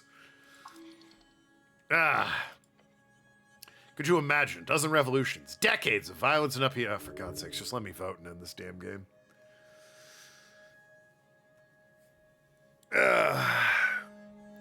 Vote for every person, each creature, and all things. Vote. Everything's on your shoulders. I know exactly what to vote. The ballot box believes you. Choose one final time. Oh, hey, Meek. Sounds important. Meek thinks Master will choose good. Thanks, Meek. Big thanks to me. The talking scarf morphs back into the not talking scarf. You can deny it no longer. I'm going to vote for... Snail! No. What? Fill every box. Oh, you could be such an asshole about it. Asgalists. I mean, I was, beating that drum the whole damn time. The ones who fall behind for the ones who build an egalitarian dream. You're a good person. Symbol for everything you are, everything you can be. Put it inside. You made your choice. Drop the voting. Ooh. 50%. Let it ride! Beautiful game. Phenomenal game. Well done. You can vote for Snell yourself. The game will roll with it. Oh, yeah. Of course it will. And that's the game. All right, let me get this wheel. Let me know if there's post-credit shit. Because if it's not, I can just do the wheel immediately. But if there is...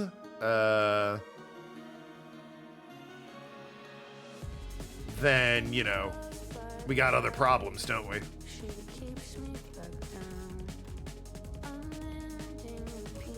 Hell yeah. Good, great song. There's a bit of yap at the end.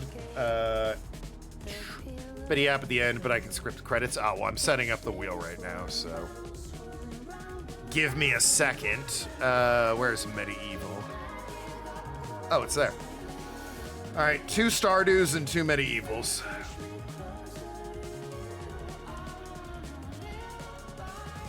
Alright, phenomenal song. Sorry to cut it short. With that, we end today's session.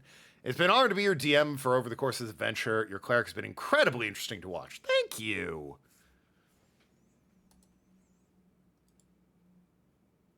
That's a compliment. Thank you. Okay, yeah. When it comes to Meek, you've obviously got a familiar for life. Hell yeah. I don't know if he's smart enough to, abandon me. Though you better keep an eye out. The old master of his is definitely still around, and maybe even have a chat with him at some point. He got turned into a statue. What do you mean? I think. That was the wizard that was Turned to...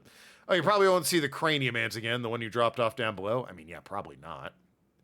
Not unless I go back below, surely. Unless you want to. I mean, we can make it happen, maybe. They teasing a sequel, sort of? Then there are questions surrounding those lost mines Aska was looking for. It sounds like a higher tier dungeon to me. Could be DLC that they're teasing. I'd love to see more by these guys. This was obviously a labor of love. That strange key to nowhere had something to do with it. We'll just have to wait and see. I like that there's like unresolved plot hooks so that it actually feels like a session. The Golden Horde will keep a watchful, radiating eye on the city of yours. Yeah, it actually feels like a D&D campaign or session or arc of a session. That eye might have ended up fixating on you because of how you played it in that meeting. It'll be exciting to see. A sequel would be phenomenal. Glad I bought this game. If it ever comes to Xbox, I'll buy it again. Get all the achievements. Yeah, I'm also quite wealthy. Stacked with riches, although my chat didn't seem to think so. He is going to have to pay taxes on that. Ow. Plus, he collected it while on official mission. No, I didn't. What do you mean? Shut up.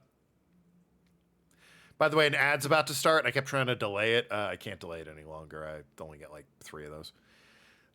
Expect to keep less than half. Ow! There's some questions left unanswered that could be addressed in DLC or sequel.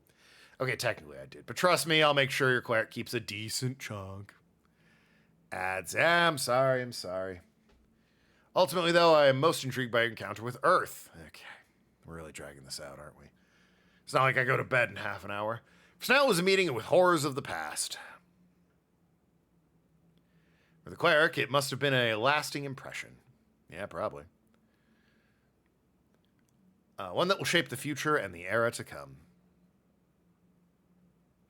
Speaking of which, feel free to say what the game I spin is. That way, people who can't see it know what it is.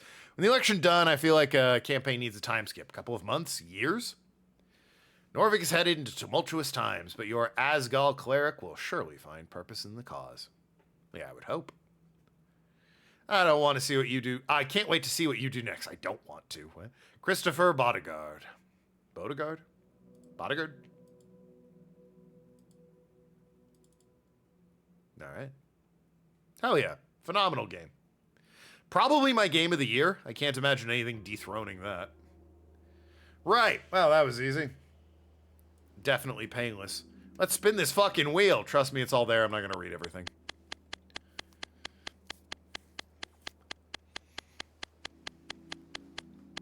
It is clicking and clacking, that wheel. Tim's boosts. Yeah, they're there. You can see it under medieval. Oh! Spirit Hunter Deathmark! What the fuck is that? Sounds like a Kaida game.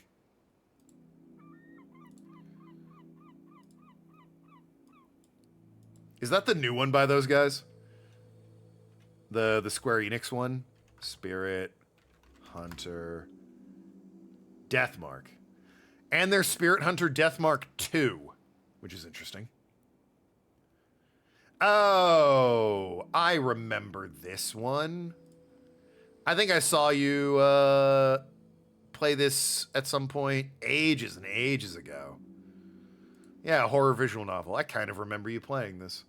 It's on sale right now for $20. Thank Christ. Normally it's $50. Jesus Christ. I'm thinking paranormal.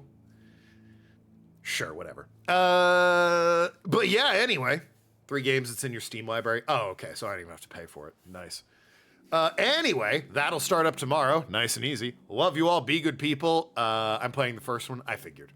Love you all. Be good people. This game's phenomenal. Highly recommend it. Toodle pip and good night.